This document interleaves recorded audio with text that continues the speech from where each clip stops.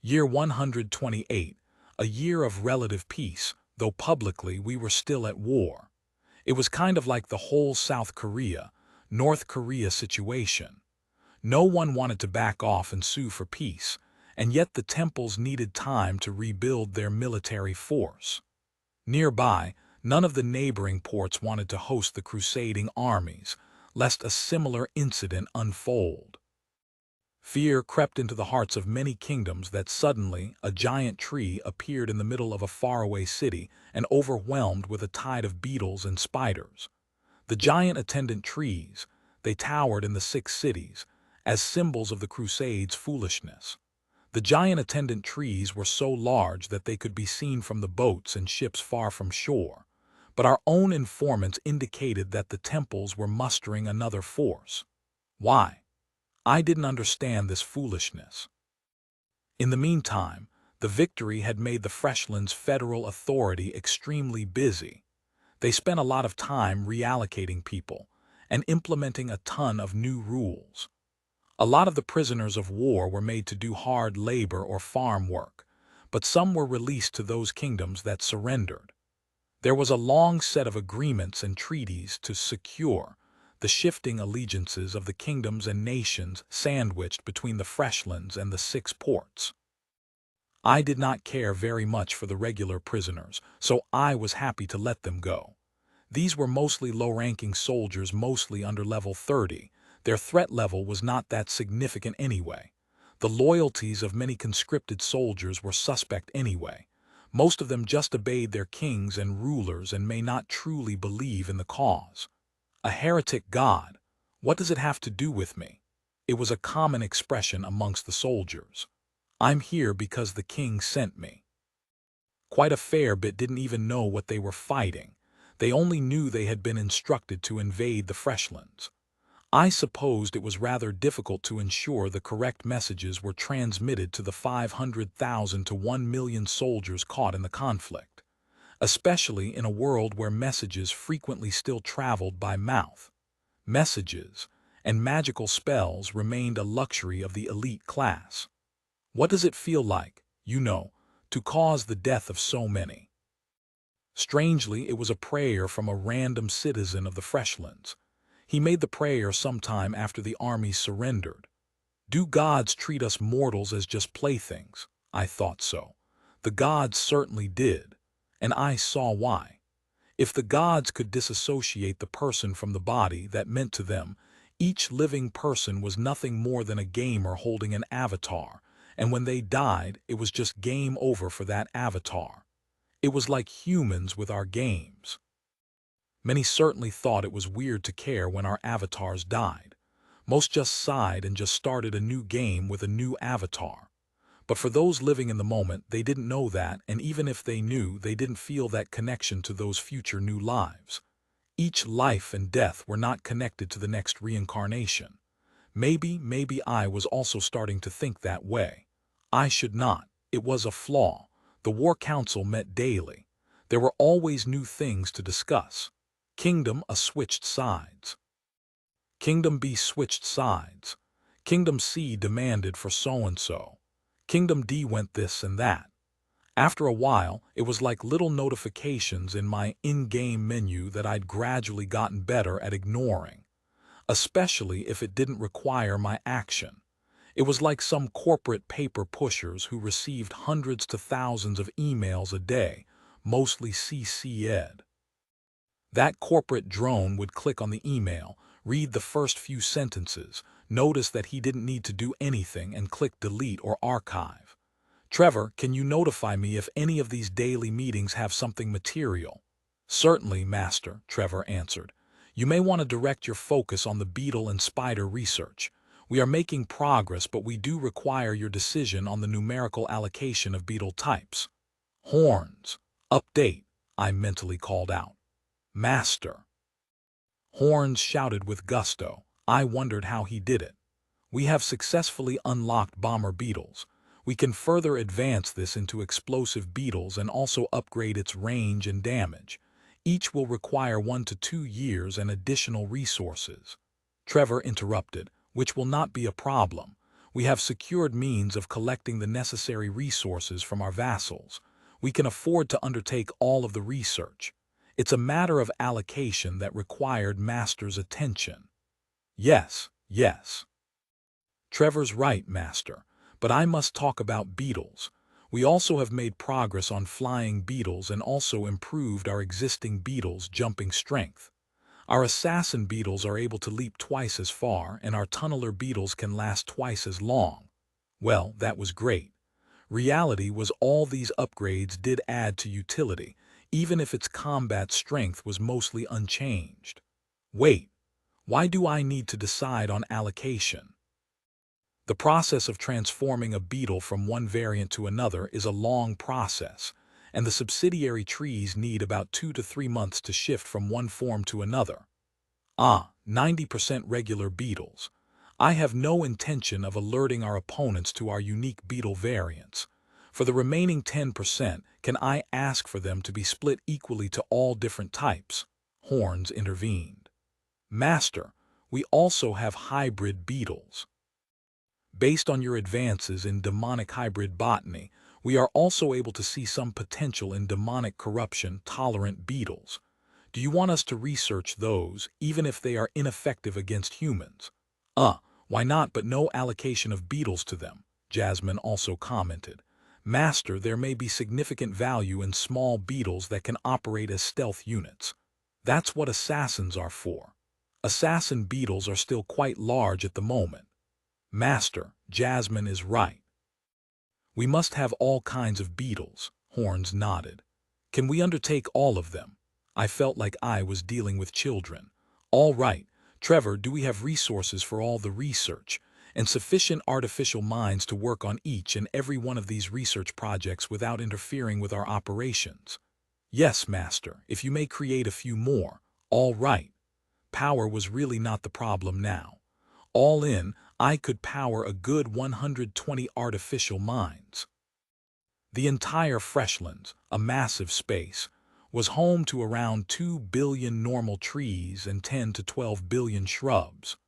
The conversion of empty land into large forests had been rapid, spurred on by Trevor and the other artificial minds' dedicated and constant expansion of forests. They were persistent and relentless, and the forests grew so quickly that the Freshlands was a woodworking mecca. Housing was commonly made of wood, because of its abundance in the Freshlands, and there were a lot of vegetarians. The Freshlands as a whole had a lot of food supply, particularly grain and fruits, and many of the city-states exported their food as one of their key sources of income. That meant there was always a natural place for the 6 ports in the Freshlands, and many merchant lords quickly jumped on the opportunity. Skip intermediaries and additional middleman taxes. They lobbied for a flat Freshlands tax instead, since the goods would be exported out of Freshlands-owned ports. Cavio, in one of his many briefings, spoke of the intense resistance and trade disruptions as a result of this war. We still have trade, but the temples have implemented multiple blockages at sea. They have sanctioned privateer groups to sack ships affiliated or carrying goods from the Freshlands. I was a tree. How was I supposed to attack ships out at sea anyway? My beetles, too, had an operating range, limited by my trees. I could not send them far out to sea, nor were they suited for it. The ocean was really a massive wall for me unless I was able to research seagoing plants. Lilies would probably do well at sea, at least better than me. They were a lake-bound existence. Surely the open sea wouldn't be that much of a stretch. We'd have to have our own navy, which I agreed wholeheartedly. We'll have to start from scratch since as a landlocked realm we've never had to have a proper navy beyond our riverboats. A navy. But how did I fix our economy that was disrupted? High-level individuals would usually not have problems. Wait. I could create upgraded classes. I could create upgraded trade classes. I totally could create upgraded trade and crafting classes and supercharge the economy. If so, I should totally start doing it. Cavio, what class are you? Me. Cavio the centaur shifted uncomfortably. I'm a manager and a trader. with some classes in diplomat and counselor. It's an odd mix. I see, total levels. Around 60, but it's rather spread out, so I'm honestly quite weak, Cavio said. Jasmine whispered into my mind. I believe he also has classes in smuggler. He's been observed smuggling certain mind-altering substances for nobles. In fact, Master Jura also helps to procure the calming teas and psychotic leaves for Cavio. When did that happen? In the past few years. The substances help to calm the minds, apparently very popular with the leadership of the FFA. They say it helps deal with their anxieties and stress from interacting with you, Master. I paused. I caused my supposed leaders to have mental breakdowns and anxiety. Oh wait, that was my intention. I wanted them to be afraid of me, right? This was the natural consequence of that. Inevitably, some would turn to drugs for assistance. I felt conflicted. It was right for them to be afraid of me, for them to be druggies. That certainly was not the outcome I intended. I checked my massively growing pile of skill seeds and class seeds. My soul collectors constantly brought these back to me, on top of the other class seeds I received when my Ionic priests performed funeral rites for the dead. I had all those class seeds, even smuggler. I could make upgraded versions of them. A simple formula I discovered, really, was to just mash 20 to 30 of the same class together and it became an upgraded version. Sometimes 20, sometimes 30, some needed 40. Classes that had to do with ruling over others or were faith-related were a bit more tricky. They sometimes worked, but sometimes they didn't. I hadn't quite figured it out why or what. Perhaps there was an underlying mechanic to their upgrades. Is there something, Ian? Cavio asked. He looked really nervous. How is the economy of the Freshlands? Cavio paused, and he looked extremely puzzled. Was jumping from classes to the economy too big a mental leap to make? He stood. If you desire a more complete and precise report, Ian, I would need to gather some of the merchant lords and administrators. But largely, trade with the regional kingdoms is holding up. We have a healthy supply of food, though we are still working on distribution and allocating. The Valtrian Order is committed to distributing food and aid to the poor and those affected. Financially, the Order and the FFA have committed huge amounts of money to rebuild the lands destroyed in the last 2 years of war. Jasmine, my Sky Eye and Spy Master, intervened. Master, should you ever desire a report on transaction numbers, you may actually ask us. We monitor the region, and we have in-depth insights into the number of wagons moving from place to place, the population size, and the general health. There is no need to speak to the centaur. I nodded but rebuffed her. I appreciate your statistical input, Jasmine, but I believe when it comes to qualitative measures of trade, I must consult Cavio and the citizens. Indeed, Jasmine's data was like a satellite system that tracked trade movements, but in terms of value and quality, that was a more subjective measure. Jasmine's ability to provide insight in whether corn tasted good or where the market trends were was quite limited, even if she and the artificial minds had a wealth of data. I have heard of the FFA's plans to rebuild and integrate the defected nations. But tell me, from your view, how does it go? Cavio paused. It's complicated. We honestly don't know how much we can trust these defected nations, so even if we have contracts and all, enforcement of those contracts is suspect. The alternative is maintaining military presence so they don't try anything funny, but that is treated as a sign that we do not trust them. So that sows future discontent and unhappiness. Ah, I see. How did we peacefully and successfully integrate an enemy nation, one that fought wars against us? How could a population that lost their loved ones against me choose to even side with me? Time, trade, and communication was Jura's recommendation, using his perspective as a warlord.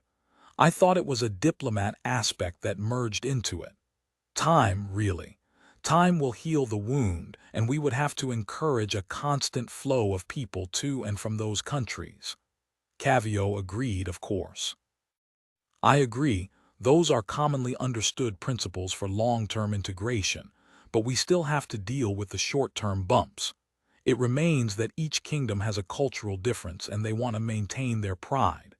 They have defected, but they do not want to be seen as subservient, even if they are, in substance, forced to be. It's a difficult balancing act. I had to pause to unpack that. Essentially, for the 6 ports, the FFA formally annexed those ports as new territories of the FFA. But for the kingdoms and nations in between, that formerly sided with the temples, they surrendered or switched sides. So their status was a lot more ambiguous as, although they were on our side, they were not my servants. As such, they had every right to resist my attempts to integrate them into the wider Freshlands community, as they felt as that was me attempting to encroach on their sovereignty. It was like some countries trying to force their allies to learn their language. Sure, they were allies, but don't shove your culture down my throat.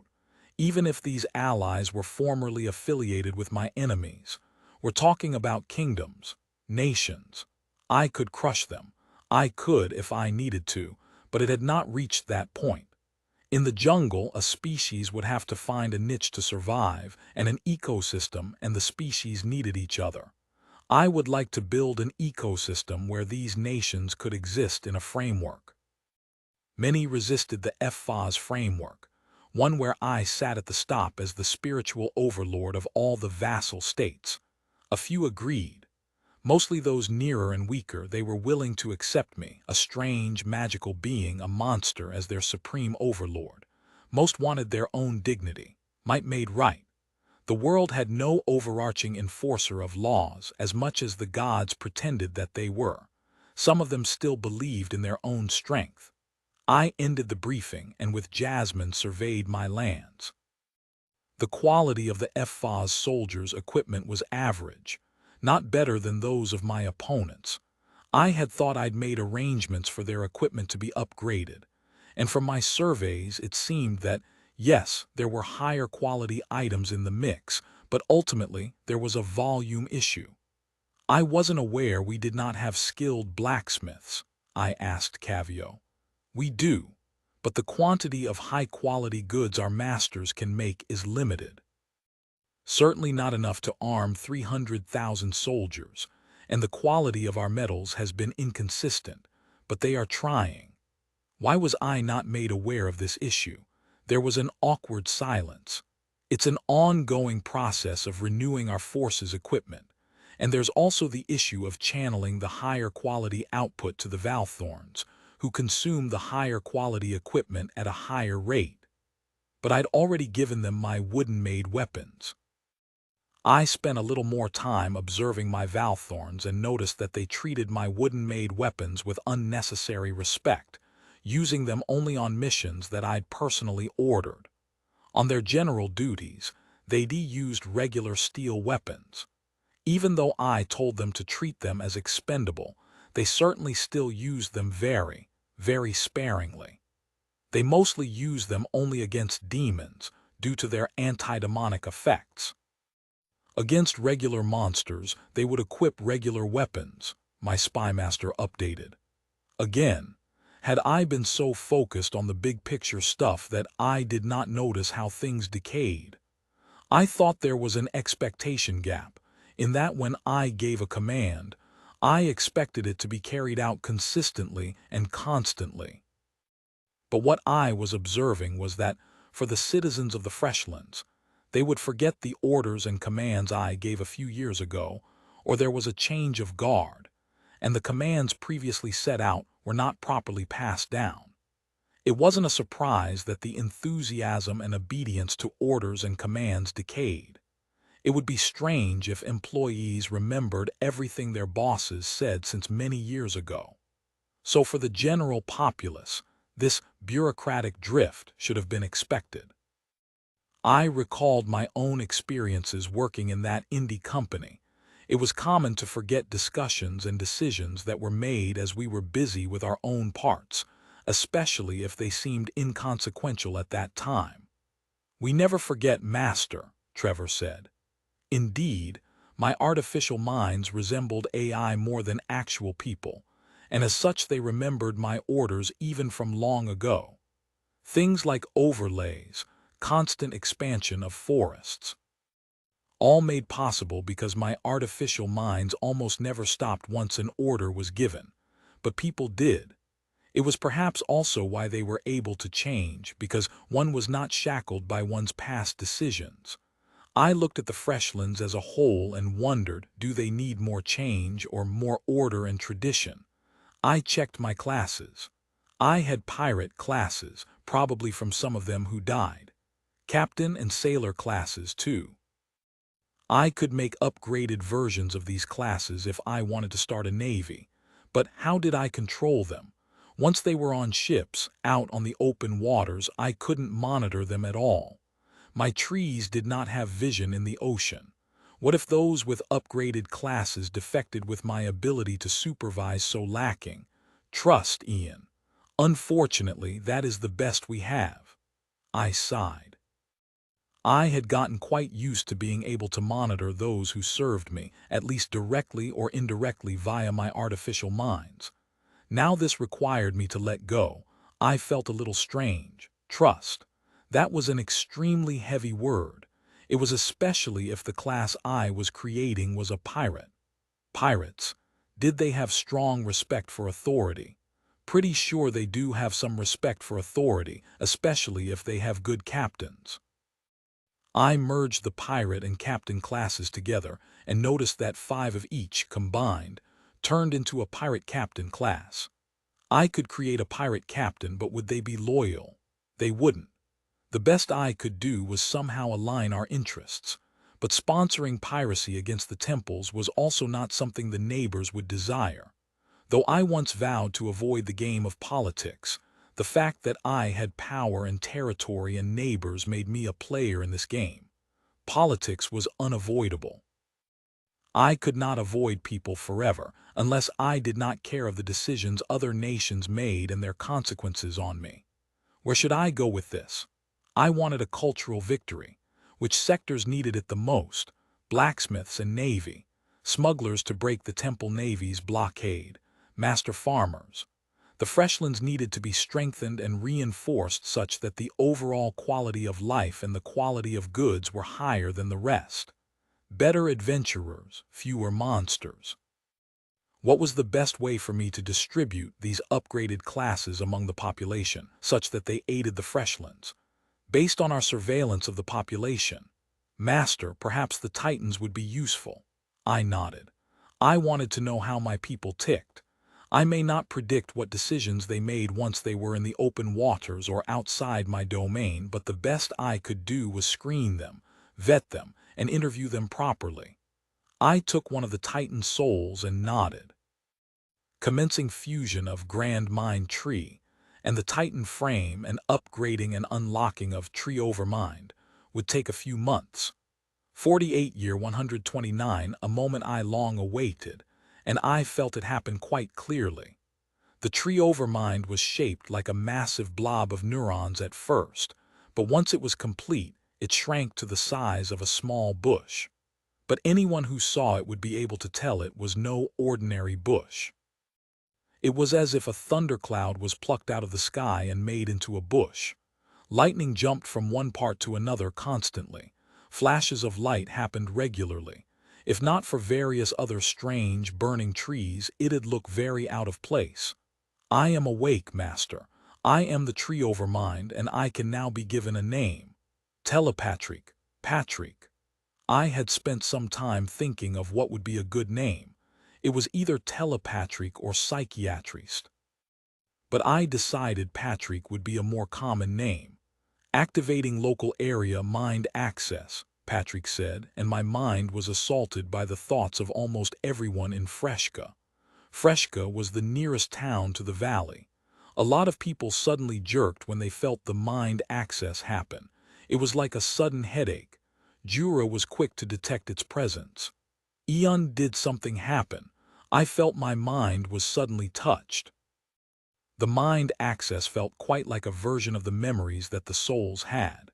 When the dead souls arrived in my soul realm, and after 3 additional colors to my soul forge, the quality and quantity of memories I could see from the dead had increased over that time. This was a very similar feeling. I could feel little bubbles of thoughts. Not everything, quite surely. That was when I could feel Jura's worry. He was wondering whether that feeling was a mental attack. It was the same throughout Freshka. Faris was back in Freshka after a stint at the 6 ports, and he felt it too. Those who were higher level could feel it, something touching their minds. They didn't know what though. A deluge of random thoughts, stupid things. Patrick, can you filter those that are irrelevant? Define irrelevant, master. Anything that doesn't have to do with me. Everything has to do with you, master. Eventually, please narrow down your choice. Exclude thoughts about love, lives, friendships, and issues of sanitation, food. What else could I exclude? Or more like, what should I focus on? Or was it better that I go about this in a machine learning way? So Patrick spent quite a bit of time with me as we went through the thoughts of the people around me, grading those thoughts using a not interested versus interested criteria. He would develop a framework of what would be relevant to me. But of course, this required training data, so I was swamped with random, silly thoughts for a long time, because though he had my knowledge, he still needed my decision-making to properly assess what would be relevant to me. Most of the thoughts were mundane. Thoughts about family, about their work, about food. I wasn't interested in things like that. I wanted things that were a risk. There was a context to it, too. Like, I would be interested in more mundane things from Jura than a random person I didn't know. But you do know them, master, Jasmine added. We have knowledge about so many people, it is just a thought away. It was weird. It was like one moment you didn't know them and the next all this knowledge got downloaded. It was uncanny and weird, so weird, for a human, but so natural for them. Trees take forever to get to know a person. For us, interacting with a person for a year is good enough to make us relate to that person and makes him feel like we're good friends or sworn enemies. For a tree, 1 year's interaction is probably just a one-liner in the story of their incredibly long life. Ivan was giving a talk to the new batch of Valthorns. So don't feel discouraged and wonder why Ian still treats you like he doesn't know you. I believe this is actually a common feeling across all of us normal mortals when we interact with ageless creatures. There was actually a segment or class in their curriculum called Interacting with Ancient Spirit Trees. Apparently Gerard helped them with the syllabus when he was here and was mainly for those who had a druid specialization. Druids must learn how to manage spirit trees. They are the creatures of the land, given power by their age or special events. The theory of how spirit trees came to be is complicated, and as druids, it is best not to presume each of their origins. According to one rare ancient script, spirit trees used to be far more common. This, of course, is a highly contentious statement. A young boy raised his hand. His name was Iron, and he was a 10-year-old druid. Why? The ancient script implies that there was an era before the constant destruction and war. If you believe this, then the theory that many trees surviving and achieving sentience would be true. But do we know whether it's true? No. Other than one rare ancient script, we have no other descriptions of spirit trees from the old era. Many records were lost to the numerous wars and battles. It could well be that this ancient script is a story of fiction, as this script was incomplete, or the work of a speculator or troll.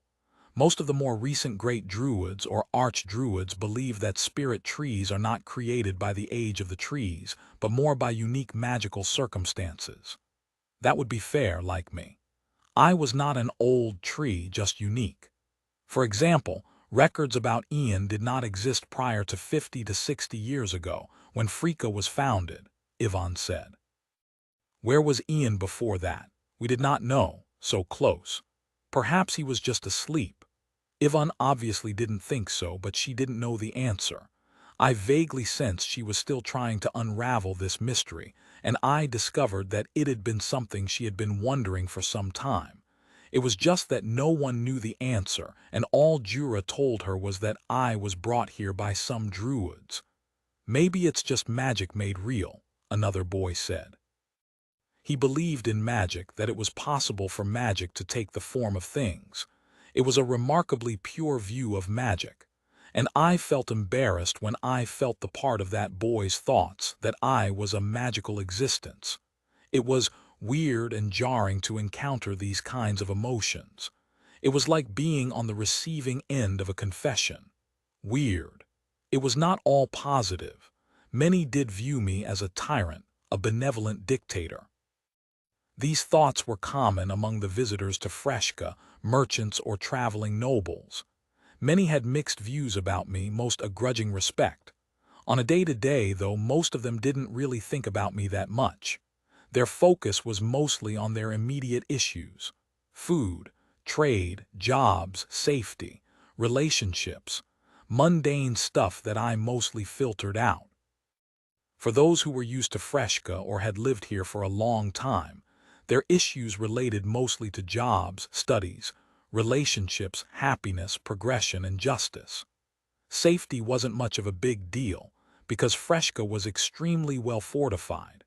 We had built many walls, and the Valthorns' tremendous presence meant safety was not something they thought about.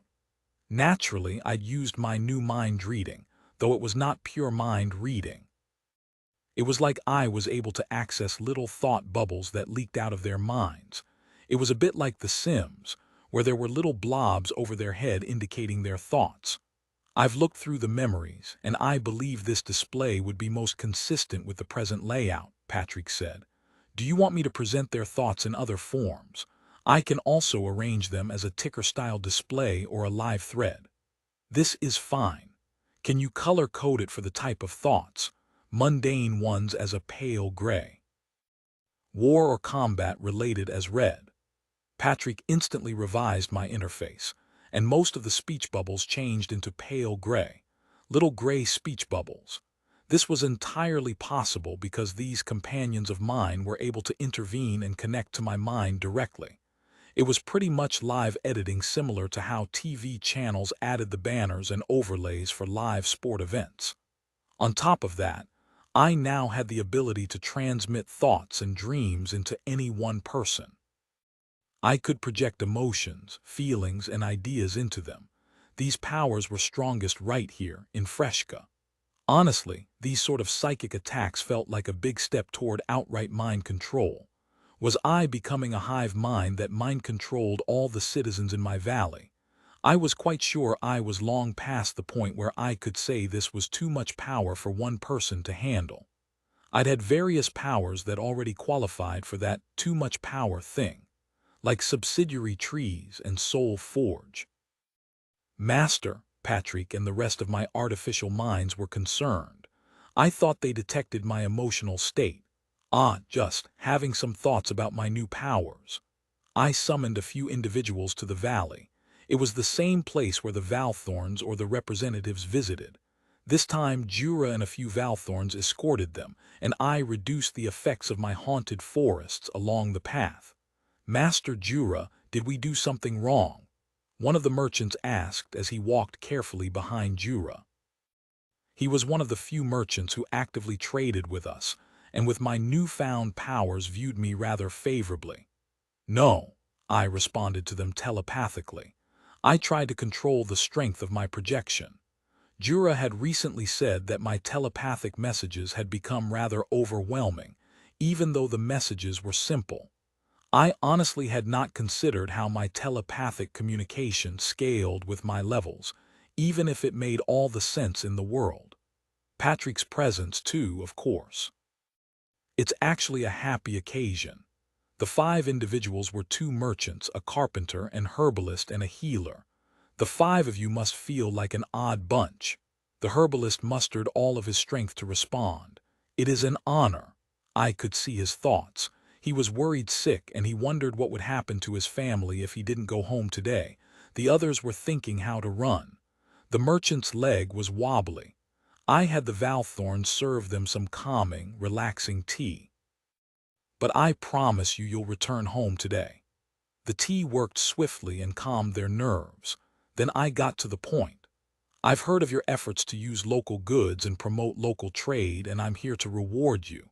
Trade Master, Ionic Master Carpenter, Advanced Ionic Herbalist, and Advanced Ionic Healer. Somehow Trade Master didn't have an Ionic variant, but then again, maybe that was because I myself had very little involvement in trade. But from what I understood, certain classes that did gain Ionic classes either gained some mastery over wood and growth, some variant of my healing powers or antidemonic properties. The 5 were stunned at the fruits, but they all took it, except one merchant. It is a great honor, but I must refuse, Ian. The one who rejected it said, and I saw the speech bubbles. He didn't want to be seen as beholden to me, and I could tell he was extremely conflicted about it. My independence is something I greatly value as a merchant. My skilled, trustworthy broker relies on my continuous independence. I see. Oh well, but the other 4 were more than happy to take it. That is fine. It is a gift, and you are permitted to refuse. Eventually, they all left the valley safely. It didn't take long for the effects of their upgraded classes to show up. Their works were finer, stronger. I wanted to see what their presence would cause. The other nations who got wind of their new classes were quick to offer, but I had believed they had enough sense to refuse, at least for a while. I suspect the trade master may move to other towns, Jasmine commented a few weeks after that day, but the other 3 are still based in the Freshlands. I mentally sighed. I guessed that a trade master must move around to maximize his returns. Setting up a trading base was nothing more than a step to profit. At this moment, I felt my ideas of a cultural victory seemed extremely far-fetched. I could definitely assist in forming and shaping a culture, but ultimately the culture of a place was formed by its people and built over decades and centuries. It was also constantly changing. The Freshlands was a newcomer in the world, culturally. There was no goodwill that built up over the decades, unlike the temples that were cultural and political institutions. I'd managed to sway a lot of the local nobles to at least give lip service, a word of faith and loyalty to the Freshlands. But many of them conflated the faith and the authority together. I was both god and emperor, a religious and an administrative authority. The temples were religious figures, even if they lacked administrative clout. The temples were gathering their forces. There were already kings who opposed the crusade, not because of the cause, but because they were too weak. My victory had scared many of them, certainly. I was not the easy prey they believed I was. On the central continent, most of them viewed me quite favorably, and so, one of the projects I had this year was to cut a path across the Rotedlands. Right now, if we took the Rotedlands as one big pizza, I'd taken a large slice out. Same for the remnants of Harris's empire. What I wanted to do now was cut across and make a highway to the surviving kingdoms on the other side. After analyzing the maps, I decided to do it the politician and capitalist's way, to the highest bidder. We're going to launch a bid, I told Cavio and the council. I intend to use my powers to clear a pathway through and across the Rotedlands, so I want to invite the kingdoms who are interested in an alliance with me to participate. This means a trade route protected by my trees and beetles. We can also set up new towns and cities along the path. A new silk road, a new tree road, a country road. The entire representative council was excited by what that meant. A pathway that crossed the Rotedlands would open up so many new economic opportunities for trade. It could massively reinvigorate the inland nations that bordered the Rotedlands. So invite the kingdoms to bid what they are willing to offer for a connecting path. We're also willing to offer a conditional defensive pact should a nation feel ever threatened by their neighbors. Is this capitalism? No. This is just me sending my roots to wherever that's juicy. We'll open multiple paths eventually. This task would involve me cutting across where the demon's corruption was densest, but lately I was feeling confident. I thought it was partly because of Patrick. These titans, they generated massive amounts of mana, and his psychic powers meant that he could help to offset the corrupting influence. I could now dream of the transcontinental treeway. The announcement was met with chaos, even more than I had expected. Does this mean Ian is able to extend his reach as far as the entire continent? That was pretty much the #1 political and military question on everyone's mind, because if that answer was a yes, they had to quickly revise my ability to project power anywhere on the continent. Clearly the answer is a yes. Why else would the Freshlands put out an auction for a safe pathway across the Rottedlands? They must be able to do it. No country on the continent is safe if this is true. If the Freshlands beetles are able to pop up on the other side of the continent, are we not sharing this continent with a monster? How is our throne and kingdom safe? I think you mean, how are we still supporting the temples? This declaration is clearly a thinly veiled invitation to the rest of the kingdoms to switch sides. The temples were quick to attack the plan as some kind of tree imperialism, that this was me building an empire. Well, yes, of course. I was fighting temples who could summon armies from all the continents. Surely I was going to retaliate by expanding to such a point that I could force a stalemate and a peace treaty. The FFA was extremely busy after the bid went out. Many kingdoms, previously uninvolved in the affairs of the Freshlands, now had this offer. They'd previously ignored me simply because I was on the other side, and the Rottedlands was this thick, impenetrable wasteland. As a potential neighbor, everyone wanted to do their own due diligence on what they were potentially inviting to their corner. Some of the kingdoms quickly formed a coalition agreeing not to bid and to convince others not to bid. Well, they didn't want me next door, but I just needed someone to agree. A kingdom desperate enough to agree. A kingdom that'd been harassed, ignored, and bullied. One that was willing to accept a new benefactor and patron. The temples were suddenly willing to open their purses and give aid to the border kingdoms just to dissuade them from participating.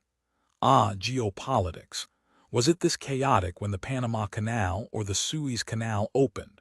Surely the politics of having to skip a long detour for trade made everyone jump. While the discussion went on and the actual auction would happen 1 year later, I started to expand. I had so many subsidiary trees. I pushed deeper into the Rottedlands. Skill hybrid botany upgraded, I pushed deeper to the center. Where was the Demolite? The center should naturally be where the Demon King fell.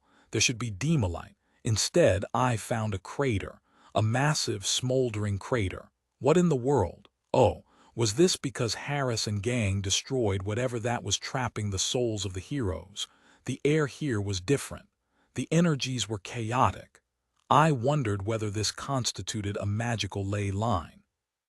49 year 130 strange how information was often volunteered when one was in a position of power. Across the world, many observed the Freshlands rise and were eager to make friends. I would not have called them allies, given their fickle nature, but for now they were friendly to the Freshlands. The temples were in conflict, of course. Political conflict rather than actual war. Accusations appeared, perhaps from the kings and emperors, that the temples were dishonest. It had been brewing for some time, but the intercontinental tree highway added fuel to the fire. Why do the temples demand our best forces when the temples refuse to send their best Templars? I'd seen Templars. But in our first war and the string of battles, there were just a few hundred, at most 1,000, Templars. Templars. The temple's military arm. Quite similar to my Valthorns, and surely they were better suited for anti-demon activity than actually fighting me. Unless their god had marked me as some kind of enemy of the religion, and they got a boost fighting me. That made sense, too. Again, free informants seemed to suggest that the temples had considered it, but their own intel suggested that their Templars were ineffective against me. Simply put, the first few hundred Templars were sent on a suicide mission. The temples, too, did not know whether the Templars received any blessing or buff from fighting a non-demon enemy of the temple. Their common understanding was that the blessings applied only against demons. A common complaint, and at this point I was rather happy to be left alone. I didn't see the point in a war that proved nothing. There really was no outcome that was good as a whole. So what if the temples won? Had they given up on their best chance of reclaiming the rotted lands from the demonic corruption? The demonic corruption was weaker after the Demon King's death. The last Demon King had recalled some of the demonic energies in the rotted lands to fight the heroes. The rotted lands may very well undo itself if each Demon King called on its residual demonic energy during the fight with the heroes. Perhaps that was how the world maintained its current state. It would take a string of rotted lands-type explosions all over the world to terraform the entire world into Demonland. However, if the Demon Kings recalled the energies that powered it, eventually the rotted lands would shrink. There's really no Demolite left in the wreck, the representative council asked Cavio, and Cavio asked me. Both locations. Ian had only explored Sabnok's location, as it is older and the corruption was weaker. The place of the Demon King's corpse had been thoroughly destroyed. I made trees through the area last year, and even now not a single Demolite was left. The heroes had really destroyed the place. Of course, I was quite embarrassed that it took me so long to put 2 and 2 together, but then, who knew? Demolite wasn't just a great store of mana. It was also a good prison for souls. The 2 heroes were likely trapped in some kind of unique Demolite. Was the Demon King harvesting souls too, or only certain kinds of souls? Our war potential would be greatly improved by having Demolite weaponry.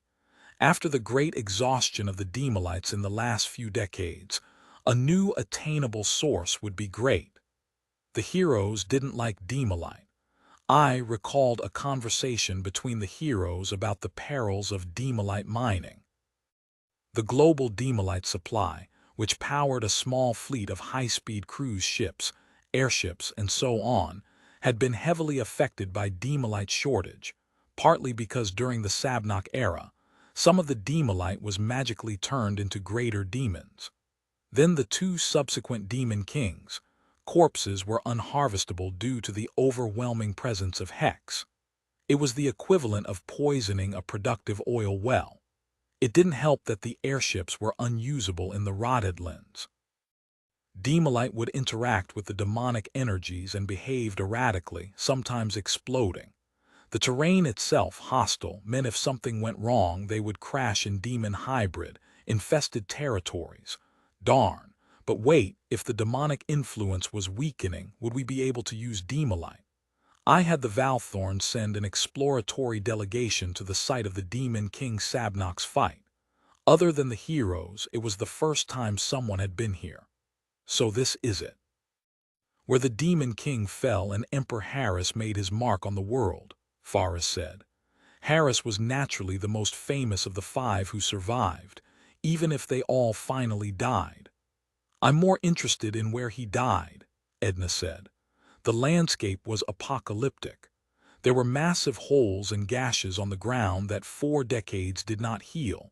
Only recently was some of that damage beginning to undo itself. Still, it was a place where the Demon King and heroes fought, and so the air and ground were unsettled, disturbed by the pain that this land once saw. Though I managed to remove the demonic corruption from this location, the ground was still poisoned from magic. Too much magic was used here. Here, magic itself was weak. Not a nice place for a mage, as they would find their magic less potent. Maybe in a few decades, the residual drain on magic would fade and this place would return to normalcy. Our briefing suggested that these places were always filled with Demolite. It's been 4 decades. Maybe the heroes mined all of them already. As I pushed more and more of the demonic sludge away, it revealed a battered terrain. There were huge underground holes, caves that were made out of magical blasts. We could tell from the circular shape of the caves. the smooth edges that indicated something annihilated everything in its path. Faris was most affected by the devastation, the perils of a Yonic great druid. Their emotions were very much affected by the condition of the land. He would witness a massive crevice and he'd pause, touch the ground briefly. "You all right?" Edna walked over. There were many other Valthorns. They checked the area thoroughly for any potential magical items. Faris had to pause. "Not really.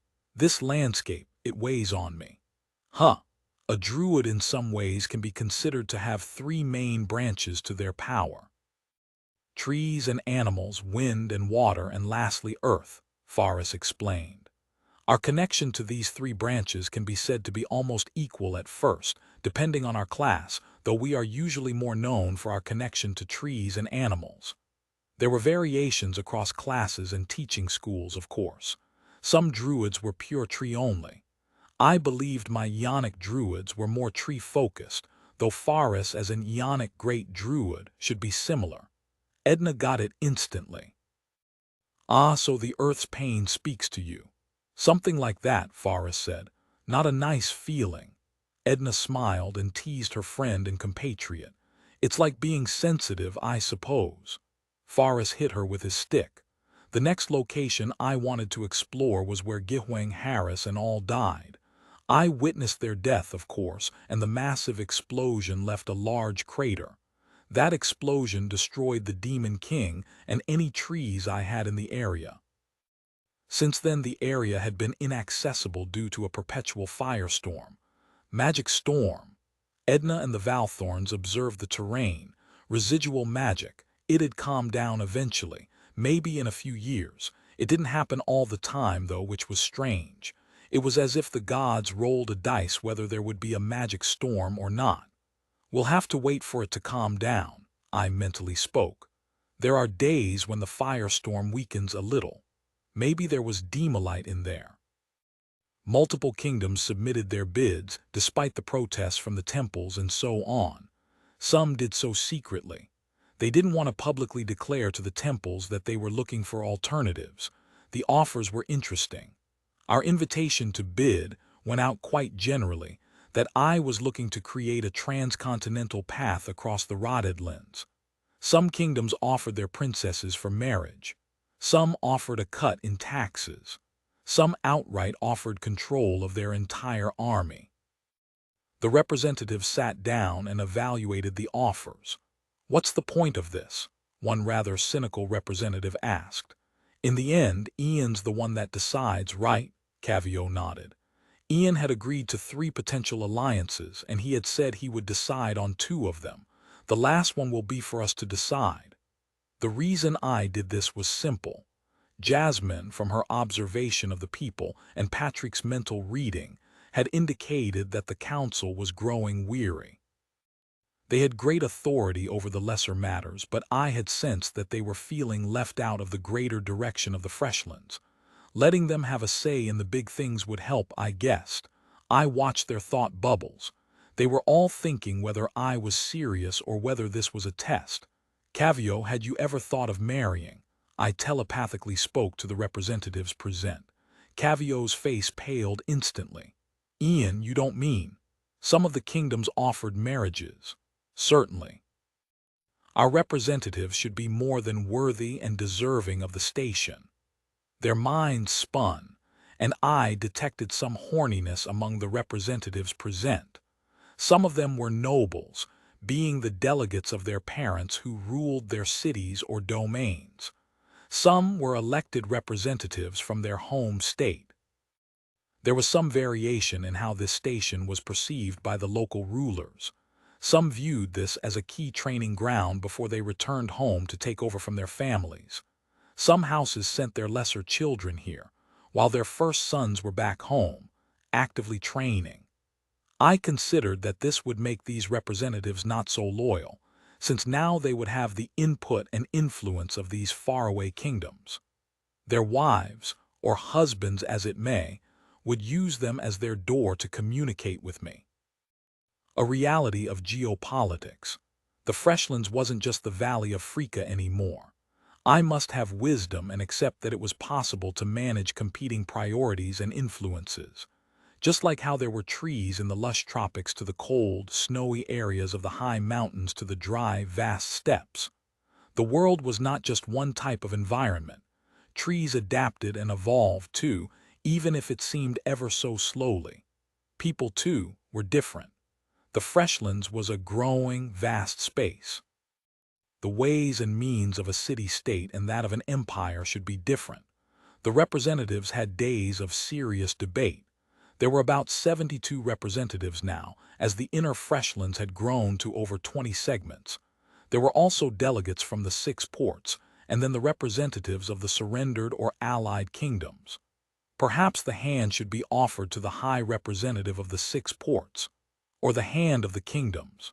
It was a mess, and I didn't pay much attention to it. Each representative wanted something for their home state. After all, only one of the 3 spots would be chosen by the representatives. Glad you're not Cavio's place anymore. Ivan smiled and tapped Jura's shoulder. Ivan was almost level 70 as a trainer master. Totally, Jura nodded. I may be a warlord, but dealing with squabbling nobles is really tiring. I'd rather be fighting greater hybrid champions. My elite Valthorns were almost capping out too. Edna was at level 78 as an Ionic Grand Knight, and Faris was level 76. Many others were in their level 60s. They still had regular expeditions into the Rotedlands, but these days, it was harder to find champion-class demon hybrids to fight, so their growth accordingly slowed. Instead, many started to moonlight as adventurers, fighting other monsters that spawned in the Freshlands. According to our constitution, I had mandated security for certain designated routes. Beetles would patrol those places, and so these areas were safe. Monsters, however, still frequently happened, and magical anomalies, lesser necromancers, and nuisances were left to adventurers to deal with. It was a concession for the adventurers' lobby group. "Are you level 100 yet?" Ivan asked. "Nope. Still at level 94, Jura answered. "But honestly, it's not a cap issue. It's just a lack of suitable opponents at this level. Maybe you could just dive into a dungeon by yourself and destroy them single-handedly." There are no dungeons in the Freshlands. Ian's presence ensured that. All the dungeons are outside of the Freshlands. An unfortunate turn of events was that my overwhelming presence had prevented the growth of naturally spawning dungeons, so the Freshlands didn't have dungeons. This was a problem for adventurers, of course. Like, what proper fantasy empire didn't have adventurers? But if there were no dungeons, then the number of adventurers and their quality would naturally be lower. I was aware of this issue for some time. It was just that, well, I could only focus on a few things at a time. Dungeons were natural events created from magical accumulation. The presence of trees and my roots that extended everywhere essentially drained magic and prevented too much magical energy from accumulating. Instead, the magic was distributed and accumulated in forests instead. So the forests and jungles of the Freshlands had stronger monsters on average. Wolves, birds, and all that were generally larger, stronger, and more likely to have magical features.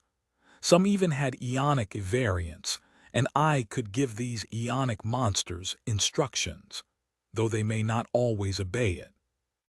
Most of these forest monsters were territorial, so they stayed within the forests, and coupled with the forests being protected territories, they were rarely encountered by the general populace or adventurers. I was conflicted.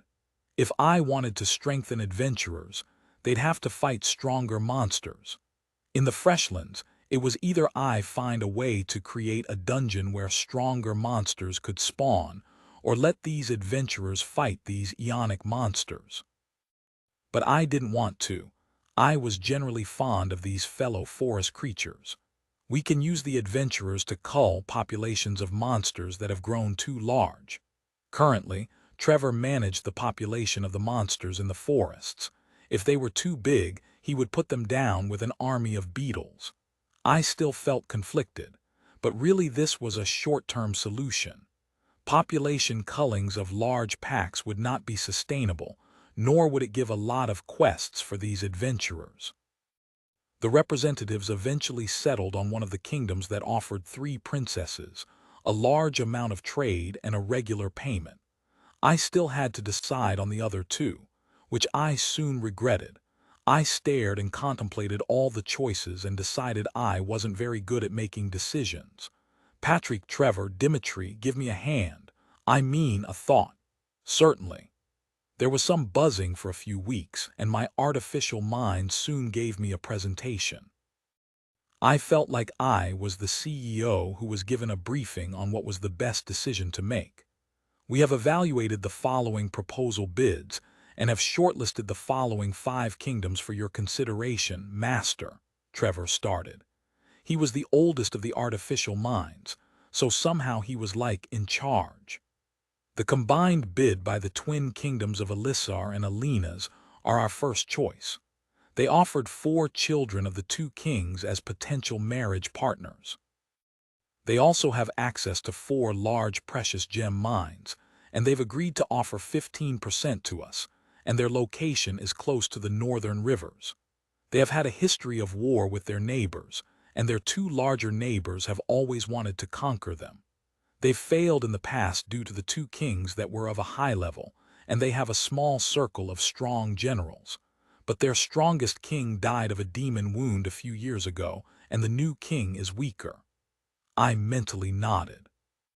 All right, they were weak, and they had every reason to cooperate with us. They also had gem mines, which I needed for upgrades. They are also a landlocked nation, so they really need this alternative trade route. Their traders are frequently targeted by river pirates, especially once the ships travel to the neighboring country's land, and so the main river that runs through their kingdom is an unreliable source of trade. All right, they were desperate. The second best bid, in our opinion, is from the kingdom of Tia Pesach. Again, they offered 5 children of the royal family of our choice. Patrick, Trevor, maybe cut out the part on the children, really irrelevant to me. I believe they are relevant for our Valthorns, and politically, we may dangle them as rewards for the loyal nations, Trevor said. If we must maintain loyalty throughout the vast territory, it would be good to use these as rewards. Really? What? Was this like a game of Total War or EU4 or Crusader Kings where I match-made royalties with deserving generals in order to maintain loyalty? Seriously. As such, the number is important, Trevor continued. Jasmine had also corroborated that many nobles frequently fight over good marriage candidates. As such, there is political and economic value from these marriage candidates. But where do we come in? We control the trade routes, Master. The wealth generated by the trade routes is a button we can turn on or off. Jasmine, Trevor, and Patrick all paused.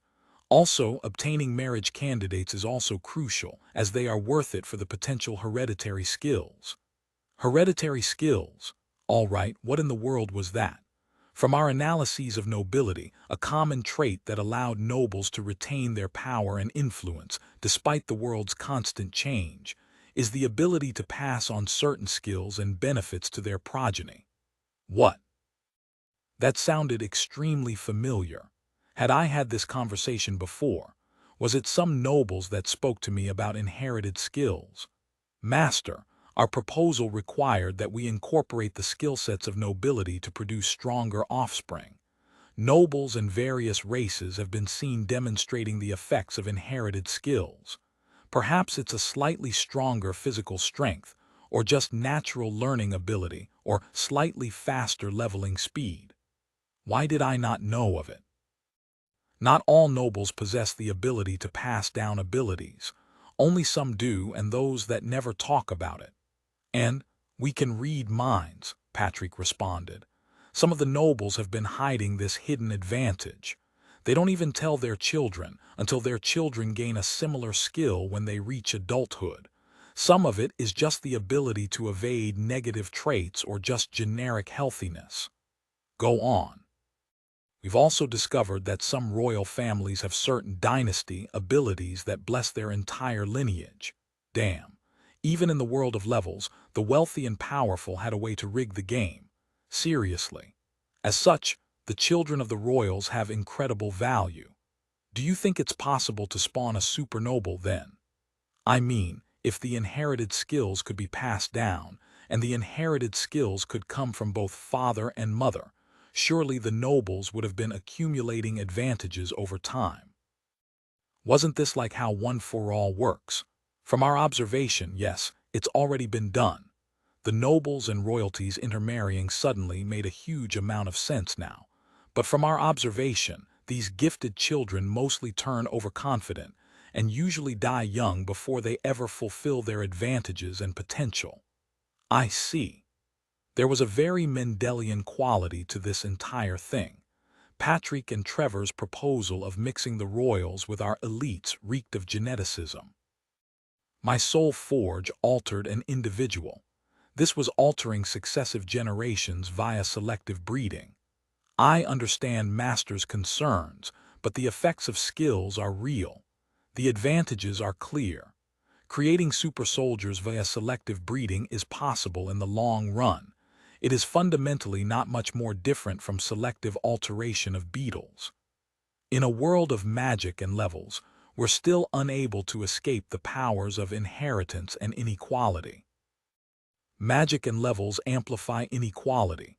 It gives legitimacy over one's superior station over another. Damn it, just fucking got him it. If I went down this path, eventually I would be selectively breeding my citizens to create super soldiers. Master, I need a moment.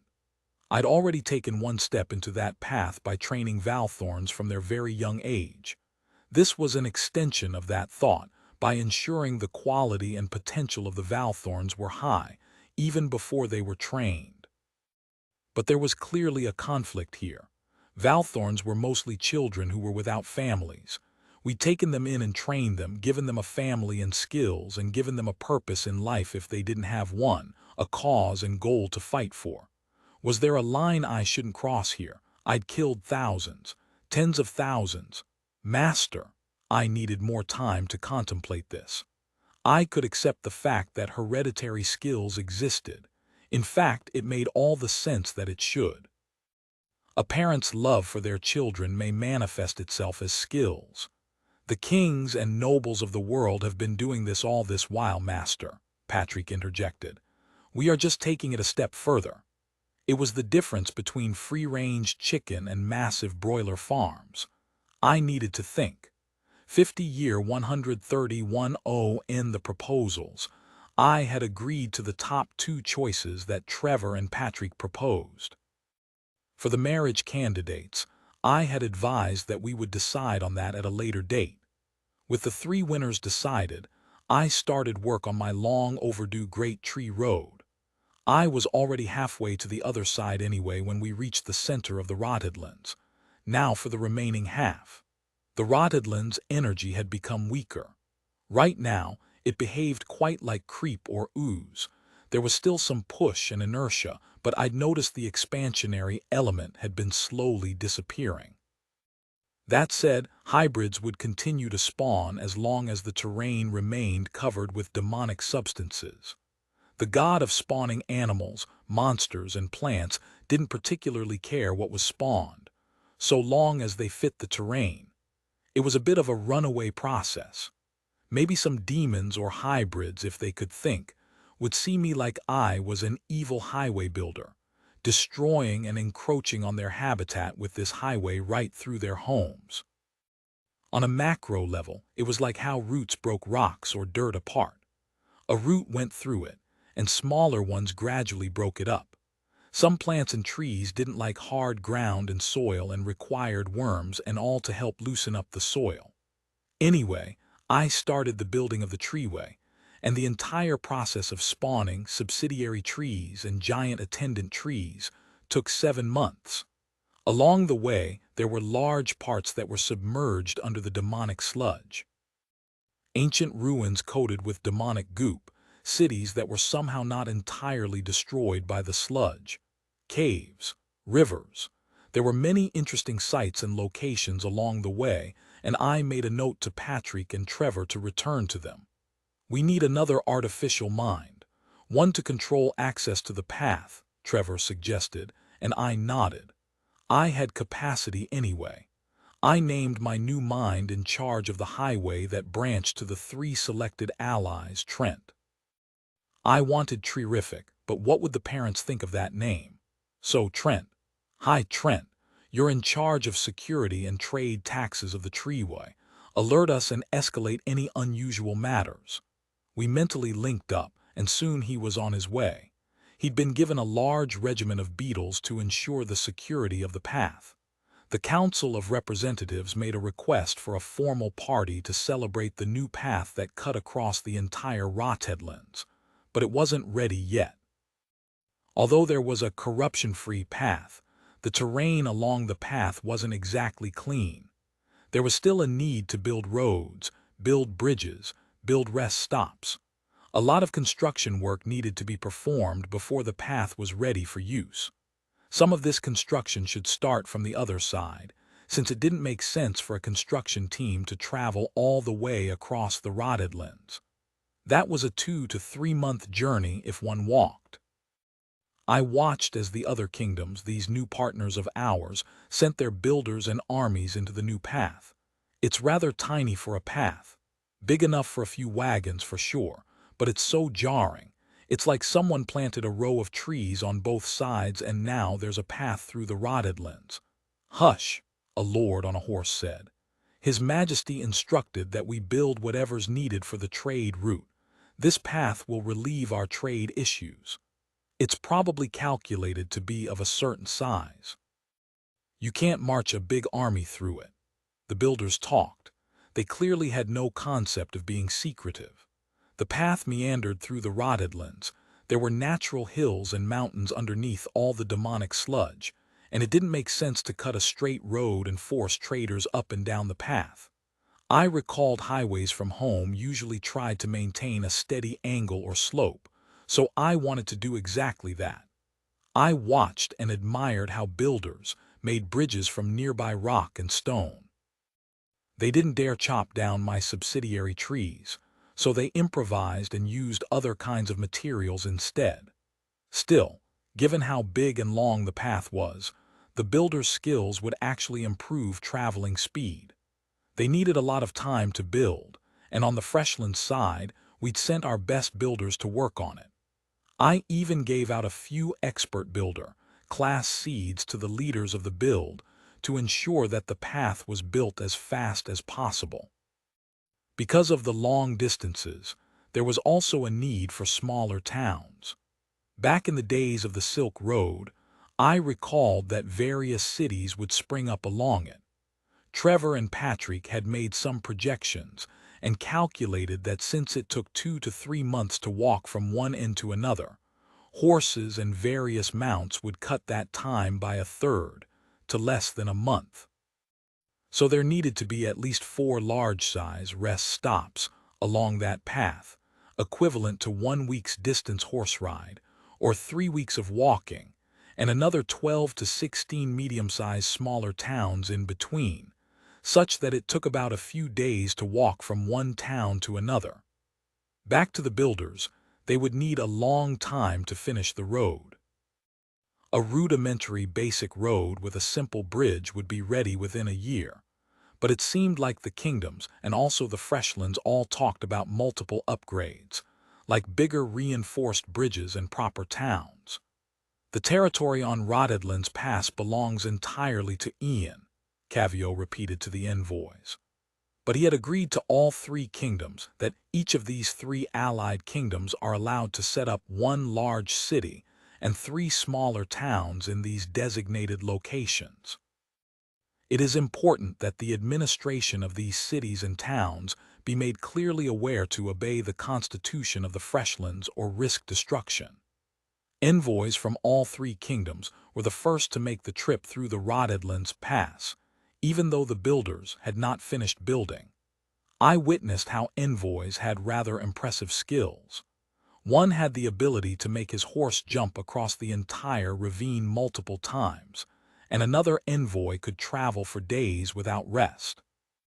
It was easier to communicate and coordinate construction and plans with an envoy from our end. It seemed that Cavio and the council had also sent envoys of our own to the other sides. It was better that they were here. Patrick's abilities quickly revealed their multiple objectives. One that featured in all three envoys was to assess my strength. Envoys were pretty much spies, and they all had some kind of level sensing ability. It was important when dealing with other kings and lords, since the level of the other king revealed the kinds of power they had. Domain has blocked level sensing ability.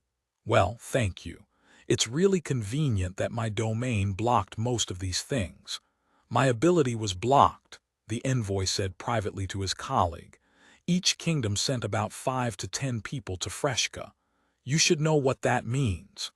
They were most cooperative.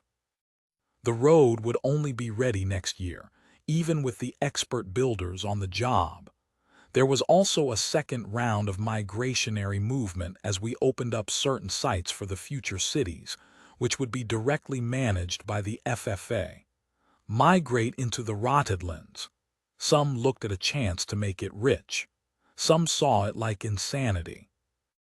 I mean, all of them were probably insane when they accepted this plan.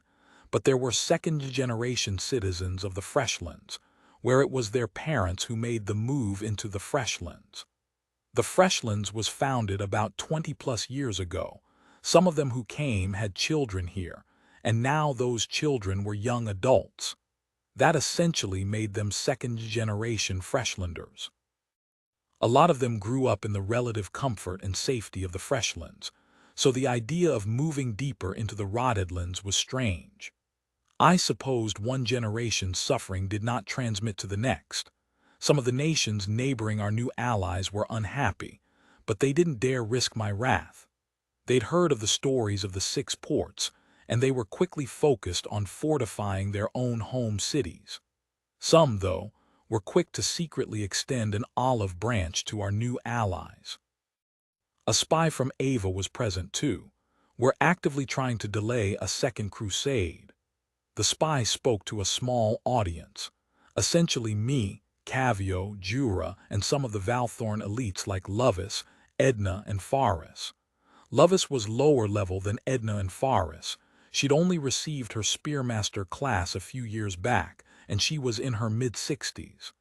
I believe we may be able to buy some time until the next Demon King. Essentially, you're telling us that there will be a crusade after the next Demon King. Cavio frowned. How's that a convincing argument? The spy shrugged. Sometimes the best we can do is to delay the fighting. The triumvirs of Ava will not publicly renounce the war. And what if we publicly call you out on it? Then it will be a real war. It's in our best interest to have this stalemate. The priests get to retain their divine duty and obligations, but no one actually has to die. There's going to be smaller skirmishes and rebellions. There will be death. The triumvir's presumption of a peaceful stalemate is ridiculous, Cavio said. It is. The spy and envoy nodded. But it is what it is. Rubbish, I said telepathically to everyone present, and the spy's face paled. Like dominoes, a few of the kingdoms neighboring our new allies were quick to reach out for communication. They wanted a similar arrangement, lest they let their neighbors benefit. It made no sense to agree to them. They didn't have the balls to submit a bid, so why should I give them any arrangement now? There should be an exclusive period where only these 3 allied nations got the benefit, since they decided to make the investment. The temples were already in full swing, trying to sow discord and rebellion. A few temple men, realizing that attacking me was useless, decided to target those allied to me. They targeted the nobles, the lords and dukes, the kings, in a massive campaign to sow hate against the ruling government, simply because they were associated with me. It was quite intelligent. The rulers, after all, didn't have an iron grip and a big brother over their population, and now their own citizens were fed all these accusations from the temples. These accusations amplified the present dissatisfaction. The Freshlands' first victory and the subsequent shifting allegiances relocated many people, and added to that were the surrendering soldiers, a few 100,000, who then increased the strain on the cities and villages that received them. It was something that slowly built up over time. As the Freshlands expanded, natural stratification and fault lines emerged. There were those from the core cities, those who lived in the original segments of the Freshlands, and then there were the newly incorporated and assimilated kingdoms. Each had different views of each other, and it could be something harmless like one city's citizens viewing another city's citizens as strange. All these little differences, suspicions, and varying cultures were a formula for conflict. It was normal. As species expanded, many would come into conflict with other species who occupied the same niche. Cultural differences were a source of conflicts, and the Council of Representatives, as diverse as it was, still could not allay all these accusations and suspicions. People just naturally formed in-groups and out-groups, us and them. Rebellion broke out in a few of the neighboring states. It was something Jasmine predicted from her observations.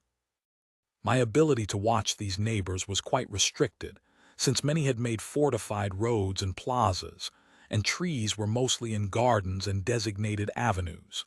Still, we had a good feel of the mood, their discontent and unhappiness. I had worked out a plan with the War Council. They knew something like this was going to happen. In fact, everyone knew. Even the kings themselves all knew that a rebellion was about to break out. Even regular citizens who had a bit more general knowledge could see it coming. It was that obvious. Those cultural fault lines flared up.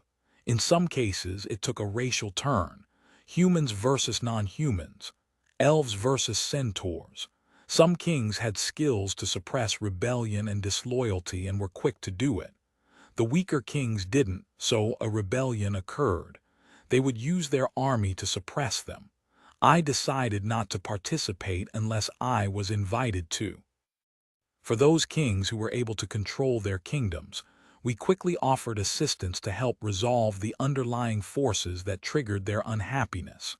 It was usually rather simple stuff, like a lack of food, or poor harvest, or just ill treatment from their local lords.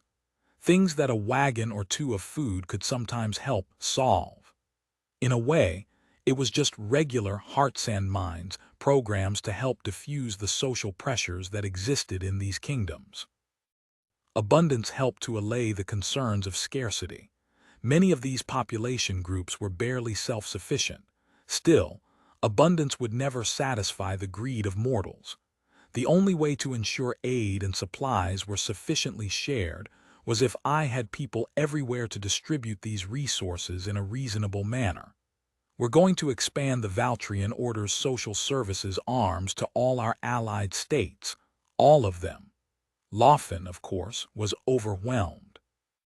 But by now, the Valtrian Order was a massive institution and had grown to almost 40,000 people.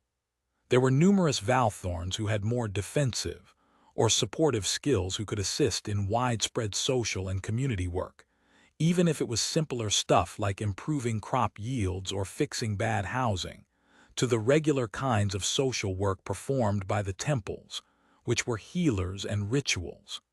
We need a massive priest training system and support system. We can't just send our people to all these neighboring kingdoms and expect them to succeed without a robust logistic network. So the Valtrian Order went into a hiring drive. We had to expand the size of our workforce if we wanted to try and overcome this propaganda attack. There were two aspects to it: resolving the short-term issue of a rebellion, and then tackling the long-term issue of what caused and fed the rebellion. This wasn't a conventional war. This was a culture war. A group of 2,000 priests and various other social workers headed for the hotspots, places where Jasmine and Patrick's social models indicated that there may be unrest. It felt a little minority reportish that we were sending social workers before something bad happened, but in a way, That was preventive work, right? No one rioted overnight. It was a culmination of decades of distress. Similarly, allaying those feelings of unwellness would also require dedicated care and attention. I could spawn more tree of prayers everywhere. Those trees could reduce the general stress levels and induce a sense of calmness and serenity. But it didn't work if they were already mad. If they were in my valley, I could be even more obtrusive and use psychic and dream attacks on them, but that was like using a hammer to cut a cake. So, a massive hiring drive. Once I had the numbers, they needed to be educated and trained. Let's set up a massive priest training facility, I mentally told myself. Since these gods treated me as a fellow deity, even if I was evil, it was time to go on overdrive and behave like a proper religion. A culture war could only be defeated by another culture.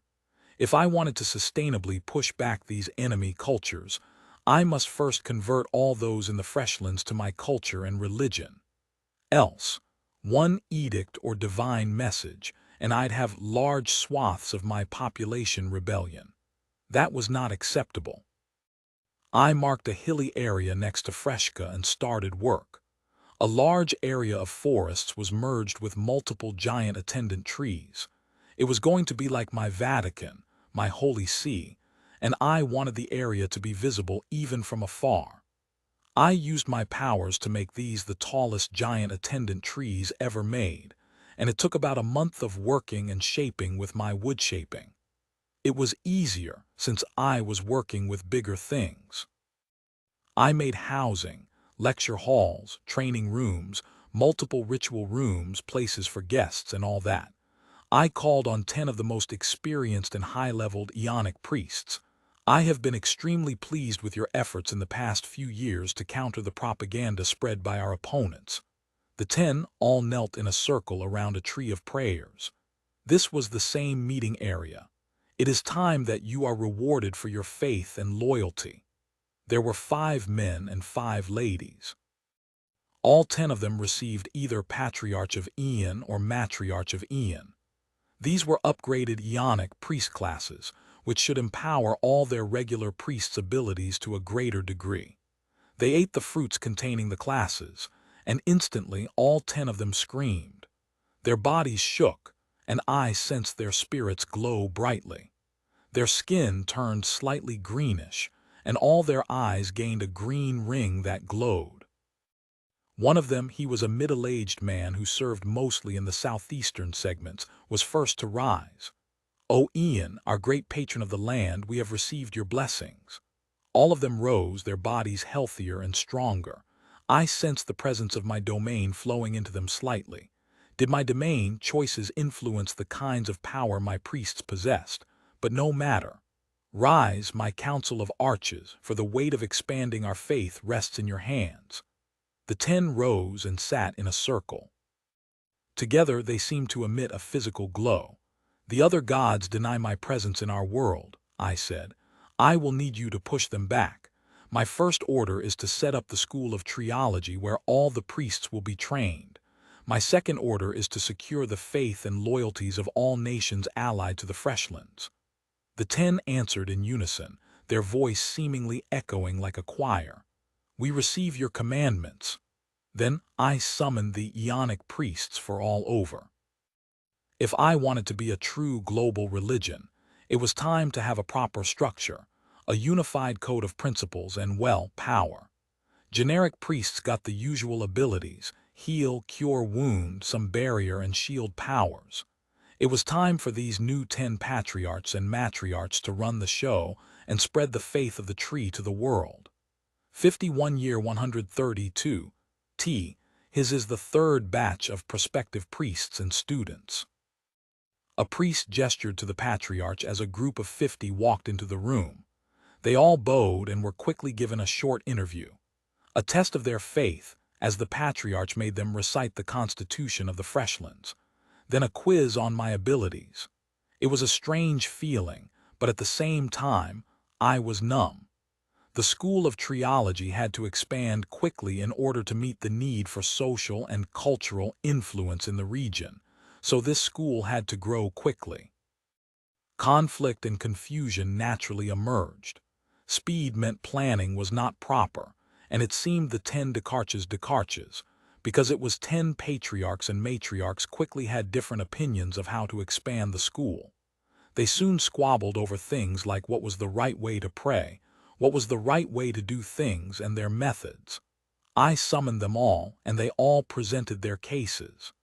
Each patriarch came from a different place, and there was some diversity in races, too. One of them was a half-elf, another a centaur, another a tree-folk. As such, each had different areas that they felt were important in their faith. For some, it was caring for the land. That meant they were both priests and druid. For another, it was about the birth and death of souls and the ceremonies. While they seemed like they could mutually coexist, their arguments would devolve into arguments about what was of a higher value or semantics. For example, one of them, in their practice of honoring those who had died, would bury the body in the earth and plant a tree on them. Yet the bodies of mortals sometimes carried sickness or poison. For one, it was still right to bury them. For the other, caring for the earth took precedence, so the sick or poisoned corpse should be burned, or at least processed before burying. It was often little but fundamental differences in which values held strong that created these conflicts. They were small conflicts, in the sense that they could still live with each other and operate within the same area, but certainly it was an ideological difference. In a way, it was like different teachers in a school, each thinking their own subject was the most important one. But at the same time, I didn't want to clamp down on these differences in opinion. I didn't see myself as a founder of an orthodoxy where there was only a single source of truth or opinion. It certainly wasn't aligned with how plants evolved and adapted to their surroundings. Thus, the faith I had must be able to evolve, and it was only right that the willingness to accept differences of opinion be set up at the start. But at the same time, a faith that could evolve was also one that would squabble and eventually break apart.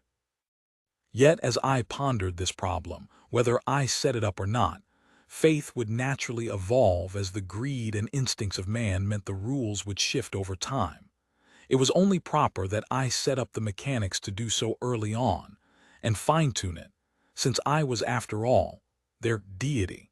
So, to the 10 Dekarches, I decided to allow each of them to lead their own departments. A student would rotate and go through all of them over the 2 to 3 years of training as a priesthood. There would be a debate and a voting system as the 10 Dekarches would have to decide. In time, I saw that I'd probably expand the Dekarches into a proper council of high priests, but that would be in the near or far future. For now, a departmental approach seemed better. I mean, I could in theory agree with any of the 10 and decide that as canon, but a tree existed in the real world, and the proper way to do it was to let the priests carry it out and observe the consequences of such beliefs, then apply corrective guidance as and when necessary. One thing I was quick to notice amongst the mortals of the world was that they didn't believe in neither a god's omnipotence nor omniscience. The concept of a one god of everything did not exist, simply because of the visible divinity of lesser deities and the higher gods. So it came off rather strangely to me that in this aspect, these people were progressive. They could accept that the gods could change their minds, and frequently, in their prayers to the divine, they often tried to negotiate with the gods, even if it was futile. Was it because they'd always lived in a world where there was an expectation of a pantheon of gods? And they seemed to acknowledge, without much reservation, that gods had a limited scope of powers. Still, differences emerged from their different interpretations and priorities. It was only natural, and it was something I should let run its course. In this period of tense peace, with the temple still planning for a second crusade, I continued to improve on our beetles and spiders' new assassin and anti-human variants and higher range for my new artillery bomber beetles. They were larger, about the size of a giant beetle, and they moved a lot slower, but they could shoot out an acidic projectile that could travel a few hundred meters, so that made them a proper ranged attacker, even if they were absolutely defenseless otherwise. No matter. Little secret weapons I could use on the next crusade. Best to keep them hidden and only reveal them when really necessary. Horns enjoyed all beetle-related stuff, but I did notice he cared more for the beetles. Trevor and the other artificial minds were the ones driving the changes to the assassin spiders. I thought I should make more assassin spider, artificial minds, such that they acted as my assassin generals. Jasmine was quick to support the idea and recommended that they be assigned to her, since she and Patrick coordinated the surveillance and monitoring of the denizens of the Freshlands. I wondered whether that was the right idea. What if Jasmine and Patrick made the wrong call and assassinated someone without truly checking?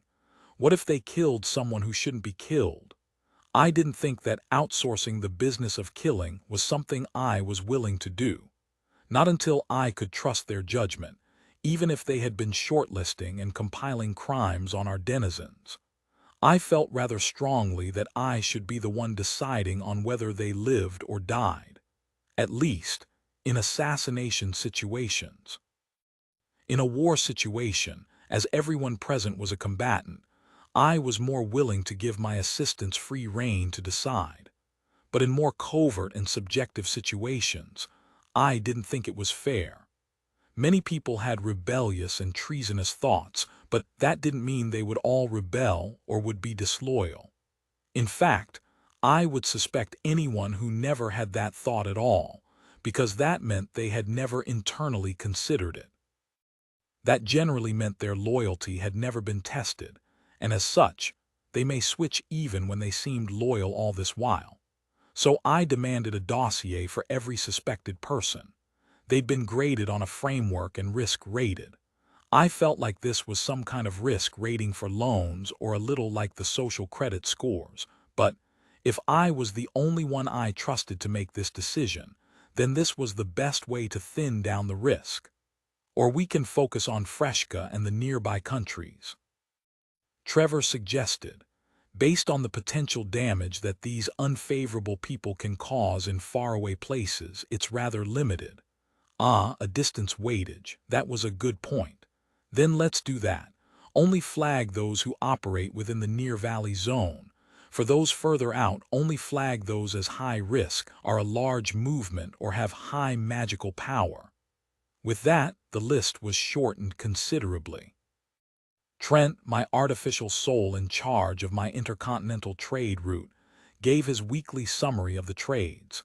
It took a year, but the basic infrastructure for trade was finally ready and traders started taking the trade. They still had to deal with the issue of supplies and resources to make the month-long journey across the central area of the continent. For now, only merchants with the right set of skills or teams made the journey. This was similar to the past, when New Frika was newly set up. The terrain then was unfavorable. Many cities were destroyed by the demons, too. So the merchants that traveled from one city to another usually had some skills that allowed them to stretch their supplies a bit longer or make their journey a little faster on less favorable terrain, or merchants that could boost or enhance their horses and carriages such that they could make it to the next town. Once more rest stops were built along the route, the trade volumes would naturally increase as the route itself became easier. A natural evolution of trade. In fact, a train service from one end to another would also work, and I could naturally instruct beetles to act like long-haul trailers to move goods from one end to another. I mean, they were already a means of transport back in the days of New Frika, and it was time that I resumed their service. I decided to have Horn start research on dedicated truck beetles and trailer beetles. It just made sense. Giant truck beetles could haul goods across the continent. I just hoped they didn't accidentally bang into someone and reverse Isekai them to another world. Still, an intercontinental, state-sponsored beetle hauling service. Of course, there was a fee. I mean, the Valtrian Order must be financed. Alternatively, the beetles could also act as supply trucks to provide food supplies for the merchants on the route. We should price the beetles' services at a high point. We do not want to outcompete the pioneer batch of merchants, Cavio quickly suggested. I'll summon the Merchants Guild and we can develop some kind of pricing schedule. As time goes on and the route matures, we can bring down the prices. We must still let the pioneer batch make some profits. I pondered this for a moment and decided to agree. I wondered whether I should feed the capitalist elements of this world and let them gain power. But then, in this world, merchants did take very real risks with their lives. The protection of beetles like my own was very much an aberration. Master, have you thought of using our network of trees across the continent for trade arbitrage? We could easily make a profit using the price differences between the Freshlands and those faraway kingdoms. I thought of that for a moment and decided I did not want to compete with merchants. At least, not at the moment. I was a tree, and at the same time, I was also a singular point in growing government. I saw my role as a facilitator and provider of infrastructure that couldn't be replicated by individuals. I also was rather skeptical of a government playing the role of businesses, even though the Valtrian Order did run different types of businesses to earn money and support its expenditure. No, in the end, we are a governing entity, not a business. We'll just charge fees and taxes. The first thing I needed to do was to set up 3 beetle stops, each one at the borders of the 3 chosen allied nations. These future truck beetles would not be able to communicate at all, so I would need the Valtrian Order representatives to record orders and instructions, have them processed. Wait, how would they get orders? The merchants couldn't communicate with the beetles. Maybe we can have trees that receive messages. I pondered this question for a moment. All the while I'd been relying on my artificial minds to run my operations, and essentially the beetles could only be ordered by them, or by Horns and the other beetle generals. They reacted by spying and observing, or in the days of New Frika, the beetles moved at regular routes and made scheduled stops, essentially like a bus service. I could repeat that, of course. If so, I could set up the beetles to depart on regular schedules and have the merchants work with a timetable. The Valtrian and Freshlands representatives merely acted as booking coordinators and allocated or matched empty beetles to the merchants. While Cavio handled the discussions with the merchants, I zoomed in on the new planned border towns.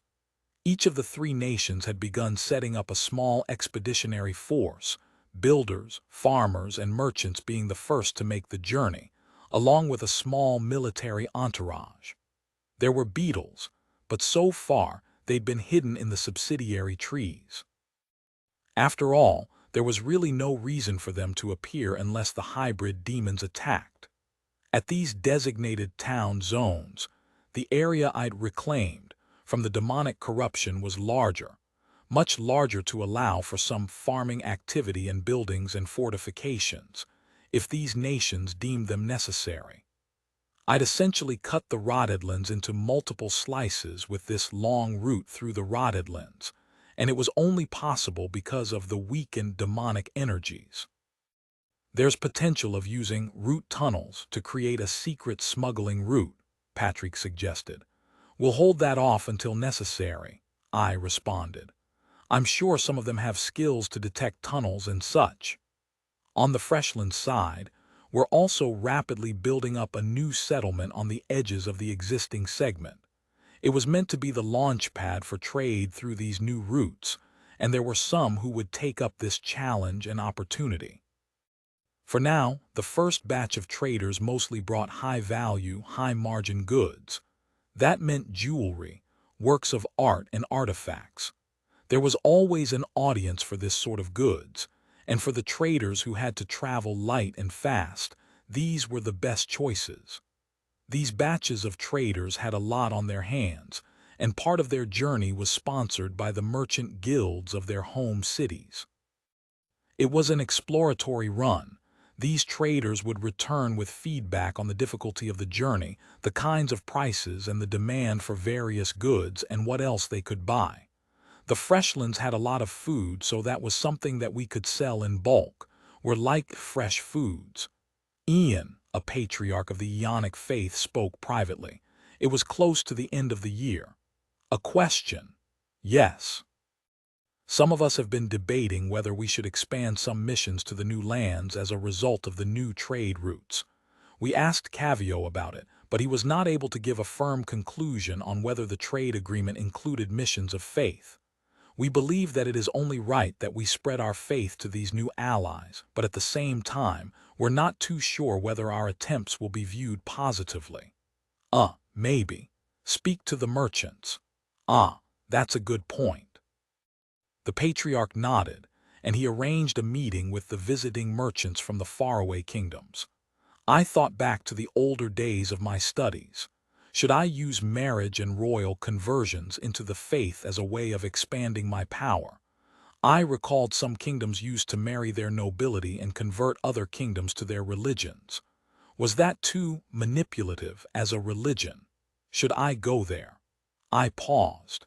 It wasn't the first of the many tough decisions I had to make. All these decisions were trade-offs, one way or another. I didn't care for royals, but I could not deny the influence of inherited abilities or their powers to sway vast numbers.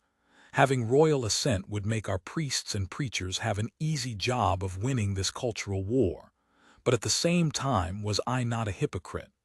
I did not care for royals, and yet should I agree to this whole royal marriage shtick, it was essentially giving them a lever of power. Hypocrite.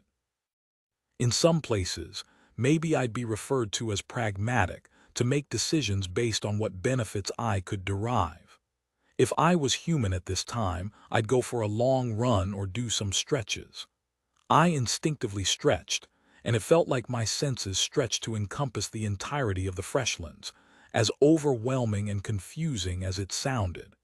It was like zooming out of a buzzing city and viewing it from high up, like an airplane. I'd thought long and hard for some time. The issue of meddling with hereditary abilities and skills reeked of genetic engineering, and was I not robbing the young child of choice? Similarly, by pairing up royals for a skill advantage, and also to proselytize these royals to my faith felt like an offense against that choice. But I had not been consistent either. Certainly, I'd changed my mind. Had I given the Valthorns a choice? Not really. I was aware of the huge ethical quandaries of child weapons. Was I prepared to sin all the way to hell and back for that chance to find a path to heaven? Was there a middle ground I could take that still led me to that end? Master, Trevor asked, we detected a lot of magical activity from you. It seemed that as I zoomed out, I also drew on the magical energies of the Freshlands. It was a strange feeling, but from this far away, I felt like maybe I should go ahead with it. Sure, it was hypocritical. No, that was wrong. I must have a line I could not cross. I must have. If not, I'd eventually descend into viewing all the lives I sacrificed as nothing more than statistics. I forced myself to correct my earlier train of thought. It was a struggle, but I quickly called on my memories of pain, of destruction, of death. My memories of those who died around me. Then memories that I did not recognize started flooding my mind.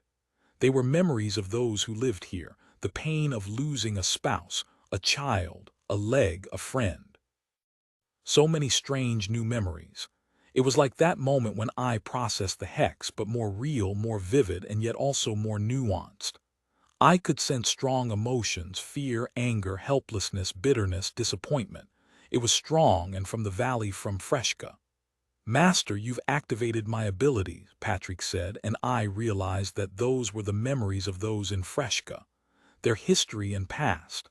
I saw them flash, and yet it didn't overwhelm me. It was just at the right pace, the right amount that I could still take in those feelings. It took a while, there were so many memories to go through. The first generation of settlers of the Freshlands had hard lives. Starvation, hunted by monsters, was very normal. It was a pain that still felt raw for many, even if it was just decades ago. Master, Trevor too intervened. The populace of Freshka is behaving strangely. They were in a state of daze, all of them. The sudden mind draw was like a psychic attack. Ah, my bad. I relaxed and let my psychic hold go.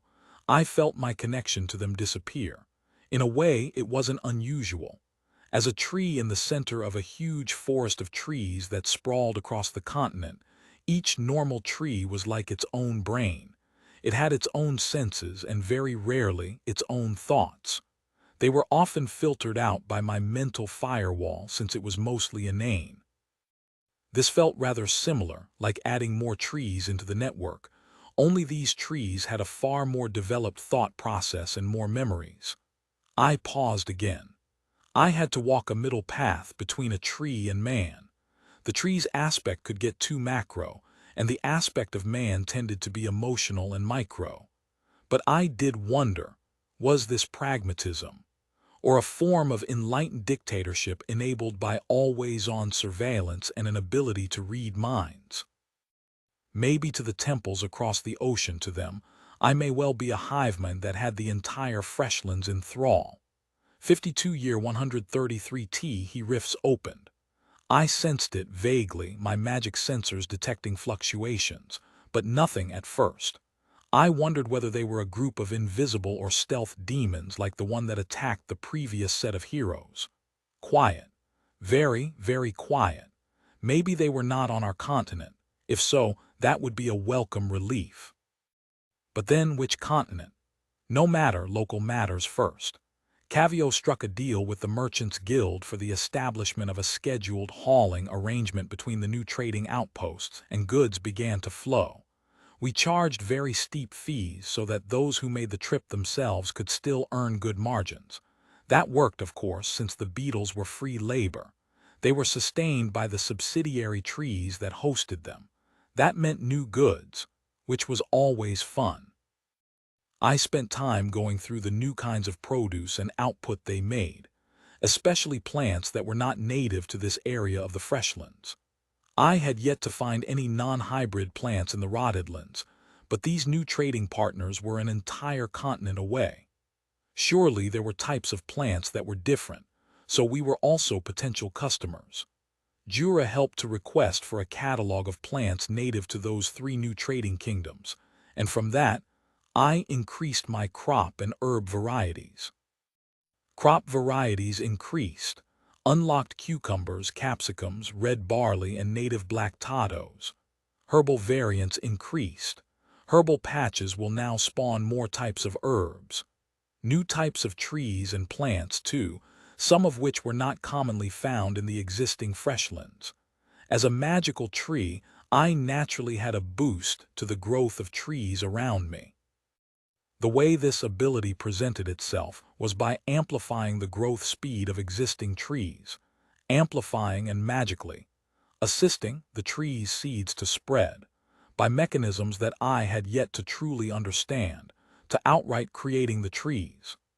That said, I didn't think it was really me that was creating these regular trees, and more of me somehow telling the system or the god that spawned creatures, monsters, and vegetation to create something at a certain location. Or at least, that was how I suspected it worked. That said, the limitation of this ability was that I could only boost existing trees, or for the creation of trees that I had already seen or were naturally native to this environment.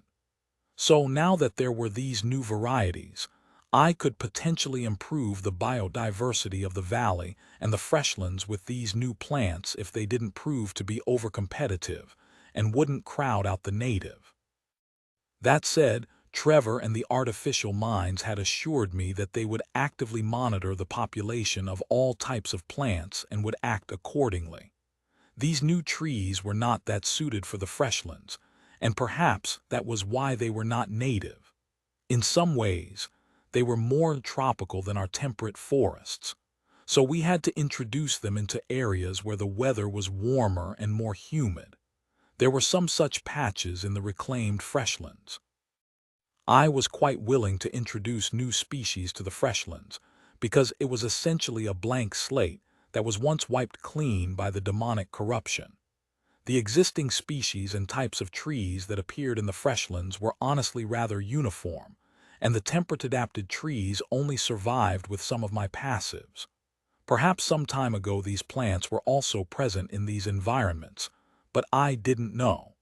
In either case, the present level of diversity in the environment could be increased. There were also new types of insects and bugs that came from these faraway places. I wondered whether some of them would turn out to be pests. Number correction. Pretty sure some of them would be pests, but for now I was willing to tolerate them.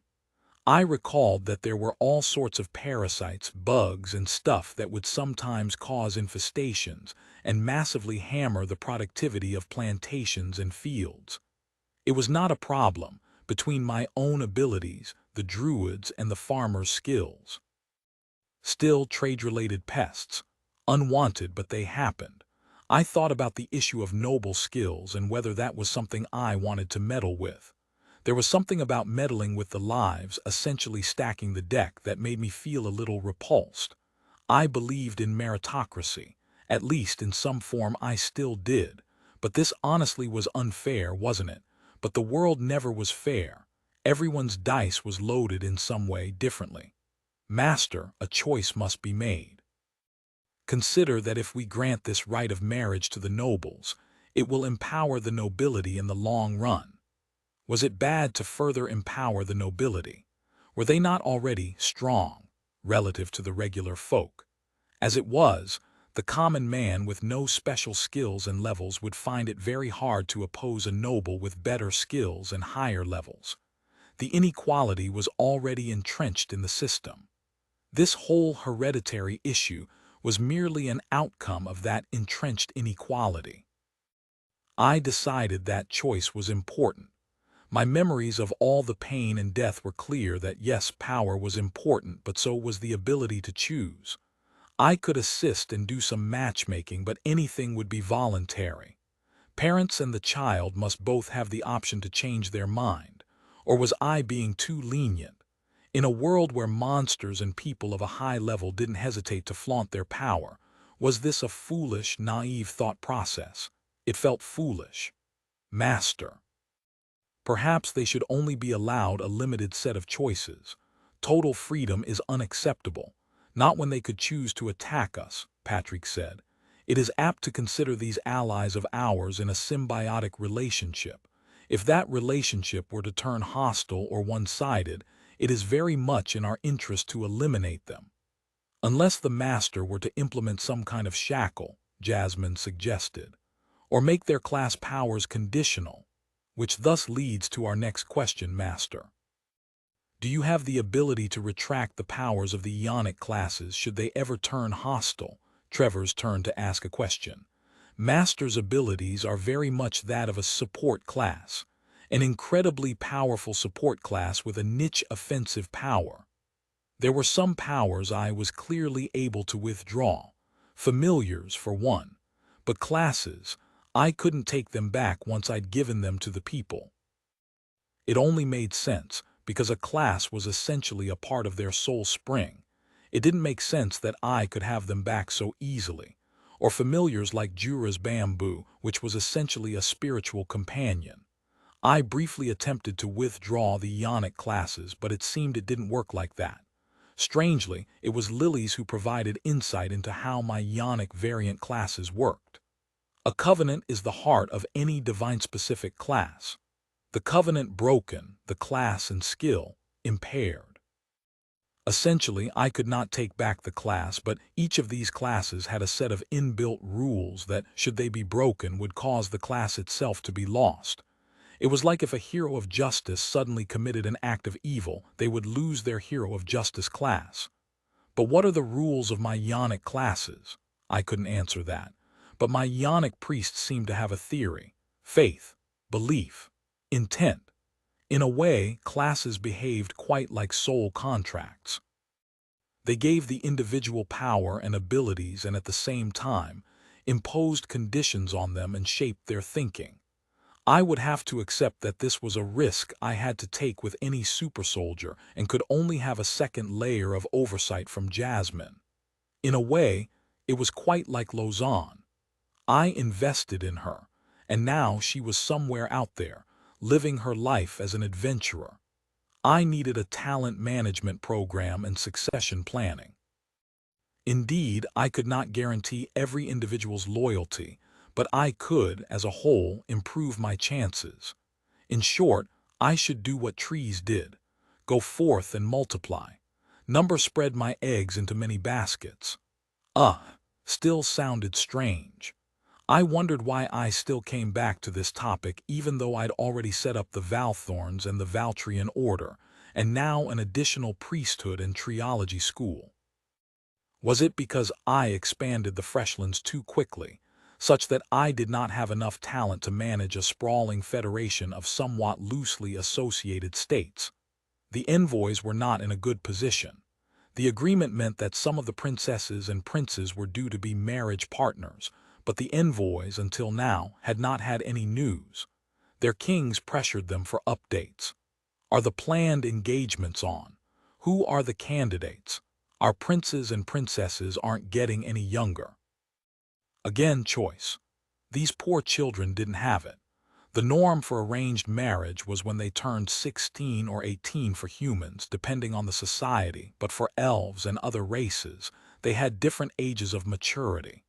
But generally, their women only got married later when they were at least 30 to 40, since their children were considered extremely young, even though they were already 30 years old. It was tense and insulting. Why wasn't the wedding happening immediately? These kingdoms were wondering whether we were looking down on them.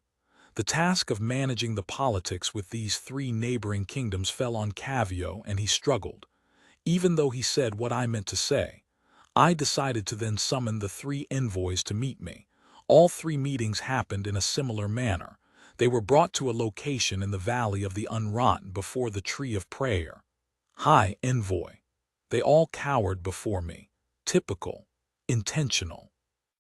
I heard that there's been a fuss about weddings and the candidates.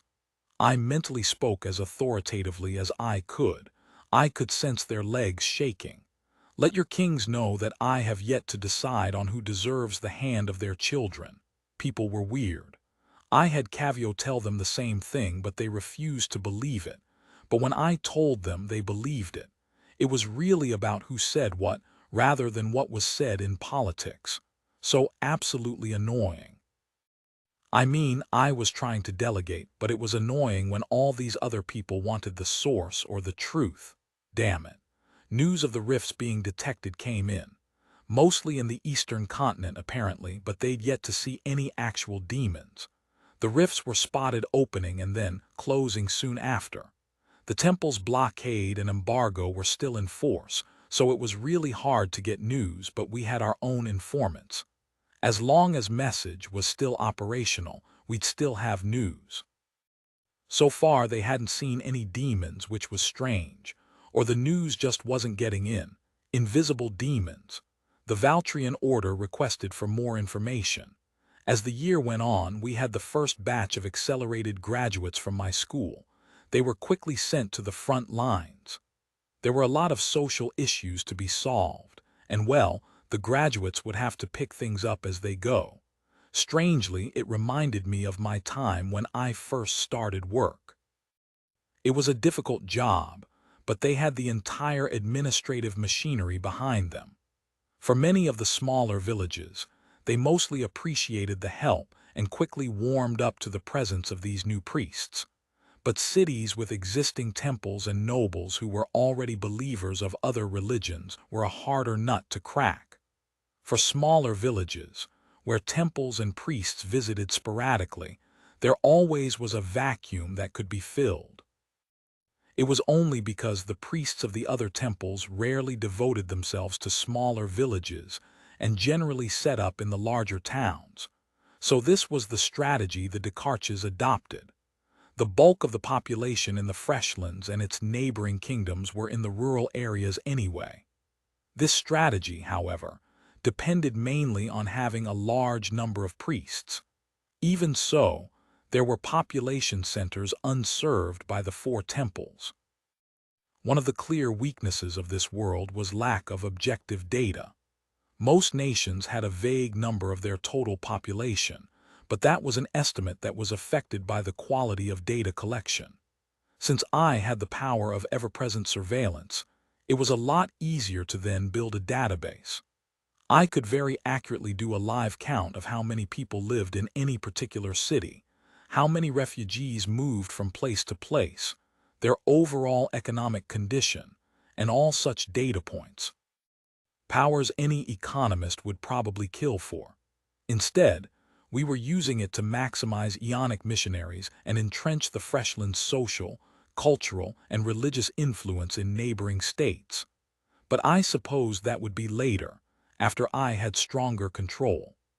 Earlier, I won the First Crusade because the Crusaders were a coalition army, but now I was essentially the head of a coalition, and I was trying to fuse the coalition together into some coherent, stable form. After thinking for a long time, I decided to award the marriage in principle to the senior clergy, exceptional Valtrian order and Valthorns retiring from active service, and selected nobles at a 30-20-50 ratio. In short, the existing nobles would be rewarded for their loyalty with the marriage partners from these faraway kingdoms. As a coalition, I needed some carrots. At the same time, these marriages would be conditional and require both partners to be converts of my faith. I would, accordingly, grant some blessings and gifts as their patron. The other half of the candidates would be granted for well-performing clergymen. The clergy were part of a social aspect, and they would require the official and unofficial status of the royals more than my Valthorns.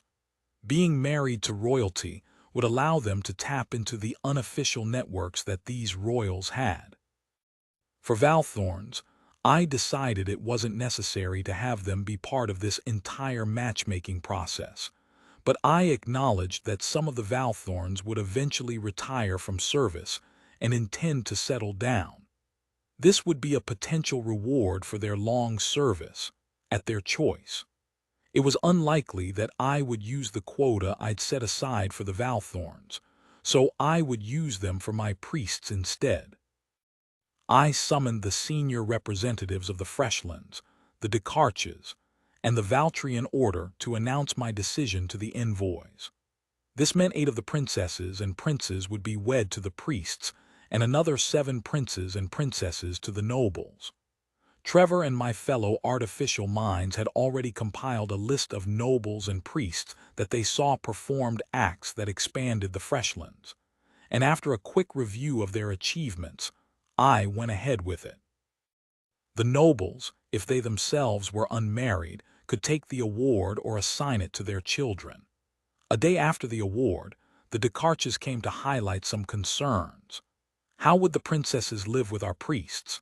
The gap in lifestyle would be too much and too large. They saw the marriage between the royals and the priests as essentially setting them up for failure since they wouldn't get along, and the gap would mean these princesses would generally view their marriage as nothing more than a punishment. For these Ionic priests, would these marriages be a distraction from their real task of expanding the faith? Some nobles, too, had concerns and worries.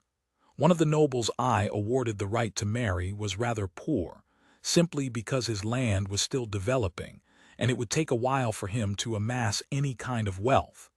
Building wealth as a noble was a long process, unless one had exceptional skills and abilities. The right to marry a princess was stressful. It did not feel good how quickly the complaints and concerns emerged.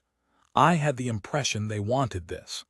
I summoned the Descartes and priests again, and most of the Descartes, being the first generation of high priests, proposed that the weddings could be sweeteners for our allied kingdoms. There were some kingdoms that had shifted allegiances to the Freshlands before I captured the 6 ports, a reward for changing allegiances early. I thought about it long and hard and spoke to the priests whom I awarded the rights to. They were all overwhelmed by the idea of marrying a princess. These were hardworking, driven people who spent most of their time in villages giving out aid and converting more and more people to my faith. It was stressful. I had made a mistake. I should backtrack. So I rescinded the awards and gave them to those kingdoms that changed sides. These marriages enhanced the links between the kingdoms. I just hoped they didn't eventually transform into a net that trapped me instead. The temples expanded the blockage to cover the entirety of the continent. They were essentially forcing the kingdoms on the central continent to choose. The temples were essentially saying, attack the Freshlands, or this blockade will last forever.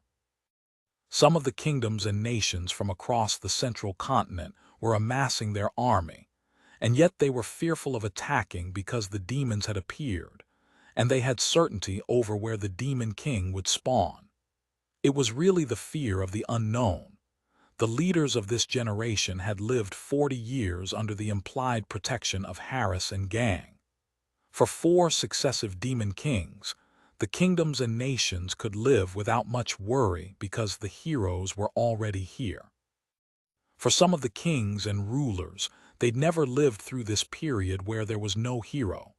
Fear and panic abounded, and the kinds of messages Cavio and the diplomatic corps received were also mixed. Hilarious, isn't it? Ivan said at a meeting of the Valtrian Order, comprising the senior Valthorns and various other individuals. Every month there was a summary of all diplomatic communications circulated to the Valtrian Order, the Valthorns, the senior Ionic priests, and also the Council of Representatives. Why are these kings asking such things? It's fear, Jura said. He remembered the days of New Frika. It's a strange feeling to feel powerless before a demon king. It's like hiding in a house when a storm hits, and this time the storm hits when one's outside. For the other group of rulers, they had utmost confidence in their own abilities and believed that they didn't need heroes. Of course, their own priests and wizards had attempted to counsel them otherwise, but these rulers were probably the spoiled brats who now had power. Or maybe they were just idiots.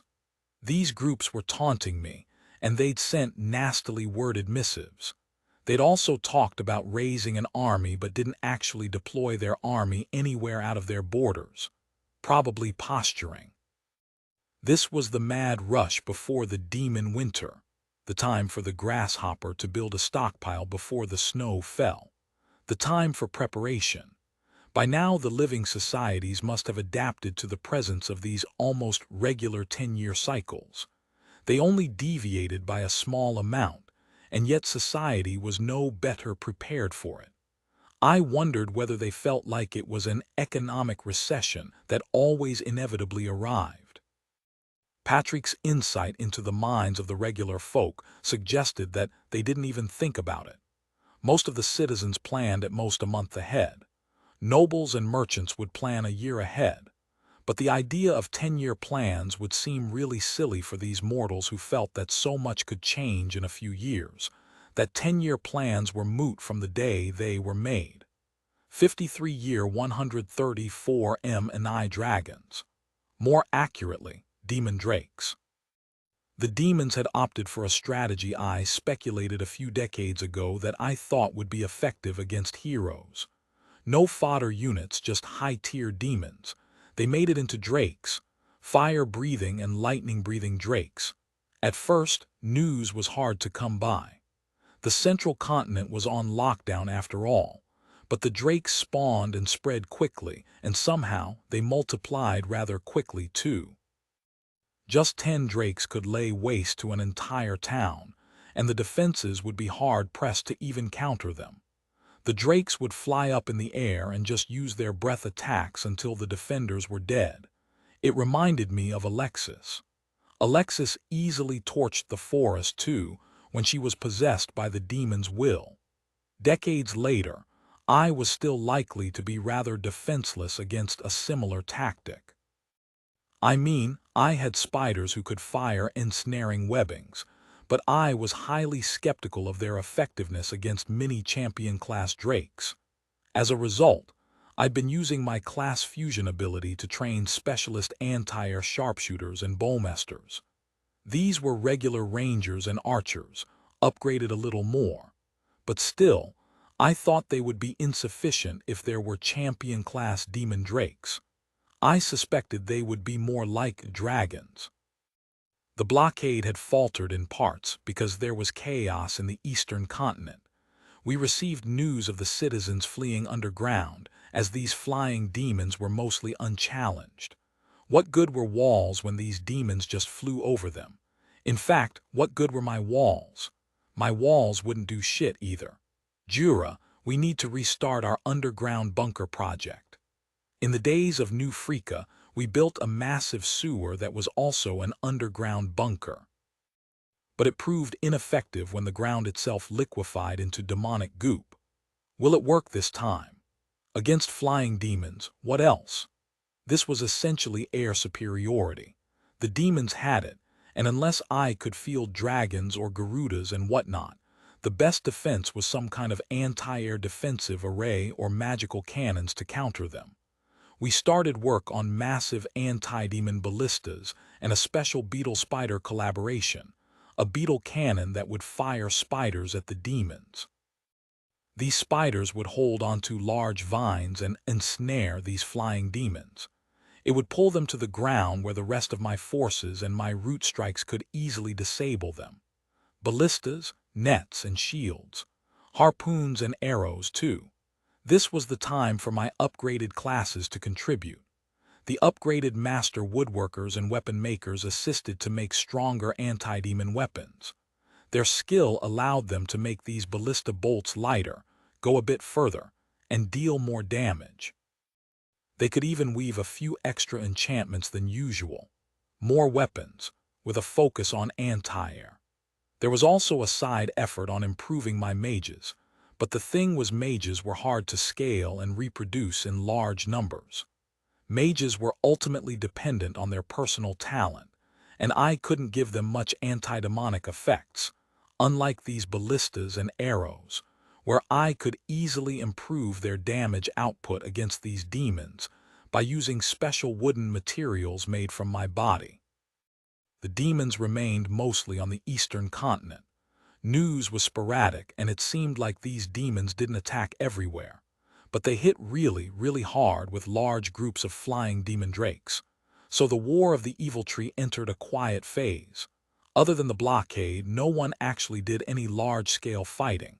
It was time to hunker down and prepare for the eventual demonic conflict. Every general worth their salt would make plans. How to deal with these demon drakes. Archers. Ballistas. Huge army of mages. Every king would be watching the skies for when these demons would cross the oceans and assail their lands.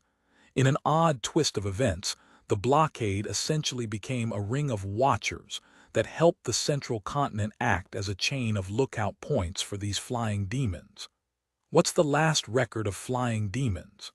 According to surviving records, 500 or so years ago, one of Cavio's assistants answered. It was reported then that they were horned demons with massive wings that threw fireballs. Do we have records of the heroes? Not much, other than their names and the kingdoms they've founded.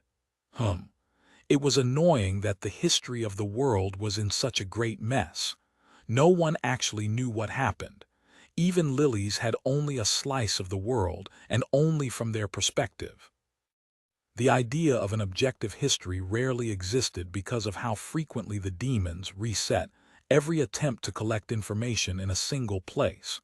So I decided maybe I should throw my hat into this game as well. Have there been great libraries in the past? It seemed like a thing for trees to be collectors of the world's knowledge. It was almost tropey that heroes would inevitably consult an ancient tree for some historical context. So, well, I should play my part in the trope. But you can't read. Correct. And that was a problem. I had people read to me in the past, like when I was studying the runes. I already had a program to collect books, but that was in the days of New Freaka. Many of the collected books were destroyed when the corruption and flames torched the valley, but some were still safe, stored inside my secret hideout.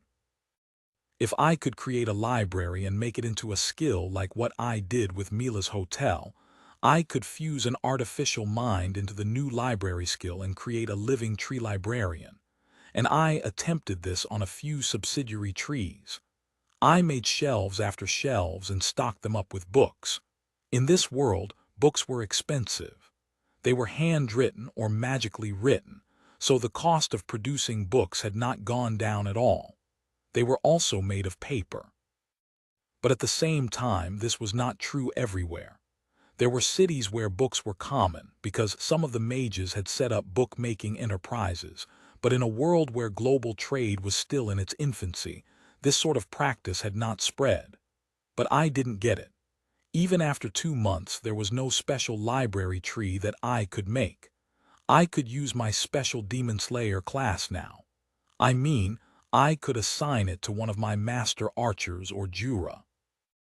I'm not a good matchup against flying demons, Jura shrugged. I think Lausanne would be a better fit, but she's not here, or Lovis, Spearmaster, or the new sharpshooters or marksmen. He wasn't keen on fighting more demons. Oh, and Lausanne sent a note. She encountered some of these demons, and there's a birther demon that spawns more demons. These birthers are wingless. Oh, that was a good thing. That meant that these demons couldn't fly across the ocean and then start a new nest. Unless a rift appeared here, and these wingless demons appeared through it. But that was an assumption that these wingless demons stayed wingless, or there was no transformation process for large demon drakes to become these wingless demons. In short, well, we still didn't know whether we're really safe. Consolidation. Jasmine and my team of artificial minds focused on ensuring that the new territories were integrated into the land. It was a case of fighting fire, really. We could sense areas where there was growing discontent, and we would deploy Ionic priests and the Valthorns to help calm the place down and reduce the possibility of an unrest. It was a very Civ-like problem, dealing with growing unrest across the territories, and therefore demanded a social response. It was relatively effective, as my artificial mind's observational abilities gave me insight into the problem. I would then inform the priests of the problem, and they would then solve it. In a sense, I helped to cut out the discovery aspect of their social work. In any social unhappiness, it was very tempting to solve the symptoms instead of the root cause. In fact, this was normally the cause back home, because the governments had no ability to read minds, and also they were unable to communicate with themselves. Various departments were each like blind men touching an elephant, unable to form a complete coherent picture as they did not communicate. The artificial minds were overpowered in this sense. Their ability to operate as a unified AI essentially meant they could seamlessly gather multiple data points on a single person and stitch them together, bypassing all the departmental silos common in government institutions and corporate structures. Using my artificial mind's observational skills, it was also a lot easier to find out who wasn't playing their part in society, like a noble who's hoarding too much gold, or somebody collecting more taxes than what the law mandated. Still, unhappiness was something that not only needed to be managed, the people must also be directed into productive activities that felt satisfying. That usually involved getting to do work and finding enjoyment in that work. A difficult task, but priests of this world were well equipped with skills that helped them to do just that. My artificial minds also spied extensively on the nobles and the ruling class, and I would then use that information to also help the priests in navigating the nobility. It was a tense relationship between the nobles and these priests. To them, they viewed our priests as invaders, and my priests, though they had training, still needed help. They had to be sensitive and be seen as working with the nobles, not against them. The intention was to convert these nobles to my faith and have them work with us. That to some extent involved mild re-education of the nobles, so it was one of the Descartes who gave an extremely brilliant idea. Ian, as it is, we have a school for priests. Yes, I believe it is also appropriate to have a school for the nobles' children and the royal children. I paused and considered the idea. Indeed, if I did want to culturally indoctrinate the entire continent, I should go beyond that. I needed schools in every single country on this continent such that they all got history and views from the Freshlands' perspective. I would need it to work hand in hand with the Ionic priests, too, such that they also got exposed to my faith. But a first step would be to gather all the noble children and give them an education with a Freshlands bias. That way, these nobles would take these ideas and principles that we inculcated, and they would later act as our ambassadors. One day when they took over their respective regions, they would naturally seek to be closer to the Freshlands. It was a first step for a continent-wide compulsory education system. Right now, most children did some kind of labor or apprenticeship. The wealthier ones employed tutors to train them in particular fields. I could capitalize on the present Valthorn's reputation as a group of strong warriors to entice the nobles. I would make warriors out of their children. I would make leaders out of them, too. I could even dangle special classes or upgraded classes as rewards for the best performing noble children, thereby granting these nobles a chance to get ahead in life. A Noble Children Academy. If I did this, I would be the founder of an Isekai Academy Center. What if the heroes ended up Isekaiing into my Noble Academy, or some otherworlder reincarnated as a lowly noble? No matter. If I wanted cultural strength, a Noble Academy would work very well in the current framework. I could set up the Noble Academy, the Priest Academy, and the Valthorn Military Academy as competing institutions and essentially acting as each other's checks and balances. It would work, and I'd get to avoid the whole marriage debacle, too. It was a great idea, and if I set it up within Patrick's mind-reading range, I'd be able to get greater insight into the thoughts and personalities of these young nobles.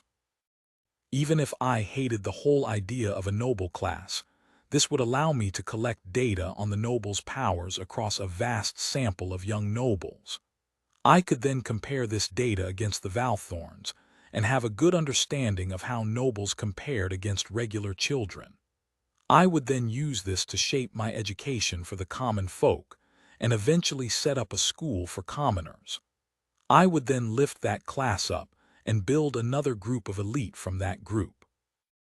I agree, Patriarch, I said a few days later. The idea of a school for nobles and royals is one with great potential. Indeed, it was even natural that the idea came from the clergy. The idea of the modern university or college had roots in various missionary schools and cathedral schools. I summoned Jura, Cavio, and the entire council of representatives. The representatives were pretty much entirely nobles from the various segments of the Freshlands, so the pioneer batch of students would most likely be their offspring. I explained the idea to them. It wasn't entirely a foreign concept. Some royal families had such similar academies, but they were all small. The various other temples operated a distributed education system where the education was conducted by the clergy. There was a mixed reaction at first. Then I dangled the reward for the children.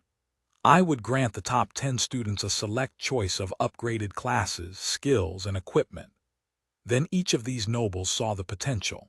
It would be a 4-year program from the nobles, and quickly some of the nobles volunteered the children.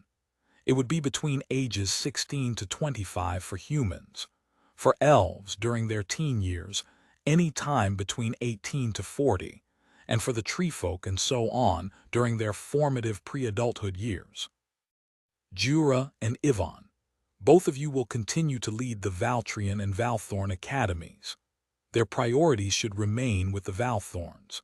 They were my de facto military arm, and I saw the Valthorns essentially as the military academy.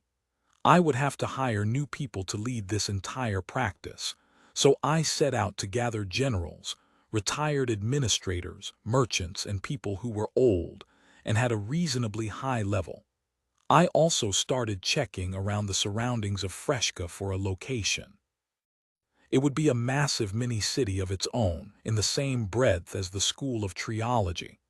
In my mind, I would call it the Ivy League College, but that sounded too much like copyright infringement, so I decided I was going to call it the University. But then, the University would be a better fit for the University of the Commoners. I even had a slogan already: Unitry is strength. Eventually, I settled on a name for the school for these nobility: the Freshlands Treasury College of Governance, or the FTC. I wanted to avoid any specific mention of nobles in the name, such that I could eventually convert it into a regular college that could also accept non-nobles, so I had to plan this out. Also, there was no immediately suitable place for this college, so I decided to call our master builders and grand druids to terraform and shape a land into a place suitable to build the FTC. It would take a full 6 months for a place to be built, even with the resources. But at the same time, I also quickly auctioned up smaller, subdivided plots of land in the FTC zone to all our allied kingdoms so that they could build a mini palace for their offspring in the future. From what I understood of the nobles, they had a strong need to maintain face, so allowing the nobles and royalties to invest in a plot of land to show off to other young children would be popular. For the first batch, I had to start off with a bang.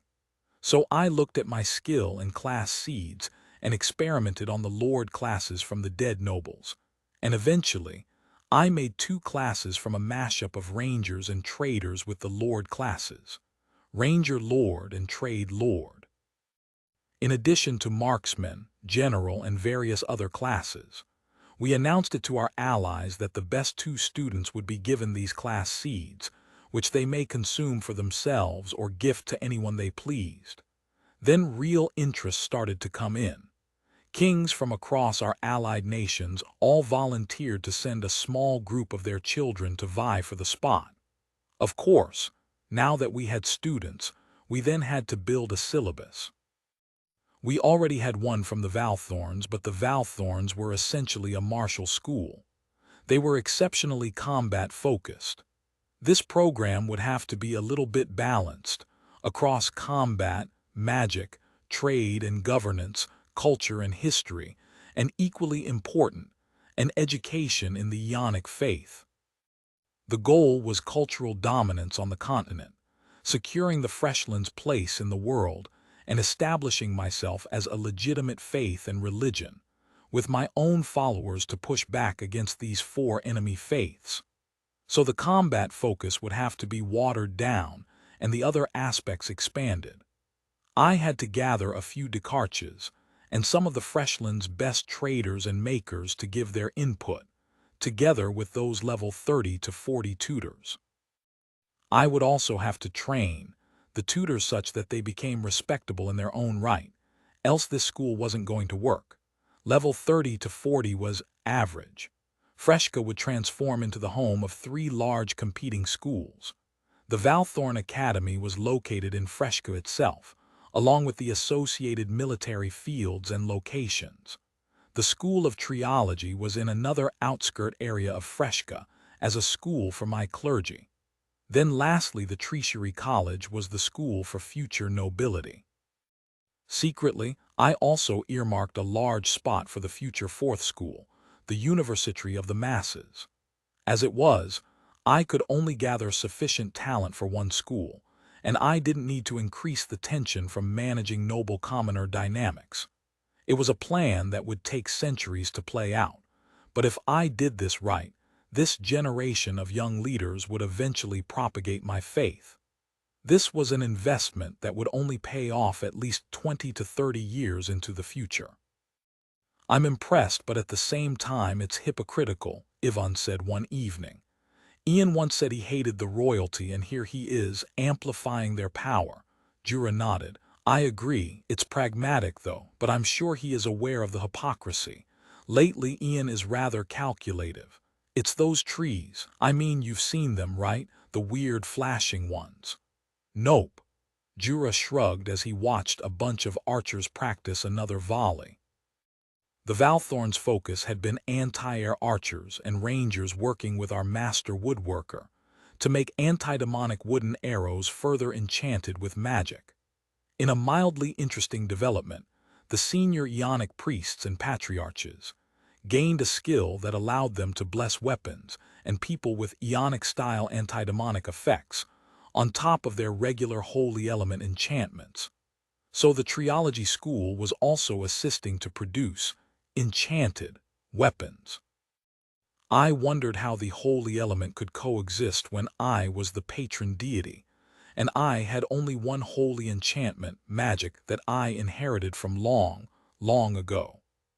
I'd also observed that the priest's powers were mostly independent from mine, even if derived from me in the sense that the priests could use as much power as they had, and I would not be affected. It wasn't as if their use of Ionic abilities were a drain on me. Quite unlike Lausanne's warden, which had a defined monthly star mana maintenance cost. How did that work? Was it like the system created a specific pool of energy from which all these Ionic priests then called on for power? Or were all powers derived from the system, and I was just the lawmaker, but not the source of the power? This was certainly a rather weird system. 54 Interlude Roman II End of year 133 Beginning of year 134 City of Perhimpunen, of the Sultanate of Timurtenga, Eastern Continent. El Asen stared at the Aven Templar. It had been 6 years since they'd released her from their home imprisonment, but somehow, the sight of Templars still triggered her a little bit. Even if her stay was pleasant, a prison was still a prison. Greetings, Lady Lausanne. The Templar of Ava handed her a magical letter. A message from Grandmaster Enka. She frowned, but this wasn't the first time she'd received a letter from Enka. Enka had convinced her, as part of her release terms many years ago, to assist with demon-related matters. No matter, the letter magically unlocked itself the moment she touched it. Investigate the village of Dimusna. Demon sighting suspected. Local temple did not respond back. More info at city temple. She frowned. At first this didn't seem like something that needed her assistance, but then she pondered it, and a gut feeling told her it wasn't so simple. Her husband and the rest of the playing swords were there too. A few members changed. 2 died. Her husband frowned. Enka has some task for you again. Yeah, but investigate this village of Dimusna. Any idea where that is? Lausanne repeated the contents in private to the rest of her adventurer team. One of the team members unfurled a map, and they soon found it. It was a few days from the city, a small village that bordered the central canyons. Lausanne nodded. All right, thanks, I'll be going. She walked with her husband to somewhere quiet and gave him a hug. I have to go do this. Artie just smiled. Take care, all right. It's very close to the start of demon season. Don't bite off more than you can chew. He said that every time Lausanne went out on her own, but he knew she wasn't reckless. Clueless occasionally, but not reckless. We'll be taking on missions around here. It wasn't right for her to ask her team to go with her for her personal bargain with the temple. As Lausanne walked up the steps into the Aven temple, 2 Templars stopped her. State your business. Lausanne nodded and flashed a special Aven ring. They nodded and let her in. It was her first time in this city's temple, but they all had a similar layout. The High Templar was at the top. The High Templar was already waiting. The High Templar was the lead military officer of the temple in this city. Every large Aven temple had one. Greetings, Lausanne. There were 2 other Templars in the room. We believe demons from the rift have been spotted near Dimasna, and Enka believes you're the best person to investigate. We would have sent Templars, but we're short-handed at the moment. Lausanne shrugged. All the High Templars always sounded like they were a bit irritated at her. They, of course, didn't know her Ionic origins, or else they'd all attempt to kill her. Instead, Enka had constructed an elaborate plan to drown out news about her origins, so they only knew that she was an elf from the highland cities of the north. It was easy to fake her origins when she left the central continent so many years ago. We'll arrange a carriage to get you to a nearby town. And here's a document for you, the High Templar said, and that was the end of the conversation. The document was magically sealed, but it was more elaborate. There was a small guest meeting room where she sat and opened it. It seemed that Dimasna was already destroyed, but they didn't know by what, so essentially, they needed someone who had a scout or ranger's abilities to track the demons. There were no known markings or footprints. Lausanne made the journey that night, and in 2 days she reached the nearest town. From there, she would have to walk. The mood in the town was strange, and she noticed how sparsely populated it was. She was the only one in the inn that day. Had they disappeared? No, most of them have fled the town, the innkeeper said. The sudden destruction of Dimasna was scary. It wasn't a secret. And no one dared venture near. Lausanne just glanced at the map again. This was a sparsely populated part of the continent anyway. If demons wanted to hide away and bide their time, this was the perfect place. But that implied they could think, and Lausanne was relatively sure not all demons could think. Could this generation think, at least to a limited degree? The very few hints she got seemed to imply it. She continued her journey the next day. The area was dry, almost desert-like. There was some vegetation, but most of it was small. There were cactuses, too. Still, a village existed here simply because of the mines and the minerals that washed up on the shores of the canyon's rivers. It would take her a day and some to finally arrive at her speed. It was early morning when she arrived at the destroyed village. There was visible charring on the floor, as if some intense flame burned through the entire area. She touched the charred dirt, sniffed it a little. Demons, unmistakably so, but there were no footsteps of creatures or demons. Well, there were fleeing villages, but the ground burned wherever they fled. She looked at the shape and angle of the charring. Whatever it was, it attacked from a higher altitude. It was possibly the height of a walker.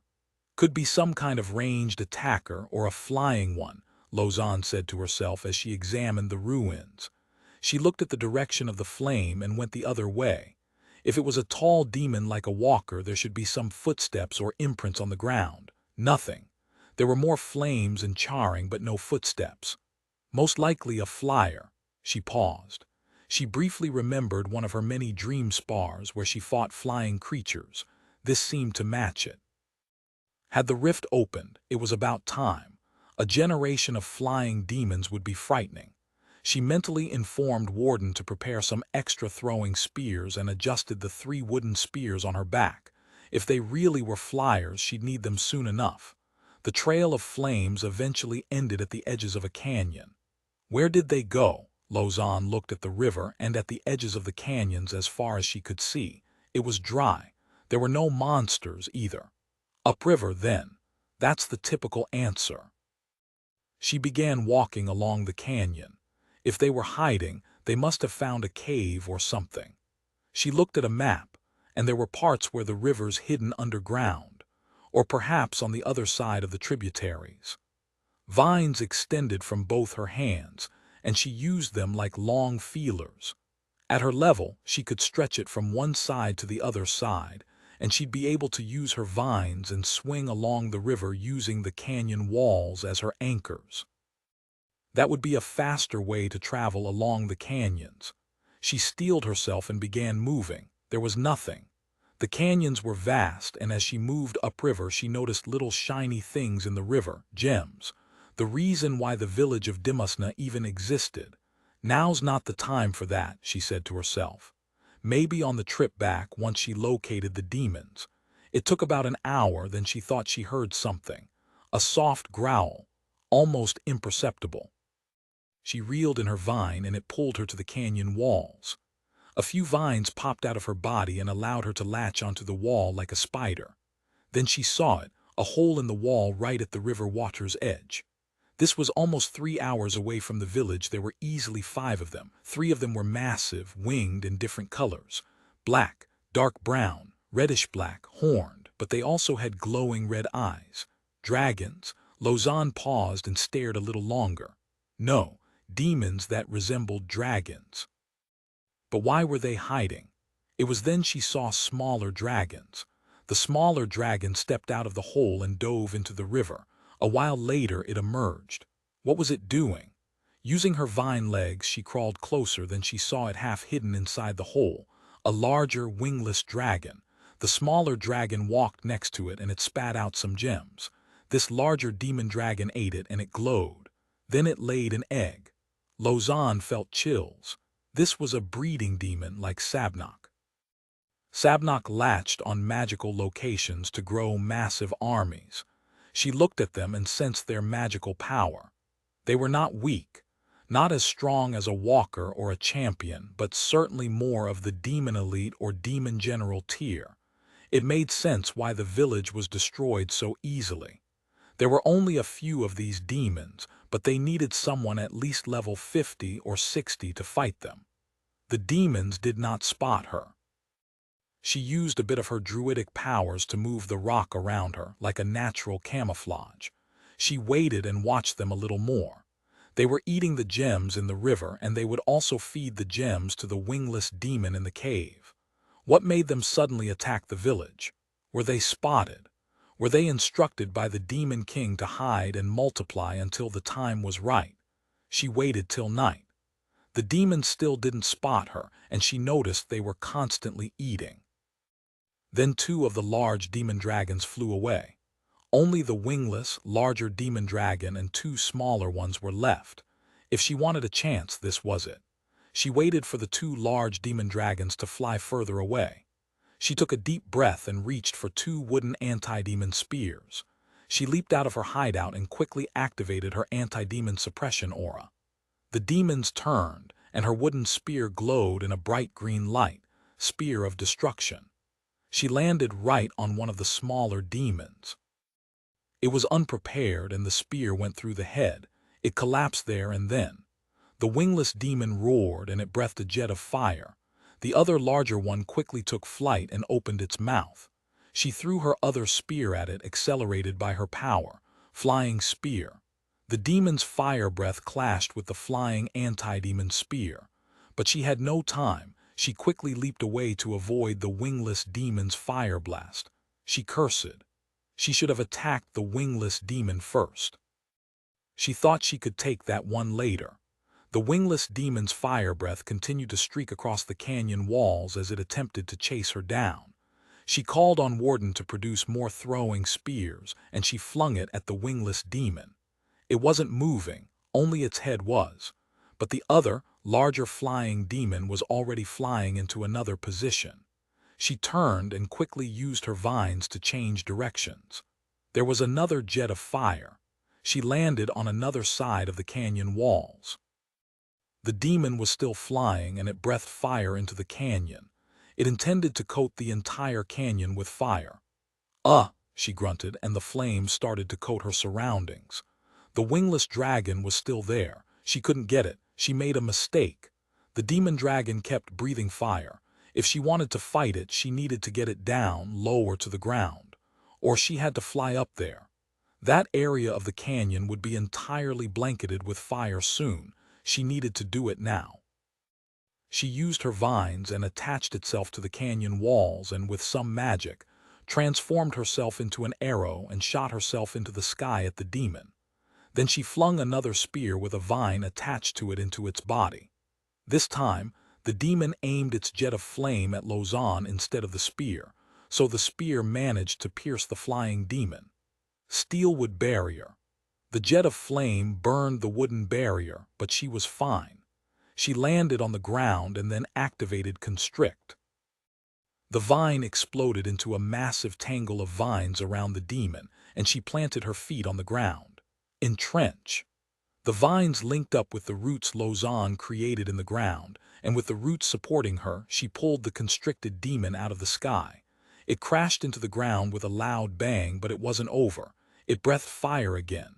Steelwood barrier. A barrier blocked the flames, opening a space for Lausanne to quickly move ahead. She had to do it now when it was on the ground. Super Antidemon Root Strike. 3 massive roots emerged from the ground and skewered the large demon dragon. It then disintegrated and left behind gems and some other things. A roar, followed by another.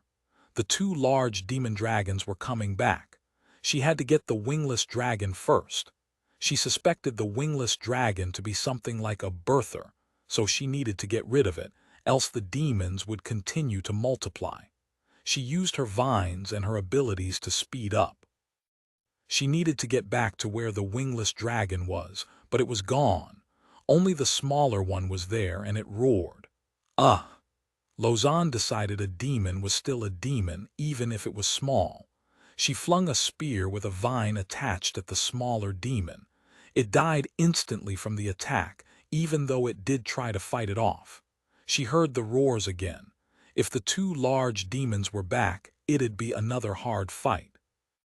The mature demon dragons were just below a demon walker in offensive ability, but thankfully their defenses were rather weak. But where was the wingless one? If it was wingless, there should be footsteps. She looked around and activated a common druidic ability, which was to borrow animal-like abilities. She used Scent of the Prey and followed it. It went even further upstream, but it didn't manage to go very far. It was large, but not very fast. Lausanne used her vines to slingshot herself at the wingless demon. It was a grounded demon, so she should be able to use Super Antidemon Root Strike once she got in range. The demon's head turned and it spat a huge amount of fire. It charred the wooden barrier around her, but not good enough. She was almost there. It had a massive tail and moved to strike. It smashed into the charred barrier, but the barrier was still intact. There was another tail that came at her from the right. Did it always have 2 tails? The tail smashed right into the wooden shield and knocked her into the canyon wall. She didn't see that coming and mentally thanked Warden for a protective shield that helped absorb the impact. Still, the shockwave hurt. At least it wasn't a walker-class enemy, and at this distance she could counterattack. 5 anti-demon roots emerged from the floor and pierced the wingless demon dragon, and it roared. Almost like it was in pain, but it turned and breathed fire. She sensed its energy dissipating, and yet it kept breathing fire into the narrow canyon. Lausanne leaped and then used 2 vines to latch on to the top of the canyon walls and launched herself up. The wingless demon wasn't moving. The 5 roots were still firmly planted in its body. She retrieved another wooden spear from Warden and flung it at the wingless demon. This time, it smashed into its body and the body cracked. Then the cracks lit up, and the wingless demon exploded. It left gems and other things splattered all over the canyon floor. Yet it wasn't over, not yet. There were 2 more larger demons that should be on the way. She heard their roar. They were fleeing. She didn't expect that, or did something else call them? Lausanne found a place to stop and do a short self-check. Parts of her skin were bleeding and some parts were burned. She'd need a day or 2 to heal them. One of her prized wooden spears was broken, too. Still, now she had time to think. Strategically, they would need a whole lot of archers and mages. Way more. Anti-demon arrows would need to be the default equipment. She was in no condition to chase after the 2 large demon drakes. The battle used up quite a bit of her energy, so she decided to head back instead. A Templar was already waiting for her at the nearest village. "Lady Lausanne, you've located the enemy." "Yes." "Identified as winged demons that can breathe fire and perhaps other elemental attacks." She gave a long list of observations of what she'd seen, things like size, attack patterns, types of attacks, and so on. The Templar nodded and quickly started to compile it into a document that would go straight to the Grandmaster. Once completed, the Templar left and Lausanne rested in the village. She wondered whether the two large demon drakes would return, but she was too tired to care. Summon spirit bird. Lausanne looked at the small, ethereal bird. Keep watch, little one. The bird nodded and flew off. 55 year 135 T. He Demon King was late. It didn't come this year, so we heard more of the Eastern Continent's struggle with the demon drakes. More fighting, but so far, the Eastern Continent had managed to hold the demons back and keep them on their continent. It was rather admirable, really. There were stories of great sacrifice to hold back the flying demons, of champions and adventurers, of archmages and all, banding together to slay dragons. It was the kind of tales passed down the family or made into song, or great bravery from everywhere. Where were all of these warriors before the Demon King? Did they have a mind block that they only displayed initiative, courage before lesser demons? Of course, many kingdoms naturally offered to send some nominal aid to the Eastern Continent, but due to the blockade, all aid from the Central Continent was blocked. There were strange rumors coming out of the other continents that the Central Continent as a whole was now referred to as a cursed continent. It was essentially a psyops attack meant to target all these merchants and regular people to reduce demand for travel between their continent and the Central Continent. Had the four temples decided that it was better to just cut out the entire Central Continent from their collective conscience? What's the meaning of this? Jura and Cavio asked the secret envoy of Ava, "Is this your fake war? It's the best possible outcome to avoid bloodshed. Even if we revealed this ruse, I reckon no one would believe us." Ava's conduct had been consistently warlike. Every single continent outside of the Central Continent has been amending their maps to mark the entire Central Continent as cursed, and that a travel ban was instituted. Cavio was exceptionally mad. "You're essentially telling all the other kingdoms on this continent that all of them are a lost cause." The envoy nodded. "It's a necessary sacrifice. A curtain falls on the Central Continent. A cold war is better than an actual war. Well, since the four temples had essentially gifted these other nations to me, it would be horrible of me to refuse their hospitality. It was free real estate after all." As a result, I quickly commanded Cavio to send envoys to all these nations to discuss cooperation and trade. They must have felt betrayed that they had been essentially locked out of the global trade routes. They could have secret arrangements. Some of these kingdoms must have been warned beforehand, Cavio suggested. They may rebuff us. I foresee some of them will attempt to negotiate exemptions for themselves, if not publicly, then secretly. Then investigate. Either way, since they are doing this rebranding, we can certainly retaliate in the same manner. I wondered whether I should, though. What were the implications? Get some people together and consider the implications of it. They would need some time to do the necessary investigative research, and I created a few more additional artificial minds to assist Jasmine with the monitoring of the new territories.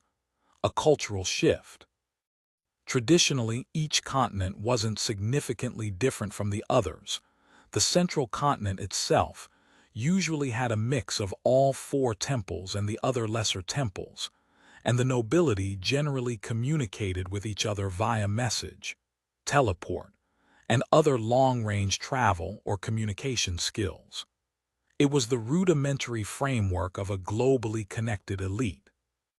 But now that entirety, amplified by Sabnok, and this blockade essentially meant the culture of the Central Continent's elites would no longer be in sync with the rest of the world, and that would cascade down, since the citizens had a tendency to parrot the cultural practices of the nobility. Already, the nobility were second-guessing themselves. Throughout the Central Continent, the blockade caused economic problems for the merchant class, and that greatly impacted the wealth of the nobility, even if it didn't really affect the regular citizens. The new trade routes had brought prosperity to my 3 new trading partners. The towns along the trade route grew quite well. The truck beetles were actually quite popular, mainly to haul heavy, bulky goods that were relatively cheap. For some inland countries, they had a relatively monotonous choice in terms of their food, so the freshlands, traders capitalized on the reliability and relative consistency of the truck beetles and introduced new varieties of food, fruits, and herbs. The merchants were also doing some demand-side work. They collaborated with cooks and chefs to introduce new dishes and foods made with a fusion of native food and freshlands foods. It was fascinating what these merchants did to make people buy their products. There were purists, of course, that resisted these foreign foods, but among the nobility eager to sample new things, and among the poor who could not choose, new types of food were very welcome. Next were weapons. My woodworkers were still working on more anti-air weapons, making enchanted arrows and so on. Most of these were for the Valthorns and the Freshlands army, but a small batch of anti-demon anti-air weapons and ammo was distributed for sale. After all, now that the rest of the world had effectively cut off the rest of the kingdoms, there was a vacuum that I naturally had to fill. I wanted to be seen as sharing my benefits with the allied kingdoms, that I was arming them for their own protection. This was essentially weapons diplomacy. The temples would usually place some lesser hero items in allied kingdoms, or those that had earned their favor, as a reward. It was this reward in exchange for hero items that helped build the temple's influence. That said, the excommunicated hero Astra did mess with that power balance by selling hero items in large quantities in exchange for territory and resources.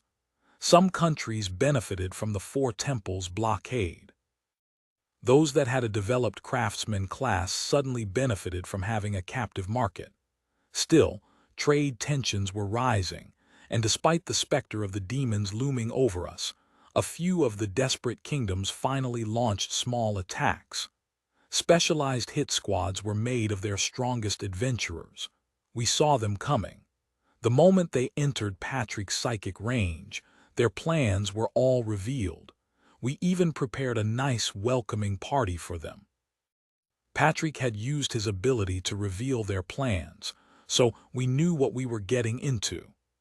The moment the adventurer group, a group of level 60s and 70s, about 10 of them approached the valley, I had the Valthorns already ready to engage and the necessary traps. In fact, Patrick alone could have disabled them with a surge of overwhelming psychic attack. But that wouldn't allow the Valthorns to level, so we let them fight it out, and right when they were supposed to reveal their explosive artifact, I had a few vines emerge and grab it. Then I sent it into my magic lab for further investigation. After that, we had our usual interrogation session, and then death. I kept a few mementos of these adventurers and had a messenger deliver these remains back to the kingdom that sent them.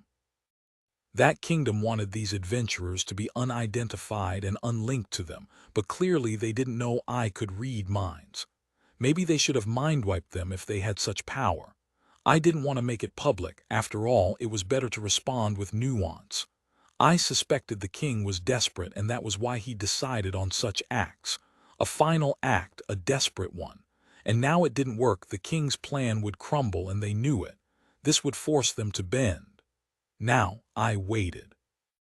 In the meantime, the construction of the 3 schools was complete, and the trainers were actively developing the syllabus. The first generation of students, the pioneer batch of noble children, had arrived to begin their new study life in the Treasury College. I soon found the quality of the trainers extremely lacking. They were low-leveled, in the range of level 30s and 40s in the field they were selected to teach. Still, they were chosen because they were willing to do this sort of work. At this point, Yvonne had a very good comment. She did have experience as a training tree, and she was the principal of the Valthorns Academy. It ultimately depends on what you desire in them, Ian. A good teacher must have the right teaching skills. He need not be a master of his craft.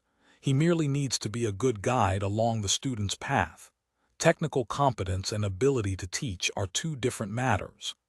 In your experience, what matters more? Will these students be granted use of your learning dreams? Currently, the effects of training tree and various other learning support skills are what ultimately push the Valthorns to a high level. If it was just me and Jura, the Valthorns would never reach such a high level. I spoke to Faris and Edna, my two highest-leveled new generation warriors, on what they felt were more important. Both didn't seem particularly fond of nobles and nobility, so they were torn whether they should give their views or not. Still, practical experience matters. All those battles in the Rottedlands caused me to level up a lot, under the influence of my power leveling and other growth skills. I think the teacher is important, but they only take you up to level 30 or so. After that, it's all about our own real experience. I agree with Edna. As a druid, I needed to use my powers and be placed in situations where I had to use my powers creatively. Those allowed me to gain levels. Combat, experimentation, and interesting situations seemed to correlate with my leveling speed. But how did one create practical experience for nobles who were doing trade and governance? A business management school like, oh wait, it was essentially an MBA program, wasn't it? Life experience is really the best. Those lifelike dreams are second best, Faris repeated. Nothing like spending time in the trenches to really grow. I see. How did I simulate town management for these young nobles? The program therefore needed a mix of practical experience. Perhaps they can play some roles in managing the newly reclaimed territories. We're in need of capable people to manage, and their noble skills would be a boost to the new lands. They bring with them the backing of their own home territories, too. It came from Cavio. For Cavio, on top of diplomatic issues, he had been struggling to maintain the growing administrative requirements. New lands, new towns, all needed people to run them. It was hard to convince any decent ruler or mayor to make a move to a new land. But not so for these noble children, who were young and untested. The very fact that it was only a temporary assignment as part of a holistic education program could convince these young nobles to go willingly. So I could use the whole noble school to tap into their talents and deploy them under the guise of school or college learning trips.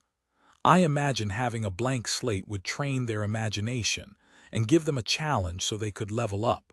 All right. I had Trevor and Jasmine pull up the newly reclaimed lands that were still unmanaged or poorly managed, and decided that nobles would be sent to these lands.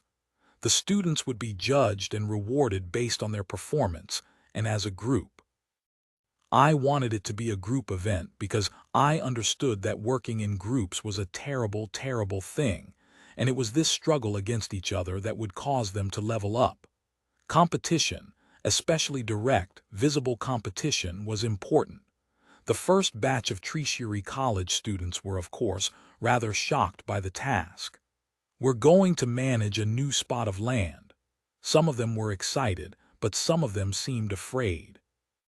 Each group of 5 students will be accompanied by a merchant advisor, a military advisor, and a people advisor.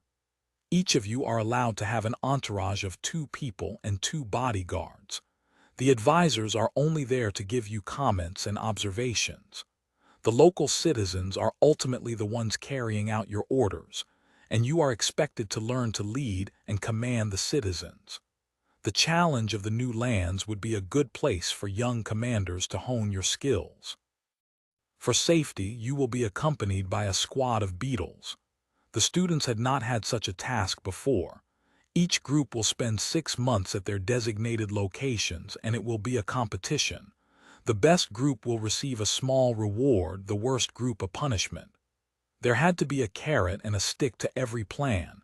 If they took it, great, and off they went.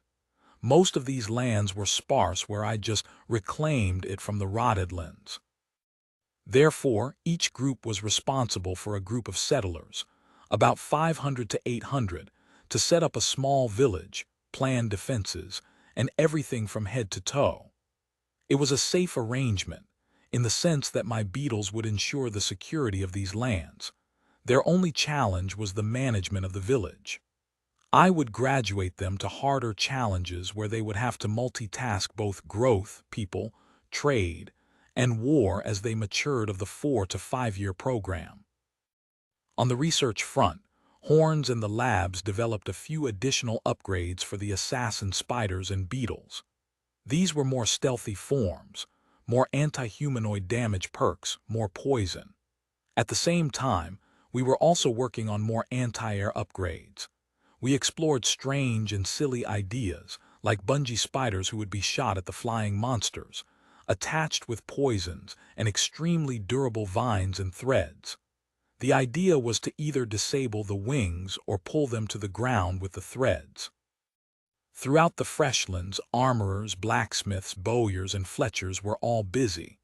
In a way, the entire world was a wartime economy, and the demands of war dominated the order books of the land's craftspeople.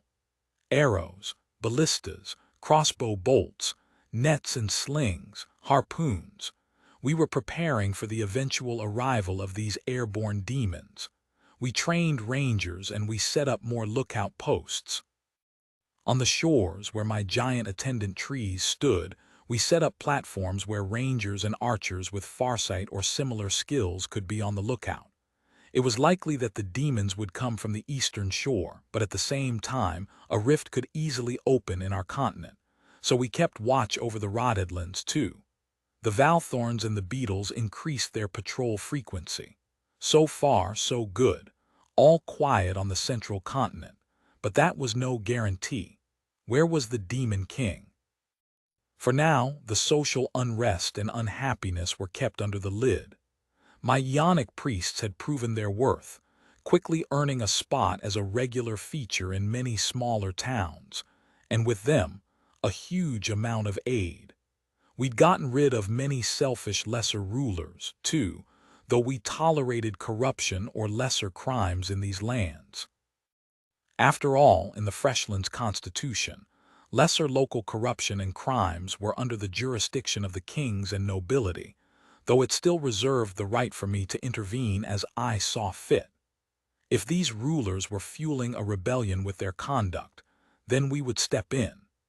It was usually just having the local ruler or lord relocated to another place in their land, things we could still do while being seen as respecting the local king's power and sovereignty.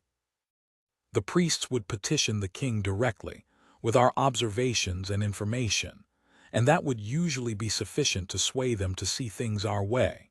They, too, did not want a rebellion on their land. My priests were also a key funnel for future talent, either as Valthorns or as future priests, so it was important to constantly monitor them. I had one of the artificial minds under Jasmine dedicated to the task of observing the priest's conduct.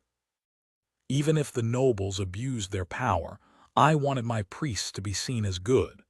Certain things should be out of bounds for men of faith.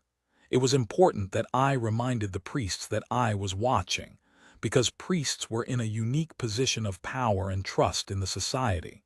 For most part, I'd say 49 out of 50 priests were genuinely good people, but a religion's reputation was often destroyed by that single priest. It was the same for the patriarchs.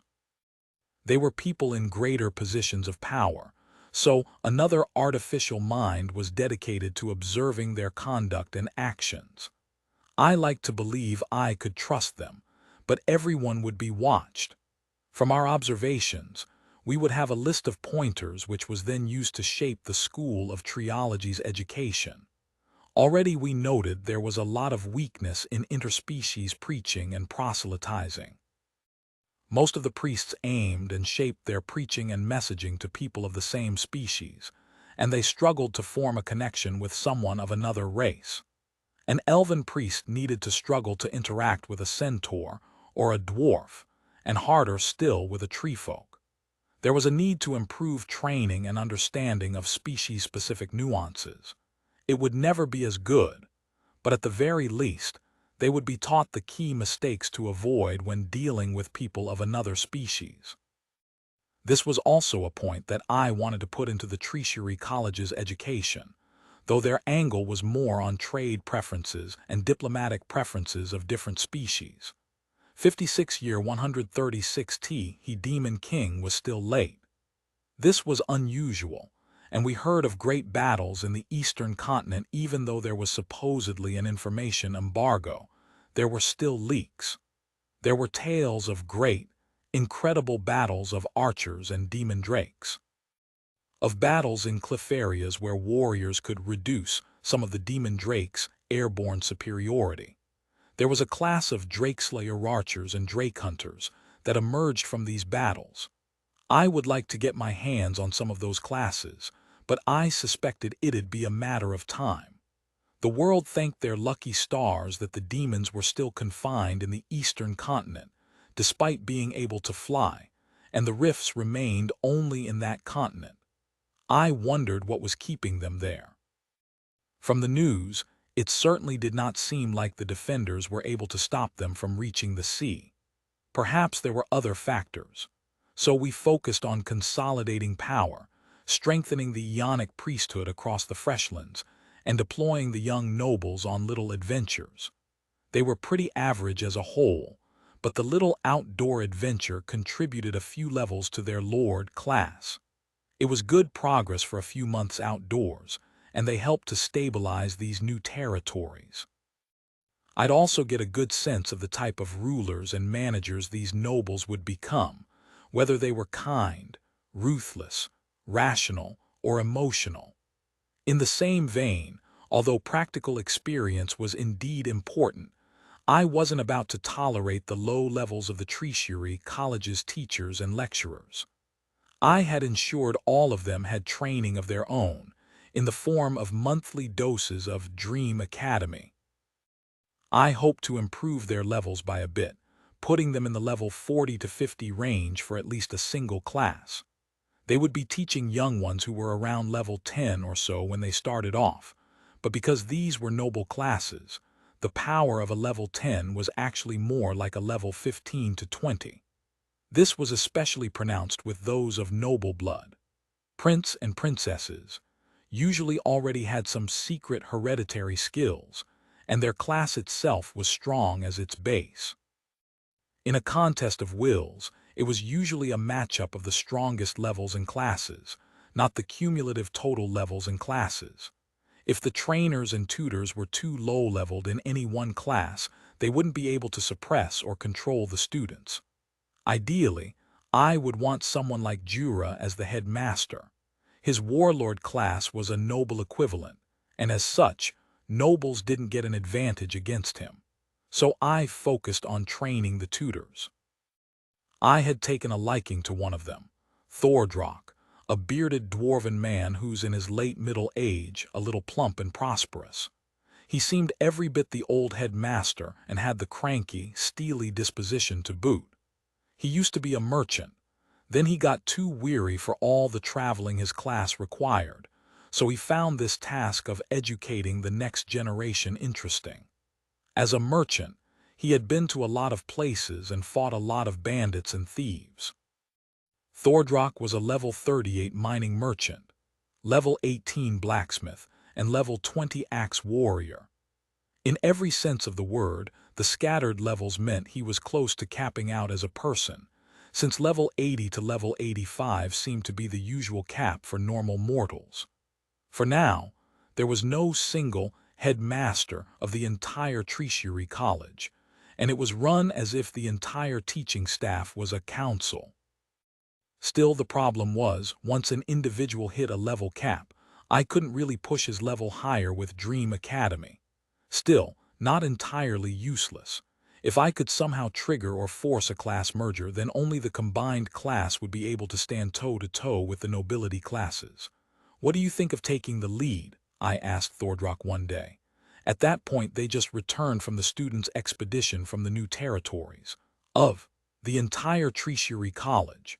Well, yes. "Finally, someone needs to be in charge of this messed up school," he said. "First, we need some booze in the school. Some of them are underage." "Well, those underage ones have to just suck it," Thordrock laughed. "Any good, self-respecting noble who can't handle a drink's gonna be in trouble anyway. I lost count of the number of times nobles got their drinks spiked." Oh, that was too much info. All of these young'uns need to learn how to drink, how to handle a drink, and how to handle stuff in their drink. Like me, I have spiked drink resistance. At the very least, they need to have poison detection. Ah, Thordrock laughed, then he asked again, "Are you serious, Ian? What do you think this school should be? Other than exporting your politics?" he asked. "Yes, tell me, what do you think this school should be?" I didn't want to share my ideals, of course. I had a certain vision for it, but the locals mostly saw it as a way I was going to strengthen the Freshlands. Ultimately, unity, Thordrock said as he rubbed his beard. Unity of the noble class, however limited and fickle that's worth. I saw this as a step to truly build a continental trade system, but in the past year I've served as a tutor of these nobles. It is also a place for social bonds to be built among the noble class, which would foster more trade and industry. "Where do you see me in this picture?" Thordrock paused, and he couldn't answer it, but I could read his mind. What am I supposed to say? Do I praise Ian? Or do I state the truth that he's seen as a benevolent tyrant? Or I would appreciate the truth, Thordrock. I have no need for fickle praises. They do little for me. I don't know. A school founded by an immortal semi-divine being that's earmarked as a heretical existence. Just thinking about it makes me need a mug, so I rarely do think about it. But if this school wants to exist, it better damn well train some good, capable, competent nobles. Define a competent noble. What is a good graduate student? What do you think a student who graduates from this school should be able to do? In a way, this was an interview whether he was suited for it. Thordrock paused again. One that can hold his beer, makes a good deal, can set up a working, functioning town, and is able to defend himself from his enemies. I paused. That certainly fit the defensive noble. No part of values or principles. The hell with that, Thordrock laughed. The things I've done to get a deal. Ah, he had loose morals. I wondered whether I wanted to create little Machiavellis. Thordrock continued. We all want to live. Look at me. I paid bribes to not get killed. I paid bribes to run away from hot zones. I paid adventurers to die so that I may live. You know, principles ain't gonna cut it, not when there's a monster in front of me. I begged, I knelt where I needed to. There was a part he didn't say, and right now you're the biggest powerhouse on the continent. If not you, then who? I paused.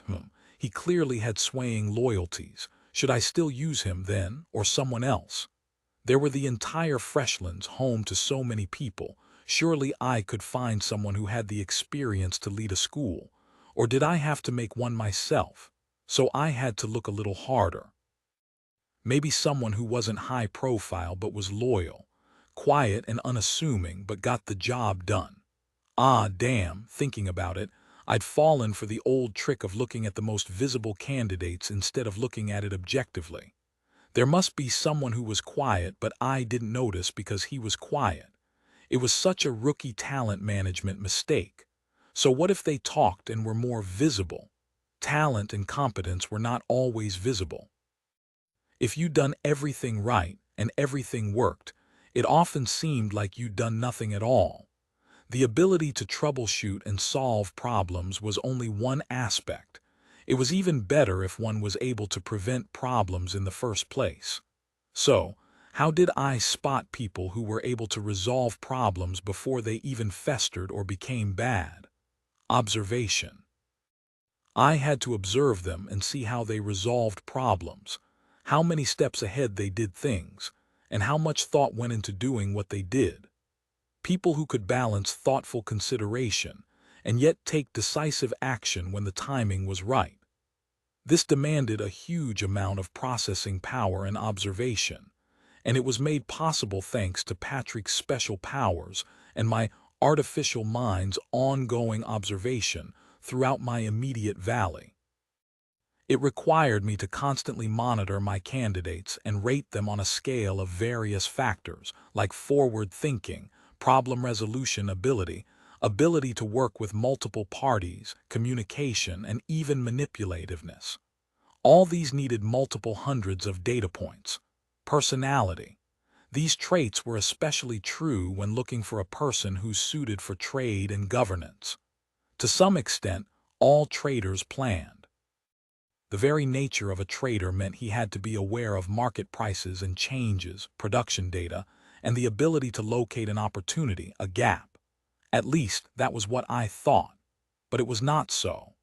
The present world rewarded merchants who took risks, who just made a journey from one end of the continent to the other, with little information to work with.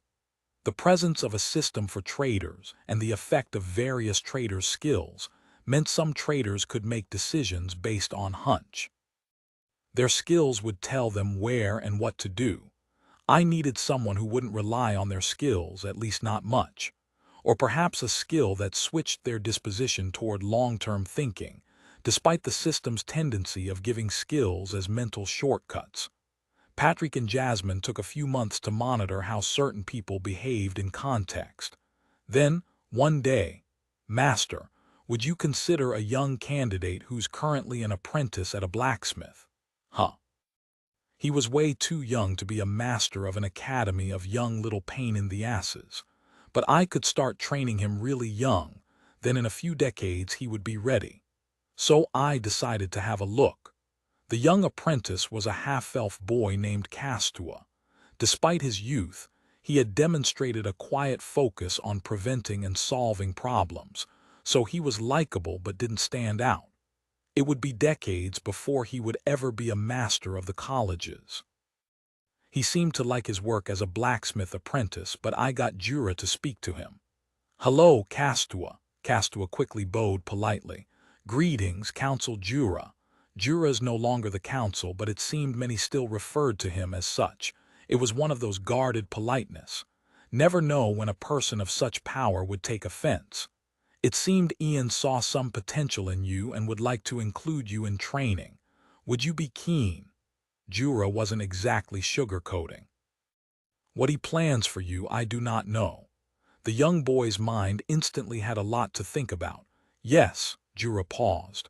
"I will give you some time to think it through." "Yes," he repeated. "No need for the time, my answer is yes." "Ah," Jura nodded.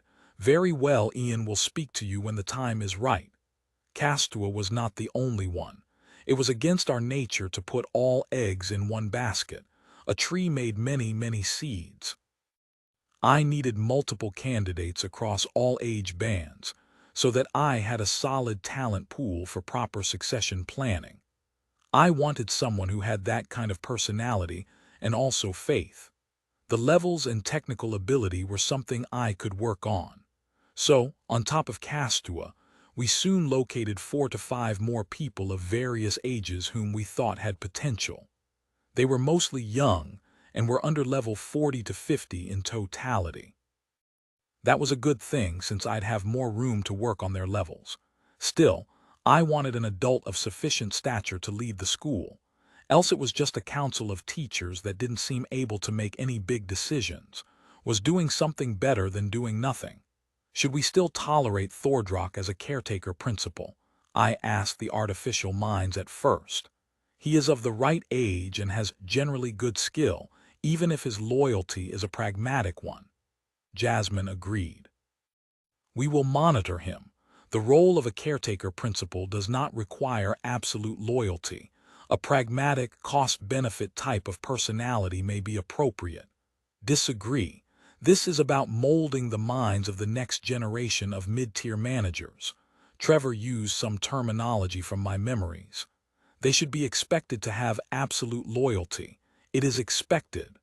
I paused and considered it. In some ways, the risk was rather nuanced. Having a principal with nuanced and pragmatic loyalty may result in students picking up a similar view of loyalty. That was a risk in the long run. But then again, even if I picked a loyal principal, that may not result in loyal future leaders. Would a principal's influence be that pervasive? Was this a false choice? After all, loyalty was a mutable thing. I could, by my own actions, transform someone who was pragmatically loyal into entirely loyal and vice versa. The concept that loyalty was for life surely an impossible thing, unless their minds were constructed in such a way. Were there any other candidates? Those capable and with the right skill sets would not want a task to corral these noble children in the first place. So in a way, this wasn't exactly a coveted job. It was new. If anything, it was more important that this newly set up institution did not fail. I went back to Thordrock again. Do you have any ideas on how to improve the Treasury College? Thordrock paused and then answered. In truth, most nobles do not run their lands alone, and often as merchants, we deal a lot with their adjutants and secretaries. So I believe each noble student should be allowed to sponsor a few of their adjutants. A noble's success, I dare say, is also quite dependent on capable subordinates. That sounded like an officer school, but that was already what the Valthorns Academy focused on. Combat, tactics, and all. But I suppose Thordrock's point was toward the bureaucracy. Currently, in this magical world, paperwork and administration were inconsistent. There were no consistent laws, processes, or papers, and merchants had to navigate all of them, often paying little bribes and incentives along the way. Even now, the entirety of the Freshlands was a complicated mess of laws and regulations, because, in part of laziness and my distaste for this sort of work, and also I didn't want to force the entire country to obey one single set of laws. Each of these segments brought with them different cultural norms, and I had expected to let them run their own kingdom. In the way, a federation delegated certain areas to the states. In that, every noble was a minor master of his own land, and so each of them developed their own versions of the law, so all in, it was a hodgepodge of different rules and regulations. But a lot of these could be smoothed over if the officers and staff of the nobles all communicated, essentially forming a de facto organized, unified bureaucracy. Like trade could be more efficient when there was less paperwork to be filled. There were a lot of low-lying fruits to be made as a whole. Why was the merchant's warehouse located in some inaccessible area instead of somewhere convenient for the convoys? Why were goods not sorted properly? So many mundane areas that needed someone to just spend them time to clean up and organize. Essentially, what Thordrock wanted was to make the merchants' lives easier, supplement the nobles with capable subordinates. It was also a good way to transition from a feudal society to a more modern society, since it maintained the nobles' position as a ruling elite, and yet delegates left decision-making and administration to commoners. It was also a less controversial way of opening up a wide range of education to common folk without unnecessary noble resistance, since these common folk would be tagged to their noble employers. But then, would Thordrock's influence result in administrators that were pro-merchants instead? I decided to look at all the noble subordinates, whether there were any good teachers. This would take a while, too, on top of all the other searches that I'd been doing. The artificial minds needed time to process and assess the nobles, and also the various departmental offices. At the same time, by allowing these administrators to come in, would that not create the noble commoner dynamic that I wanted to avoid? Unless I separated them. But pragmatically, a segregated school was worse. In fact, my initial idea of a school for commoners was essentially elitist because that also implied there was a separate school for elites. The relationship between commoners and nobles could go either way, but in any case, I'd like to see these commoner administrators graduating and eventually run my future commoner's school. It was a rare time where it was good that I was a magical tree. I was seen as outside the whole noble commoner class system. If I was human, I would most likely face greater resistance. Let's do it. So the Treasury College opened up spots for the noble vassals to join. The pitch to the nobles was simple. They needed competent subordinates to carry out the details and the grunt work. Studying together gave commoners insight into the noble mindset and thought processes. I understood this felt like a caste system, but if I wanted to slowly supplant and dismantle the noble structures, I'd have to have a bureaucracy capable of operating with noble oversight and direction. The initial weeks were rocky. There were some incidences of harassment, so I had insisted that no bullying was allowed and used my artificial minds to keep watch. Students were only allowed to fight and attack each other during combat practice. If necessary, I would use my own abilities to break up any fights. The commoners came in many ages. Some were the old servants and butlers of the nobles, strangely chosen to accompany their young masters to school. At first, I thought about whether I should restrict the school by age, but I decided since it was the first year I'd let it go. I would introduce age limits in the later years. Not everyone liked change. Some needed to have it in little pieces, ease them into it. Some preferred a big bang change, but from what I'd observed, change needed to be slow. A big bang change tended to create a larger and more immediate resistance. Slow, gradual change was akin to boiling the frog. By the end of the year, the nobles had mostly accepted the presence of commoners as fellow students, even though most of them still felt themselves as a superior class. It was fine. Boil the frog. Slowly. 57 year 137 he Demon King finally descended. Demon King Rajanaga has arrived. As the rifts predicted, he arrived in the eastern continent and he quickly made his presence felt. The entire eastern continent was in a state of war, as giant, fire-breathing lizards and flying drakes ravaged the entire continent, a time of war. Lausanne is in the eastern continent. At Jura's message to her, Laufen instantly broke down and cried. She's not dead, but she can't get out. Laufen wept, and I could see her feelings through Patrick.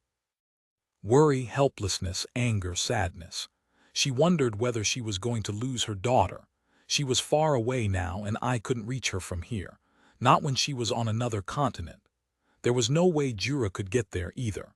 There was no boat or ship fast enough, and unless we had the hero's teleportation array, I couldn't get anyone there.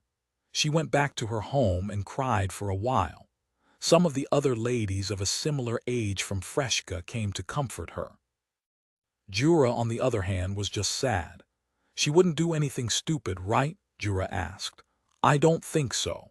Lausanne certainly didn't seem like the type to do anything stupid, but I didn't know how much had changed in the past 30 years she'd been away. She may have changed. Yeah, she won't, Jura said, but I could tell from Patrick's data that he was worried too. But there was nothing much we could do, not when she's on another continent. I could only hope she was wise enough to stay away from actually confronting the Demon King. Very few had done that and survived. The Demon King's presence sent the Rottedlands into a frenzy. More demonic hybrids spawned, and the trade routes experienced more frequent attacks. But for now, the Valthorns and Beetles had managed to hold them back, so the trade routes held. A great relief for our allies who feared for the worst. The expansion and training of Valthorns, priests, and young nobles continued. Just because the Demon King had arrived didn't mean we had to change anything. All right, Demon King spawned. As nobles, what should you do? A lecturer, a former retired mayor, asked the crowd of young noble students. There were some commoners mixed in, too, the attendants. Prepare for war. Well, yes, but how and what? What should you prepare? The lecturer asked. Food supplies are a common one. During demonic attacks, trade routes are frequently disrupted. Some of this was basic common sense, but no one had actually sat down and put together a manual for dealing with demon kings. In some ways, this was a first step to that manual. I also had the instructors write down key teaching points for storage. Bit by bit, my library was growing, even if I didn't get skills for it. Next up is actually village defense. Demonic forces tend to attack places of large populations first. It is said they have an ability to sense living individuals, particularly large numbers. Of course, no one knows whether this is true or they detect large cities by other means. The crowd of nobles went, "Ooh." So, theoretically, it's better to focus defense forces in larger cities, since villages tend to be skipped or only attacked by smaller forces, unless they are so unlucky that they happen to be in their path. The commoners winced at those words, wondering whether those villages would be left to die. The nobles just nodded in agreement. This sounded familiar. I didn't pay much attention to the classes, since no untoward incident occurred. As the borders saw more fighting, I'd awarded more upgraded classes to the Valthorns. For anti-air, I was really quite dependent on my beetles and spiders and also my higher-leveled Valthorns. The Valthorns had many practice rounds against flying foes, and I used my Dream Academy to give them more practice and dream battle experience against aerial foes. Many of them woke up sweating and needed a separate dream for them to rest. Dream Academy allowed me more control over the contents of the dream, though it was still just a set of parameters I could control. I didn't even know what exactly they saw in those dreams until recently. Because Tree Over Mind allowed me to gain an insight to the effects of Dream Academy, the two abilities essentially allowed me to view the dreams in almost real time. There was still a small time lag, but I could see how each and every Valthorn had a slightly different variation of the dream. The dreams itself tapped into their minds to bring up the desired effect. Now, could I essentially stitch their dreams together into a mini-matrix? Patrick. Possible, but I believe that will take up a lot of processing power. But it can be done. I think I can put about 30 people together. Great. Dreams had always been personalized. It was time to go full mini-matrix and inception on my Valthorns. Now, is it possible to create a time dilation effect, such that the dreams feel longer than the actual elapsed time? That would require some kind of super stimulant into their brains, Master. Patrick was frank. Not my area of specialty, but I believe it should be possible to create a sap or chemical that increases brain activity and thus allow them to process more within the same period of time. So, when I called Jura, some of the Valthorns, herbalists and druids, and the senior Valthorns for a meeting, they were rather strange. "That sounds like something quite dangerous, Ian," a senior herbalist responded. "There are some herbs and spices that supercharge the mind, but they tend to leave one feeling exhausted subsequently and can be addictive." Wait, this sounded like dealing in drugs. "I thought Cavio had some of those, relaxants," a druid casually said, and the other druids glared at him. "Oh, never mind. Procure them for me," I declared. Maybe I could use them differently or administer their effects differently. I already had psychedelic dreams. What could go wrong with another different kind of drug-like ability? It was really the dream, I believed, to invent that medical superdrug that significantly heightened one's senses and mind. Nootropics or smart drugs. Perhaps the easier method is to suppress all the other forces that prevent learning and leveling, Master, Patrick suggested. Maybe we can try with just experimenting with a dying man and just maintain their mind. Oh, to do my own brain-in-the-jar experiment. Would a brain-in-the-jar gain levels? Was it still living? Could it hold a soul if its entire body was artificially supported? And what point, if we removed a body, would the body and soul part ways? Like if I just kept the head in the body, would the soul still stay around? Which organ was necessary and which wasn't? Ian, may I inquire what this is for? Faris asked. Obtaining these herbs can be a rather troublesome thing. I don't see why. Am I not above the law of the land? Ah, that is true, but as it is, the planting and cultivation of such herbs are outlawed and most nobles forcibly destroy them due to their damaging effects on societal productivity. Then can you just send it to me instead of destroying them? Indeed, but most nobles would want to know what is being done to them. Have the nobles deliver it to me personally then. I need no more than a few samples to complete my analysis. I will say it is for analysis then. Yes, that is fine. I noticed Faris's mind was still turning. Certain herbs were dangerous, especially for nobles. Some herbs had been used to incapacitate, poison, or weaken nobles, and many nobles viewed such herbs as a threat, so they had been firmly destroyed.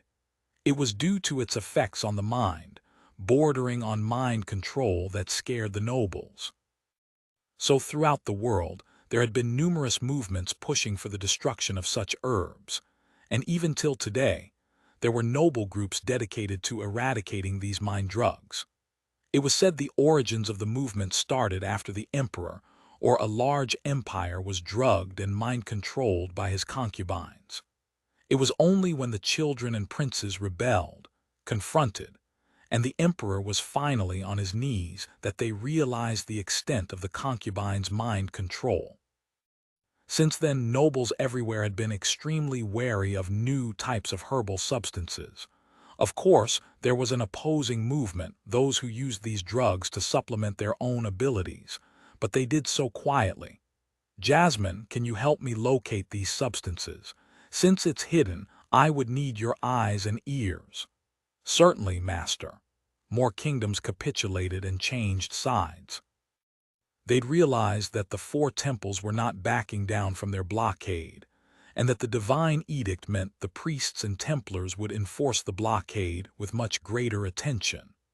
By now, more than two-thirds of the kingdoms on the continent had formally switched sides, including many of the Harrison splinter kingdoms. They were still squabbling and fighting smaller wars with each other, but they were now all formally FFA-aligned nations. It was kind of like I'd become this massive umbrella for all of these little countries, since there were no benefits from staying loyal to the temples. This merely strained the load on the School of Triology further. Already, it was difficult to coordinate my artificial minds and the priests. I couldn't train priests fast enough. The 10 patriarchs and matriarchs were overloaded with administering the School of Triology, and with thousands of young priests and priestesses undergoing training, it was really tough. I tried to assist by appointing more Ionic senior priests to help with the management of the Triology School. Actually, Ian, maybe we should be given some time to, use our skills in a non-school setting. A patriarch actually prayed one day and said, "Oh, you have not been doing that. All 10 of us have been working on the Triology School ever since it started." I paused and considered the issue. Indeed, it had been some time since then. Many of us have abilities and powers, and though we labor hard at work in the school in Freshka, we do dream of visiting our new allies. I agreed. So first, I pulled together the senior priests and those that had performed well. I defined performing well as those that were able to train new priests to a high level and guide them, or priests who were able to perform their social tasks and convert large groups to my cause, without relying too much on material rewards and lies. Even doing this assessment took a month, but eventually I appointed 5 more patriarchs and matriarchs. This time, 3 of them were tree folk, 1 was a centaur, and 1 was a human.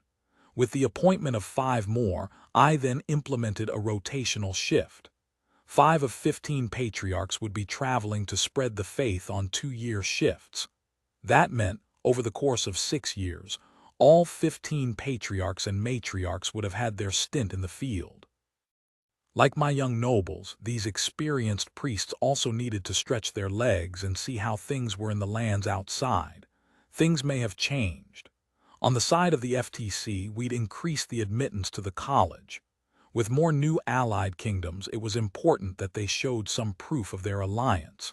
So, essentially, sending their young children to the FTC so far away from their home kingdoms was meant to be this act of trust. It was also leverage. At the same time, we'd expanded recruitment of instructors from all these new allied nations, too, to cater to a growing student population. Freshka, the capital of the Freshlands, was a large university town home to 3 large educational and training institutions. Once this whole setup stabilized, I intended to set up satellite campuses and branch campuses for the School of Triology and FTC, like how Valthorns had mini bases throughout the Freshlands and my allied kingdoms. The Valthorns, being a military wing, always had multiple forward bases for attacks into the Rottedlands or various peacekeeping and social order assignments. These were centered around a main giant attendant tree, a relic of my earlier New Freaka days. The Valthorns always had giant trees as forward bases. They also acted as recruitment centers and training centers for orphanages that were previously under the Valthorns and Valtrian Order's jurisdiction. It was ironic. Not long ago, in the days of New Freaka, I told kings and royalty no special privileges and no special area. Now, I even set up an entire school to brainwash Sari, re-educate their children. Maybe some hero from my world would notice that this entire college setup was nothing more than a glorified luxury-grade re-education and rehabilitation center. I supposed life, even in a world of magic, had a way of playing tricks. Still, the presence of so many young nobles and their entourage brought incredible economic vibrancy to Freshka. Various shops and merchants set up branches and offices to cater to their every whim. Luxury restaurants, luxury goods, tutors and trainers, blacksmiths and craftsmen, all made good money serving young nobles looking to impress and show off to each other. It was also a good way to stimulate the flow of money and trade from these faraway nations to the Freshlands, as these faraway kings and queens would have to send stipends, pay for sustenance, and pay for their servants. Sending money through such long distances in the age of magic still required a network of merchants, people who were willing to trade goods, and so on. Often, merchants would make arrangements to sell goods to kingdoms, and the merchants also acted as their means to remittance agents. At times, it was amusing to read the thoughts of these young nobles. At other times, it was just grating. Still, a school life for the rich and powerful emerged, along with their attendants. Along with it came clubs and little fraternities. Some were on racial lines, like a club for human nobles, a club for elven nobles, a club for tree folks. Most of the smaller, less common races formed a combined club of their own. Also, I made Thordrock as vice-chancellor of the FTC, despite his rather shaky loyalties. I needed someone now, while I still trained my pipeline of future chancellors and gave him a set of guidelines to follow. I rather liked his pitch about unity of the central continent. I'd also put him through a few trips to Dream Academy. I had hoped to merge his classes together, but instead he just unlocked an additional tutor class. It'd take a while, I supposed. Still, he really did start on the whole booze and wine appreciation and tolerance classes. There were even booze, wine, and whiskey clubs, and it seemed battle lines were drawn. The wine club members had nobles from more conservative old families and would view the other two as uncultured. The whiskey club seemed to be more urban wealth, comprising the children of many lords and kings from major trading hubs, while the booze club was more of the rest. I supposed I added to the fire when we challenged all 3 clubs to make the best herbal-infused alcoholic liquor, herbal beer, herbal wines, and herbal whiskeys. As the year drew to the end, the Demon King's destruction of the eastern continent continued. The Demon King resembled a large, twin-headed demon dragon with 2 massive wings, and it had a wide range of elemental attacks. Laufen still asking for more news on Lausanne, but we didn't have many informants, and Lausanne's not contacting us. But I still sensed my connection to the possession of the devoted and the drain on my star mana, so she was alive. The key was really avoiding the Demon King. As long as she continued to stay away from the Demon King, she'd be fine. I told Laufen that much, that I still sensed her presence and that my familiar was still connected to her.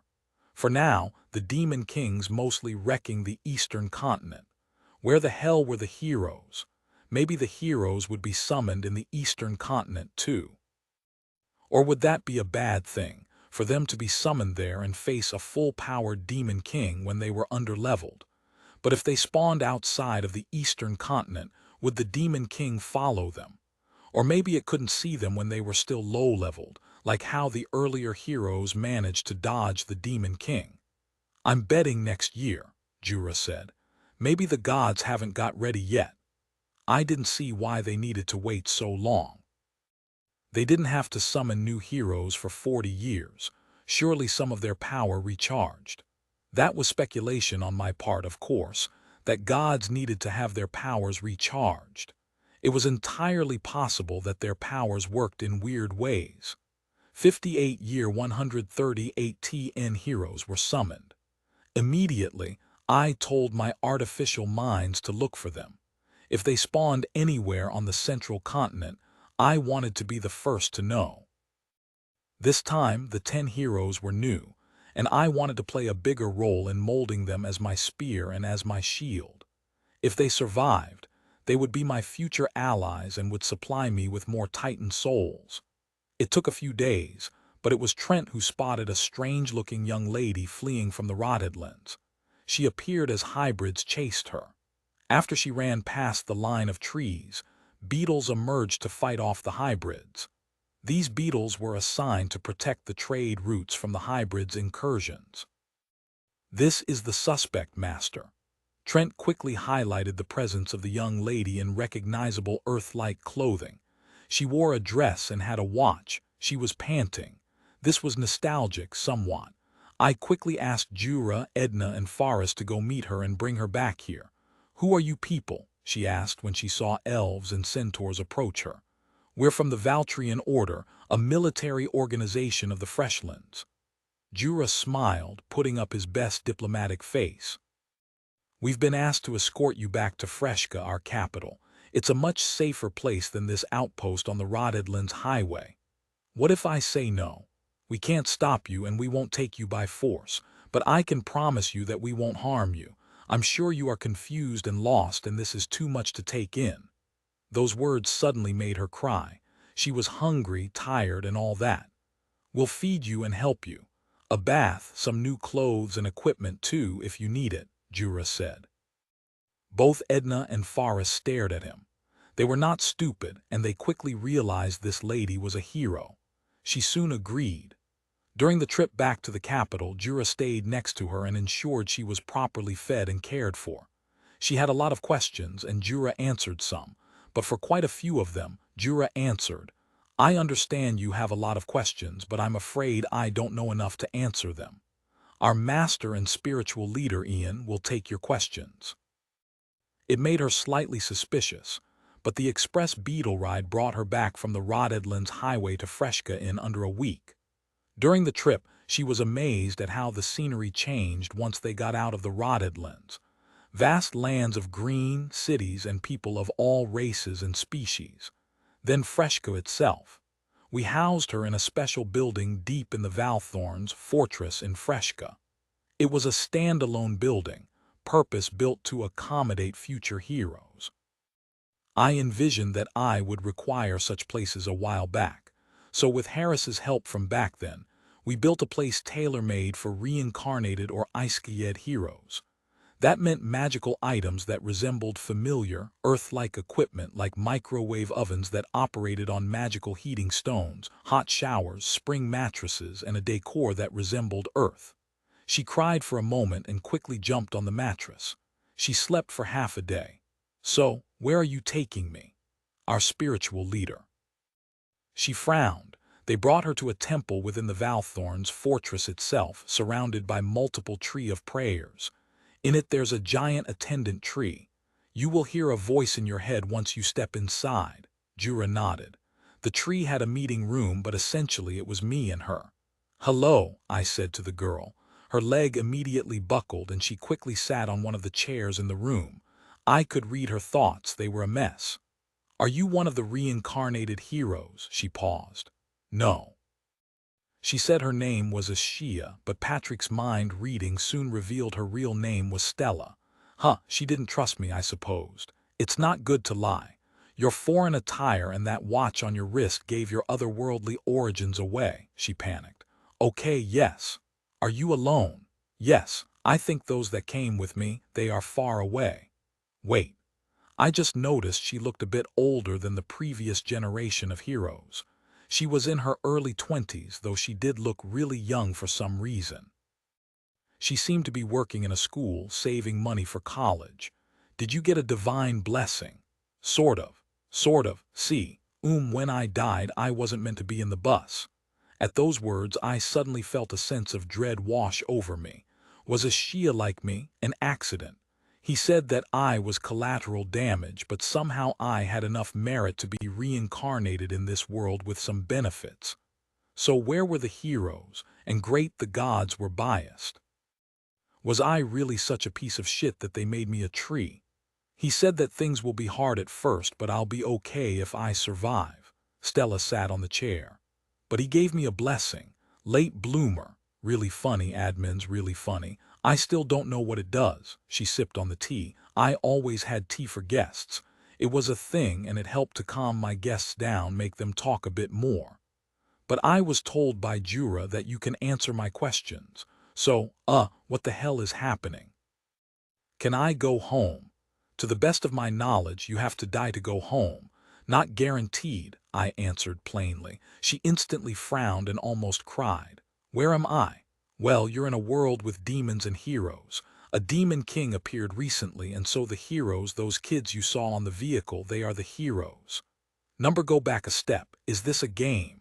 No, as far as I know, this is real, and you've died and now you have been brought here. She was starting to annoy me. Then why am I still in this same humanish body? Can't I get reincarnated as something else? Also, is it better to just die and go back? She said, but I thought her last question was meant for herself. Do you have a class, young lady? I got one while running away, Scout level 1. She wasn't lying. She didn't get the hero class either. Scout was an average class, though it did lead to pretty good upgrades. Do you get to choose your class as Shia? No, I just got it. I can say no, though.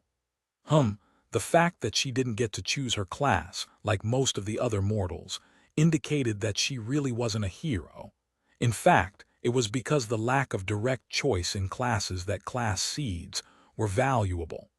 Most mortals and locals had to keep doing a particular ability, and pray the system somehow granted their desired class to them. The ability to get a particular class just by eating a fruit was really awesome. That said, for the common classes, the system was very generous and had been seen to grant them out frequently. Do you want your class? Yeah. You're not a hero, and as far as I know, there are no ways of going back unless you die. So the question is, what do you want to do in this world? Ashia sat and couldn't answer. I don't know, really. It's not like I had the time to figure out what I want to do with my life when I'm running from weird monsters. Now I'm talking to a big magical tree that speaks to me in my head. I know nothing at this point, so how can I even decide? The lost soul, how quaint. It was certainly annoying that those who did not have the gods' blessings were lost and clueless. Those who were heroes were driven by divine compulsion. Well, ask away. I'll try to answer what I can, then perhaps you can think of where you want to go. Can I be a god? Ashia asked immediately.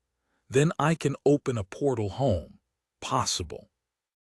The domain-type skills seemed to suggest that was very possible. Do you know what kind of magic brought me here? No, but if I were to guess, divine magic, as far as I know, only the gods can send someone so far. As far as you know, Ashia sat. How long will I live? Without magic, your mortality is unchanged. With magic, maybe up to 300 to 500 years. Can I get classes based on what I know back home? Possible. In fact, you should certainly try it. The heroes generally get classes from the gods with little choice of their own. I was honestly giving a tip. Then I want to be a master chef, she said. I want to eat good food and make good food, and I want a restaurant. I'm gonna be more famous than Gordon effing Ramsay. Then I'm gonna have a restaurant that travels the world, and then I'm gonna have a magical door that leads me back home. I certainly applaud your imagination. I'm joking. She sagged, her boost to high energy vanishing abruptly. I don't know what I want, actually. How many classes can I get? Humans generally can have up to 6 active classes, but I'm not sure whether that applies for otherworlders like yourself. Perhaps you can get more. Since I'm not a hero, will you still feed me and let me stay here? Good question. I did intend for the housing to be designed for heroes, but here was an earther who wasn't a hero. Kind of like me. Possible, of course. I'm really stuck here, aren't I? And I was just looking forward to college. You know what? We have 3 schools here. The Valthorn Military Academy, the School of Triology, and the Freshlands Treasury College. Seriously, the girl frowned and then laughed. Sorry, those are quite stupid names, couldn't help myself. Never mind. If you are interested, I'll ask one of the Valthorns to give you a tour. I mean, would you rather be outside? Okay, she perked up. But I think I'll just go to the academy and the Treasury College. Being a priestess is so ugh. I would later discover that my tea's effects on her behavior was a lot more pronounced than I had expected. I heard from Ian that you're not a hero, Edna said quite plainly, and Ashia just paused. I didn't know that was possible. To think the gods could err, some of the Templars would kill you the moment they know about you. Ashia's face paled. But worry not, as of this moment everyone thinks you are a hero, and I've been designated as your bodyguard and guide. Edna shrugged. Oh, I'm sorry for causing you such trouble. Ashia's emotions suddenly crashed. Edna paused. She wasn't expecting that response. There was a period of silence. Both of them didn't say a word, but eventually Edna had to do her job. Here's some protective charms and items. This is a defensive shield ring, and this is an anti-poison weapon. This is a small druid summoning charm that calls for animals nearby to come to your aid. Ashia still looked apologetic. It's all right if you don't want to help me. Edna ignored it. These charms are not powerful, but they will keep you alive if something happens. Really, it's all right. Was she emotionally all right? Let's go on the tour. I don't want to go now. Edna paused. Sorry, I want to just stay here. Edna was told not to push her too hard, so she shrugged and just let her sit there. I told her to send her back to me for a little trip into the biolab. Ashia, or Stella, had a normal physique, at least from what little I could see, but it was clear within a few weeks of her stay in Freshka that she was, at random triggers, suddenly turned emotionally unstable and had episodes of depressive behavior. The tea helped to make her calm and seemingly normal for a while, but then it would later cause an emotional crash. I had thought I could send her to one of the colleges, but then I thought she needed something else. I didn't quite know how to help her. The locals generally had rather positive mental outlook. They were quite hardy and seemed to be able to take some degree of abuse and suffering, so it was possible to use my powers to make them stronger. Those who were young had been constantly guided by the influence of my trees and my energies, so the degree of correction I needed to do for those exposed to me usually were minor. For Ashia, my issue was that I feared that directly interfering with her mind, or lacing her with all kinds of drugs and saps, or using dreams to change her would possibly be counterproductive or trigger other kinds of issues. She seemed rather far off base that I wasn't sure whether my usual means of alteration would work. It was like trying to mentally correct a bloodmage.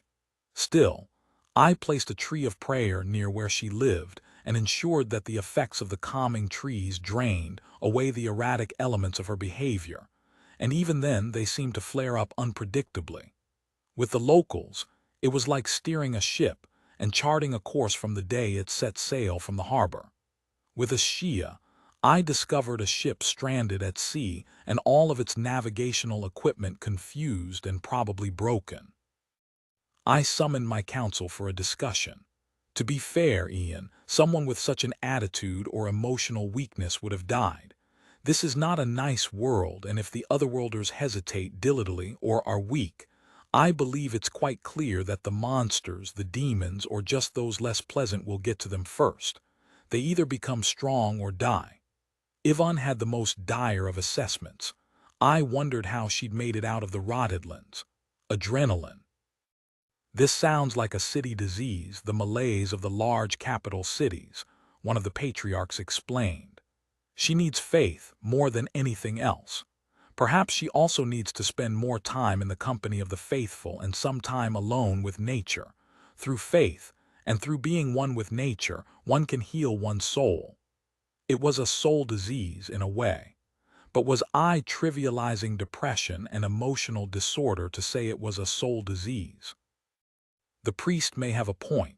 There were multiple ways one could achieve a step out, or at least make an improvement. I needed a psychologist and a psychiatrist, or at least someone I could consult who had a more modern perception and understanding of this issue. They may sound sensible, but who knew whether their suggestions may be counterproductive? I was essentially trying to deal with modern problems, but with magic and skills. I may get it very, very wrong. Are you trying to make me better? Ashia asked randomly. I paused, and it was then I could read her jumbled mess of thoughts. No, not really, just trying to understand what's happening. Good, everyone thinks they can make me better. Ashia fidgeted and moved about. But maybe I don't want to get better. She was stuck in a hole, and she thought she didn't want to get out. Meanwhile, the devastation in the eastern continent continued. Though the heroes had been summoned, our weakening contacts seemed to suggest that they spawned on the other continents instead. If the Demon King started moving, it may pass by the central continent, and that would be bad for me. The Demon King, the twin-headed dragon demon, seemed content to dominate the eastern continent.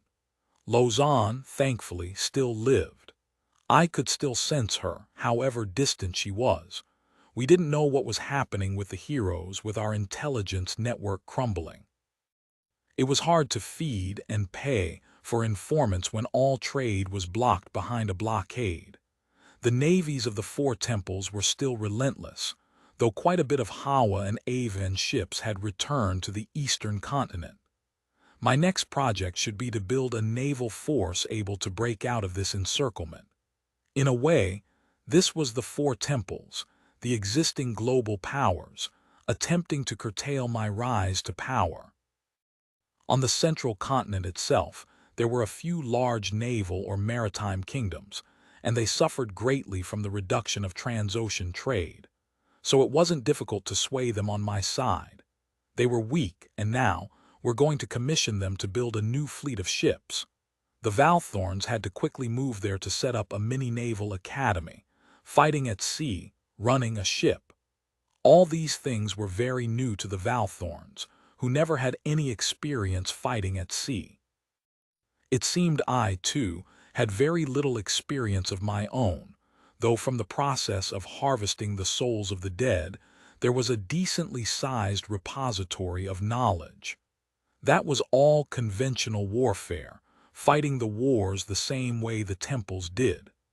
At the same time, I was thinking, how can I do this Navy thing differently? Would it be possible to build Walker-class battleships, with long-range bombardment abilities, or large living ships that hosted a swarm of flying beetles or animals, like a mini-aircraft carrier? Essentially, the Navy must act as a limb, a means of force projection to bring the battle back to the four temples' homelands. In the same way, they could be used to push and suppress demonic forces in distant lands. Or could I have floating trees? Living, floating islands like a massive Zaratan. I would like to find turtles massive enough to carry my trees. Turtle trees would be like amphibious carriers, wouldn't they? Was I contributing to the escalation? The locals escalated this war with the hex bombs.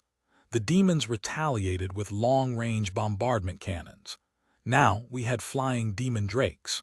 The next step should therefore be more long-range weaponry and space-based weapons, or mobile sea fortresses able to punch through the blockade and keep it open. But even if I broke the blockade, the countries outside on those other continents, they would refuse to trade with me. What could I offer them with me being so far away that could sway their views? A big gun. Once I did have a large naval fleet, would I be able to force them to open up gunboat diplomacy style? In this game of magical geopolitics, was peace ever an option? A big gun was necessary, even if just to force them to the discussion table. 59-year 139T, he heroes made the journey to the eastern continent. This was propaganda, at least. Miss Stella, oh great, you're there. Where are you? Are you all right? One of the heroes asked via a long-range spell, some kind of secured messaging spell service. Ashia or Stella was surprised, but she somehow quickly put on a face. Oh, nice to see you again, Tom. How are you? At this point, Patrick's mind reading revealed more information. She knew most of the kids that died with her. She was an administrative assistant at the teenagers' school. She was acting the role of the nice, supporting administrative teaching assistant. I'm good, I think. Are all of you together? I could sense her forcing herself to make this conversation. Oh, some of us are in the southern continent and some of us are here in the north. But we're all planning to meet in the eastern continent. We're heroes after all, so we've got to do what we came here to do. That's good. Miss Stella, actually we just wanted to check whether you're okay. I mean, after that time with the gods, we, parted ways. Where are you, Miss Stella? I'm actually in the central continent in the city of Freshka. The cursed continent, are you sure it's safe? Are they doing something dangerous or harmful? I hear they eat children there. The heroes quickly said, ah shit. What kind of propaganda had the temples been feeding the heroes? Stella smiled. I could sense she was forcing herself to do it, but she was also quite good at acting. Really? Yeah, you should get out of there, the heroes said. It's not safe for you. Oh, Stella pretended she didn't understand the problem. I feel maybe I'm in a safe part of town. I should be fine. Where are all of you going? Are you safe? We're fine. We're going to fight the Demon King and we have all these powers. We've been fighting some regular monsters for a while and we're strong. Ah, is that so? Good luck. Okay. Take care, Miss Stella. We'll come and get you once this is all over. All right. Goodbye. Ashia breathed a sigh of relief once the magical video call faded. She quickly curled up back in her bed. That act of hers consumed quite a bit of her mental energy, and she needed a nap. How she even managed to hold a job at a school was still a strange thing to me. The quality of news we received from the other continents steadily declined. We're just getting generic news snippets, propaganda, and such. Things that we could gather from a typical inn or tavern. The heroes arrived in the eastern continent after a month-long magically assisted journey and began fighting the flying demons. By now, rumor said the eastern continent had lost 50% of its population to the demonic attacks, and another 20% had been driven into hiding, living in underground networks. Again, really, was this propaganda? It's not really our problem, is it? The nobles of the central continent said in a meeting, we formed another council of sorts. Personally, I'd like to call them the Nation of Tree Friends, but they were not actually friends, just temporary allies due to targeted abandonment and neglect by the four temples. If the Demon King stays on the eastern continent, that's good for us. We have our own problems to deal with, and now with the blockade, there's even less reason for us to care. They've targeted us, so why should we volunteer any assistance? A fair sentiment, one which I felt for. Some of the nobles delighted in the fact that the Demon King kept its domination on the eastern continent. They felt like this was punishment for their actions. When the central continent faced Demon Kings, did the other continents extended their aid? The nations that did, I can count them less than my branches, a treefolk noble complained. Treefolk nobles were strange existences. They resembled Minotrints, and they were quick to switch allegiances to me once it was clear that the temples no longer wanted to help them. A strange moment of speciesist behavior, even if it's in my favor. So, let the eastern continent burn. I feel for the period, but the decisions of the rulers have consequences. Was this what it felt like to watch a terrible war unfolding across the sea? It was a bit like me watching an attack on foreign soil on television. It wasn't my problem. Too bad for them and served them right. It had been a few years since the FTC started, and we finally had the first batch of graduates. It took a little longer than expected, but the star student was a young noble from the northern part of the central continent. A young mixed dwarven man, he started the program as a level 3 lordling, and ended the course with level 19 lord, level 6 knight, and level 10 merchant.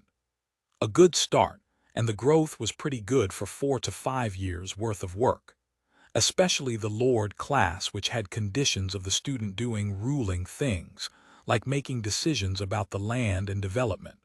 Still, I wondered how the experience seed worked when one had multiple classes.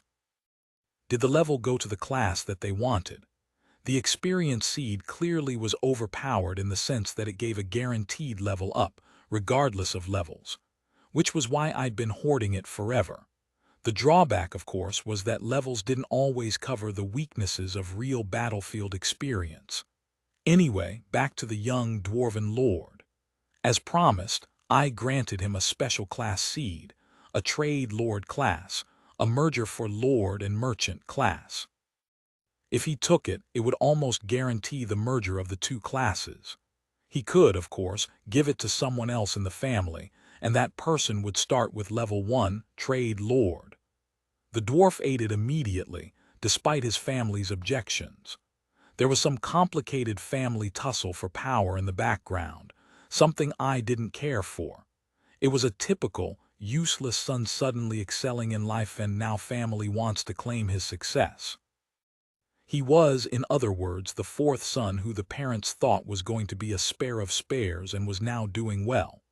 After his graduation, he approached Cavio and the Freshkin councils. I'd like to work for the council and manage land on Freshland's behalf, instead of attending to my family's holdings. They couldn't decide, since matters of land assignment, especially new lands, were usually my prerogative. I approve of being a knight, achieving merit in combat, and have the king award some new piece of land. I supposed I made the family drama worse, but some internal competition was always necessary. It's a shit job, Edna said to Faris.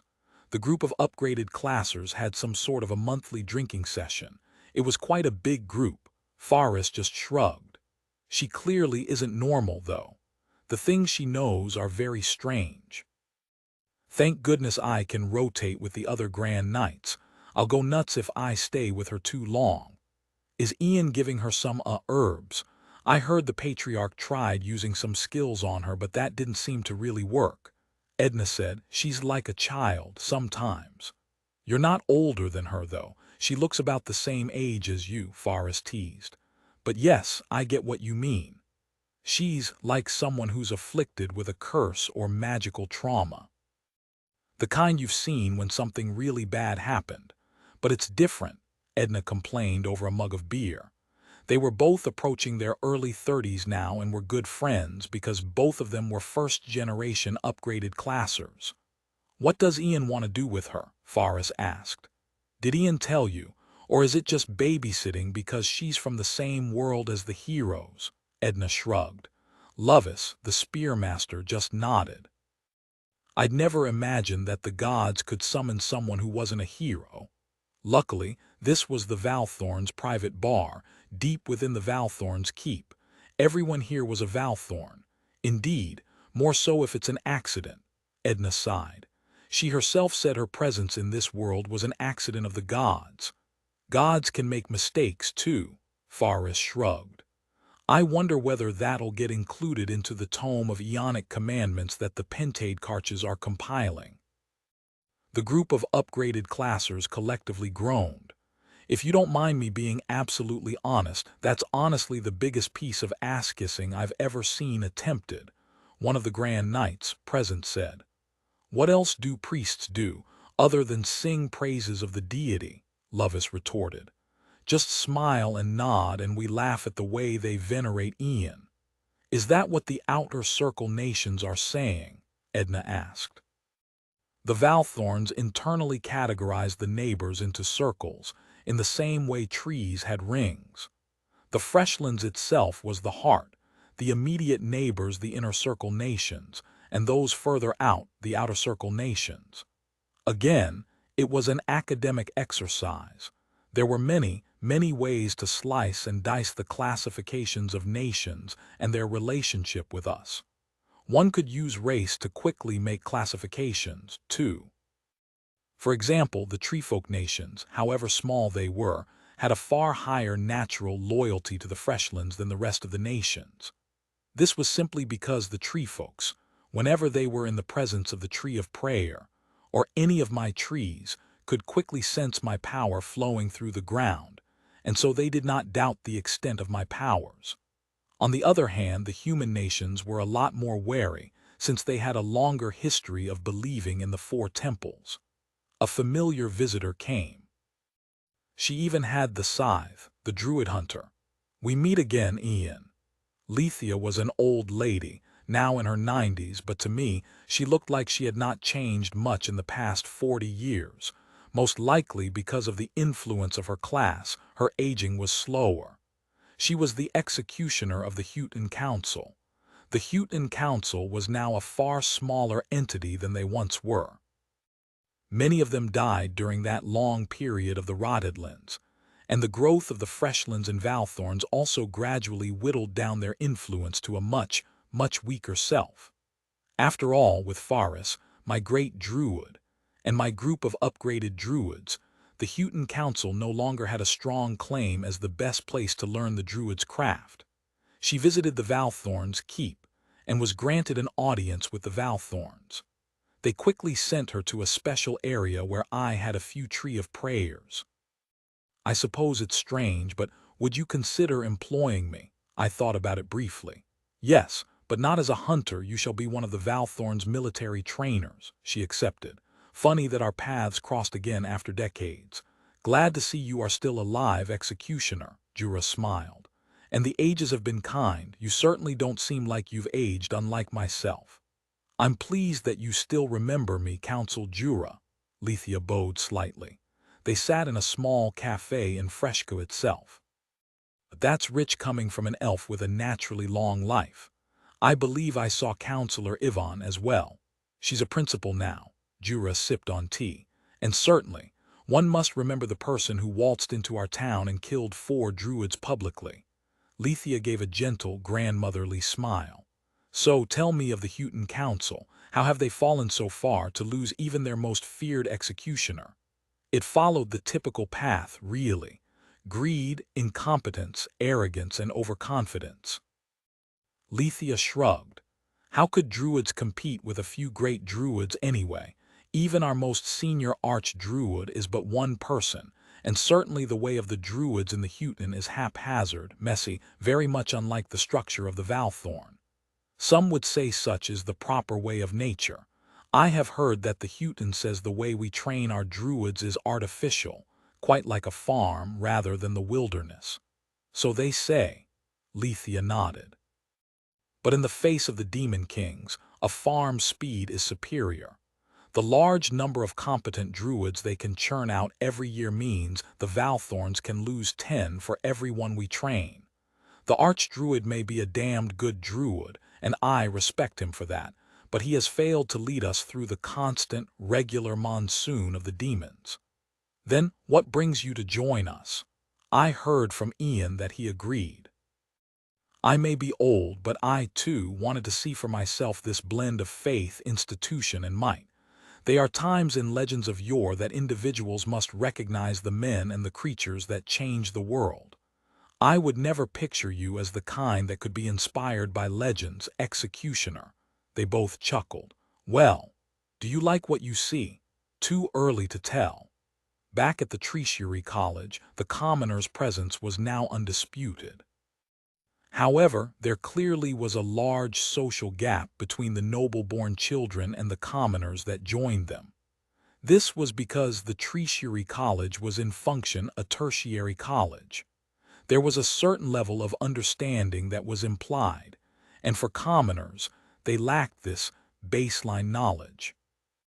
Unlike the Valthorns, who were educated from young, and unlike the priesthood, where the priests themselves did the task of educating them on the ways of faith, the FTC went right into management, military affairs, and economics. Quite a large bunch of the commoners who enrolled didn't even know how to write, so they couldn't even self-study if they wanted to. Most of them, as they were sponsored by the nobles, also had to run errands for the nobles, so the amount of studying time they had was actually very limited. Some didn't know things like mathematics and had limited knowledge of the world outside of their tasks. When I opened up the slots for commoners as well, it seemed most of the nobles just nominated and sponsored their minders to help them. In some cases, some nobles appointed minders who knew how to read and write so that they could take notes. In most cases, though, the nobles generally just appointed either bodyguards who knew how to fight or just regular maids. This wasn't the intention, of course. I wanted an administrative class, a bureaucracy. These commoners struggled really hard. In a way, they reminded me of my friends who had to work full-time jobs and study part-time. Sure, there was some learning, but somehow it was just not as effective or immersive as a full-time education. It didn't help that the trainers themselves were so used to educating nobles that some didn't even bother helping their fellow commoners. So this gap in output also created and amplified the sense of superiority that the nobles had. I had to intervene, so I quickly demanded that Thordrock added commoner-specific remedial classes meant to teach them the basics of reading, writing, language, and math, which he did.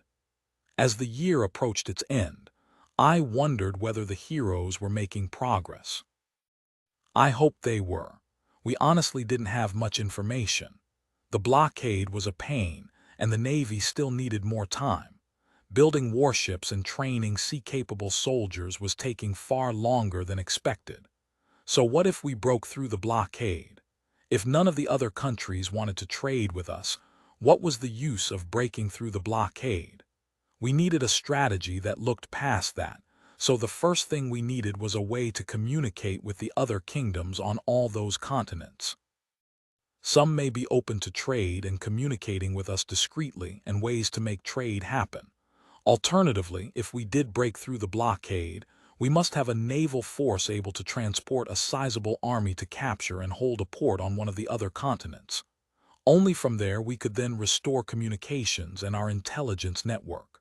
On a fine day, near the end of the year, Evans Lake has died. You received a fragment. Agnes Ang has died.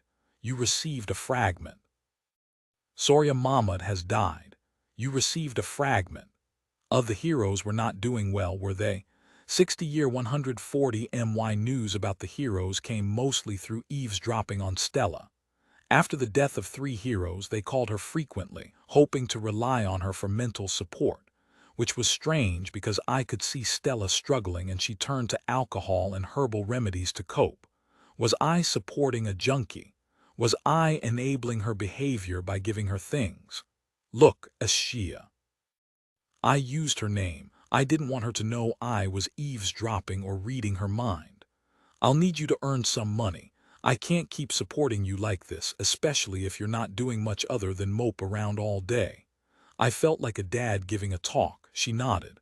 All right, what can I do? I can teach, I suppose. Will that work? Number, did you do any work in your past life? I had to pretend I had no idea what her background was. I was an admin assistant. All right, then you can do paperwork. The Freshlands Treasury College needs someone to tabulate results, handle time schedules, and manage logistics. I'll have you work on that. Then MYUH bodyguard, good point. What sort of paperwork could be done by someone where they didn't need to interact with others? Research, Trevor suggested. She may assist with documentation of research results. I proposed this to Ashia, and she made a trip to one of the biolabs. She quickly moped out of there. I'm not doing this job. That lab is way too scary. What's with all the beetle limbs floating around in various green vats? Even if I'm not afraid, I'll be too nervous to even work. I mentally sighed. How's your maths? Average. What are you good at? Computers, they don't exist in this world, do they? Can you do art? She paused. I could. Then you will do paintings and design. The Valthorns will pass you the materials and requirements, and you can do posters and picture design. Oh, okay, finally. She was average at the whole painting thing, but it was good enough for the Valthorns posters. She made a "We Want You" poster as part of the regular Valthorn recruitment flyers. At the very least, she would be paid. Miss Stella. Tom was on the magical call again. Oh, hi. Stella was working in a painting studio on the next recruitment poster. She quickly put on a smile instead of her usual resting bitch face. This Demon King thing, it's really hard. Tom sounded really depressed and sad. But I keep hearing these voices to tell me to go on. I feel like my body's not listening to my mind. Oh dear, that sounds really bad. If that was her attempt at empathy, I thought a certain car show host could do better. I sometimes keep thinking of them, but somehow I couldn't remember. It's so weird. Tom cried and wept. Then he looked like he had one of those mind attacks again. Stella didn't know how to react. She wasn't good at this kind of thing, so she said nothing. Tom suddenly woke up as if it never happened, and the conversation went elsewhere. We're all about level 70 to 80 now, but we're still not good enough for the Demon King. We kept fighting its larger demonic dragons, but so many people are dying. Stella was silent, almost like a statue. We're going to try, though. So many people depend on us to slay the Demon King. That sounded so familiar. At some point, all these heroes really sounded the same. I wondered whether I'd ever meet a hero that could resist the influence of the gods. That would be something, I thought, the powers of a hero, yet without their influence. Good luck. Stella forced it out of her mouth, and somehow she managed to smile. Thanks, Miss Stella. Hang in there already. We'll come and get you once we slay the Demon King. They somehow turned positive again, as if they were entirely different persons. Stella noticed it, of course, but she didn't say a word. In her mind, the first thing wasn't God's influence, but instead, did Tom have bipolar disorder? There were about 10 seagoing kingdoms building new warships, ships that we hope to use someday to break the blockade. The Valthorn's Naval Academy was new, and though I had the ability to bestow captain, admiral, pirate, or privateer classes, there was a huge body of knowledge about navigation, about logistics of a navy, which we took and adapted from the existing maritime kingdoms. With intercontinental trade absolutely dried up, some of the merchants had turned to piracy. This was especially true in the nations further away, where my eyes were limited. This created a negative feedback loop, since piracy increased the cost of business and made the business of merchants even more unviable, which drove even more sailors and captains into piracy. I met many pirates. More like I'd spied on many pirates. Many of them were just plain criminals. They wanted money. Some were driven down a path of desperation and couldn't get out of piracy. The Valthorns were stretched thin, especially the upgraded classers. I had about 100 upgraded classers, but the central continent had many more kingdoms.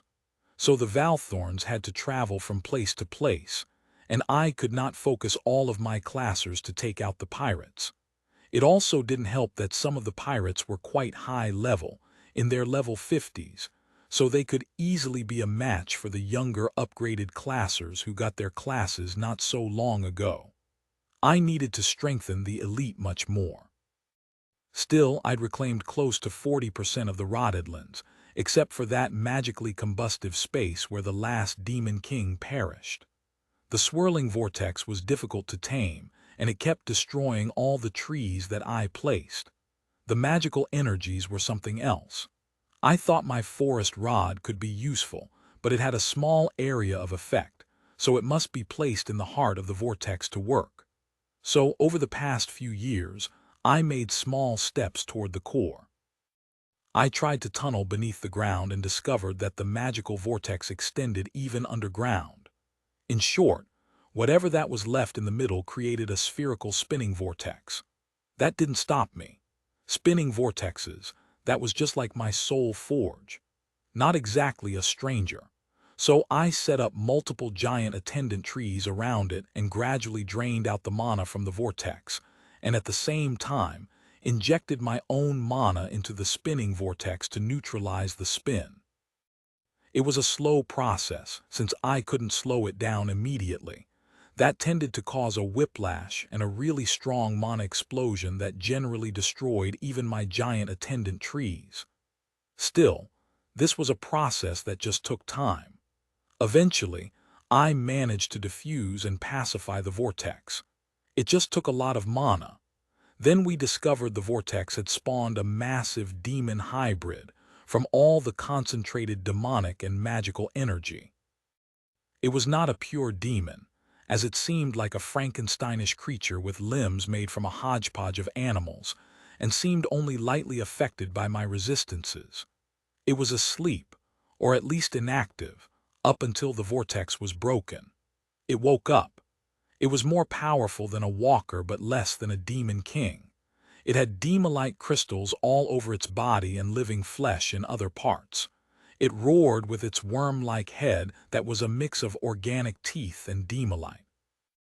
If the gods that spawned monsters were experimenting, this seemed like it. I immediately called on my Valthorns and my elites to intercept while I used my abilities to slow it down. I could tell it was working, a bit. It wasn't a pure demon, so it suffered less from my extensive anti-demon perks. Ian didn't say there was a monster inside. There were already a small crew of Valthorn elites when we cleared the vortex, but they were insufficient. It had 3 long tails made of a mix of tree roots and demonic spikes, each capable of independently attacking any nearby enemies. I unleashed my root strikes and it weakened it slightly. Then I used Constrict. Constrict worked a lot better since it had various mana-draining qualities. Still, it struggled and struggled. It broke free once. Then I had to use my abilities again to bring it down. It struggled. It fought. I added more giant trees to the area to strengthen my abilities. It weakened. Then it pulsed. It felt nostalgic. It was going to explode. I used more Constrict and more steelwood barriers. I needed to drain away the core from exploding. My vines and roots pierced its body like tentacles attempting to reach a reactor core that was about to go off. I drained it of its mana as much as I could take and vented it out in the surroundings. Patrick and the artificial mines helped. More vines covered the body of the hybrid demon. It was still going to blow. I quickly told the Valthorns to retreat. It blew up, but only a small explosion. The power behind the explosion was mostly drained away by my vines. The explosion didn't destroy everything. What was left was a massive reddish crystal mixed with streaks of other colors. Tainted demon crystal core, a curious mix of demonic and native energies. The center of where the demon king fell reclaimed, there was demolite in smaller quantities. Thankfully, it didn't all ignite in a chain reaction when it blew up. The crystal sat unused in my materials lab and magic. I had to run more experiments on it. It was an unstable magic core. It had a lot of potential, though. I just needed to figure out a way to use both of its energies simultaneously, since the crystal only released the blended version. Could it be a color for my soul forge once I'd managed to control it? I placed it deep within my labs in the Valley of the Unrotten for further experiments. The heroes fought the demons many times and they were gaining levels, but it seemed that the Demon King was still too strong for them. Naveen Frog has died. You received a fragment. Ellen Askaz has died. You received a fragment. Another 2 more died in the fight against the Demon King. That was our 5th encounter with the Demon King. Naveen and Ellen stayed back to delay the Demon King so we could escape, Tom said to Stella. We won't let their sacrifice be in vain. It must be hard losing your friend, Stella nodded. Yes, but we've come this far. We're almost level 100 now. I can feel that our victory is not far away. Some of us have unlocked our full Star Mana powers. Once all of us do, we'll take the fight back to the Demon King. I see. Then we'll come and find you and free you. That won't be necessary, Tom, Stella said. Enjoy yourself after the fight. I mean it. Stella didn't want to deal with them at all.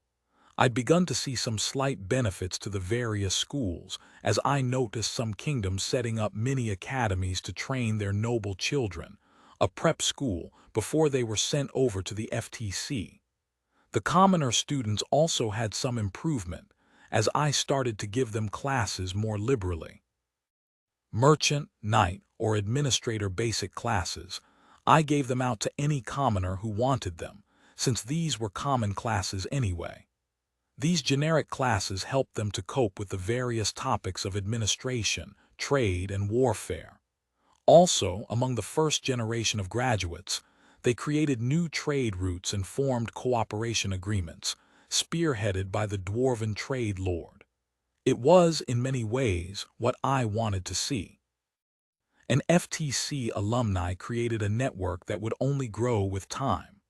This was a necessary step to bypass the old ways of networking and introduction that relied on royal events and also religious gatherings. Most graduates left the college with a favorable view of the Freshlands and me. That was important, because the initial goal was to strengthen the culture of the Freshlands.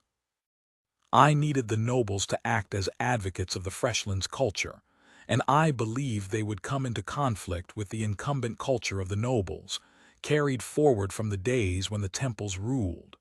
Still, this was the new wave, and the many of the savvy nobles were quick to get on my side. Really, culture was this strange thing. Sometimes it could change quickly, sometimes really slowly.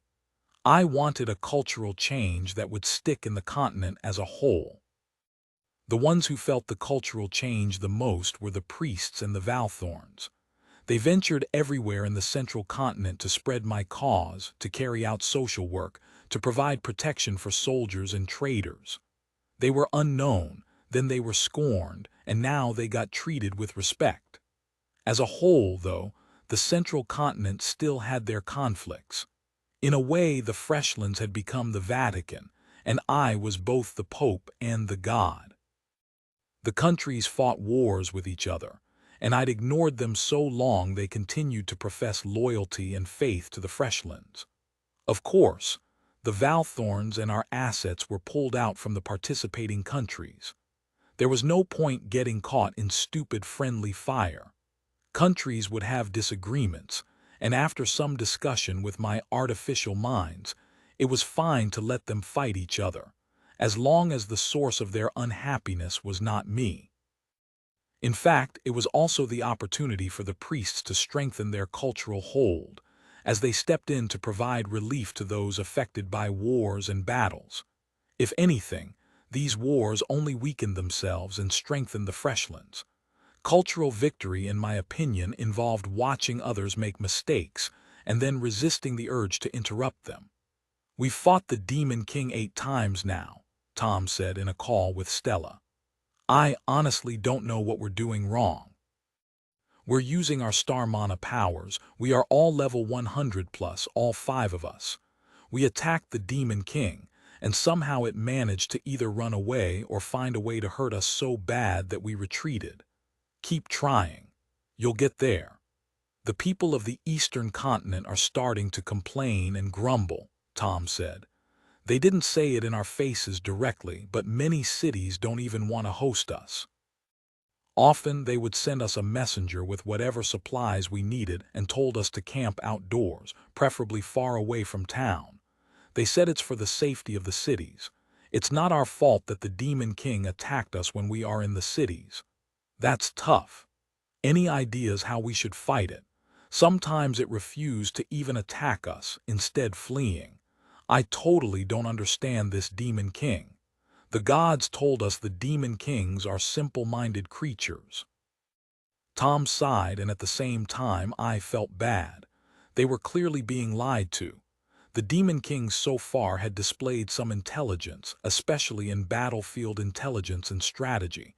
It wouldn't be a surprise if they actually were sentient if they were a step above the demons I'd met. Stella shrugged. I'm not one for violence. Maybe we should lure it, we need something. Wave a big stick at it and say, come here. Yeah, maybe we need a way to lure it, Tom answered his own question. Maybe with a lot of star mana. Another hero jumped in. How do we do that? Make a big beacon in the sky to tell the Demon King we're here. I thought it could already see us. Why would it even respond to our lure? Stella just sat there and waited. The remaining heroes started to talk among themselves. The surviving 5 were Tom, Jason, Ryder, Adam, and Rick. Strangely common names compared to those that died, but I wasn't going to challenge it. Maybe they used a nickname instead of their real names. They talked about various strategies with Stella sitting there. They clearly had a poor sense of information security risk. Stella got bored at one point, so she intervened. Guys, I've got something to do. Can you kick me out of this conversation? She didn't. She just wanted to have a nap. Ah, sorry, Miss Stella. We got carried away in our anti-Demon King plan. The year was coming to an end. Did it normally take so long for the heroes to kill the Demon King? Didn't they take a year or two? Then Thomas Ragash died. Jason Statek has died. Ryder Flinish died. Adam East-West died. Ricky Roller died. You received 5 fragments. Wait, did the Demon King die? I waited for 2 days, nothing. But that was a total of 10 heroes dead. The Demon King lived even though the heroes died, and this was a new batch of heroes. Did this mean the gods would summon a new set? What would happen now? The Demon King no longer had any heroes to fear.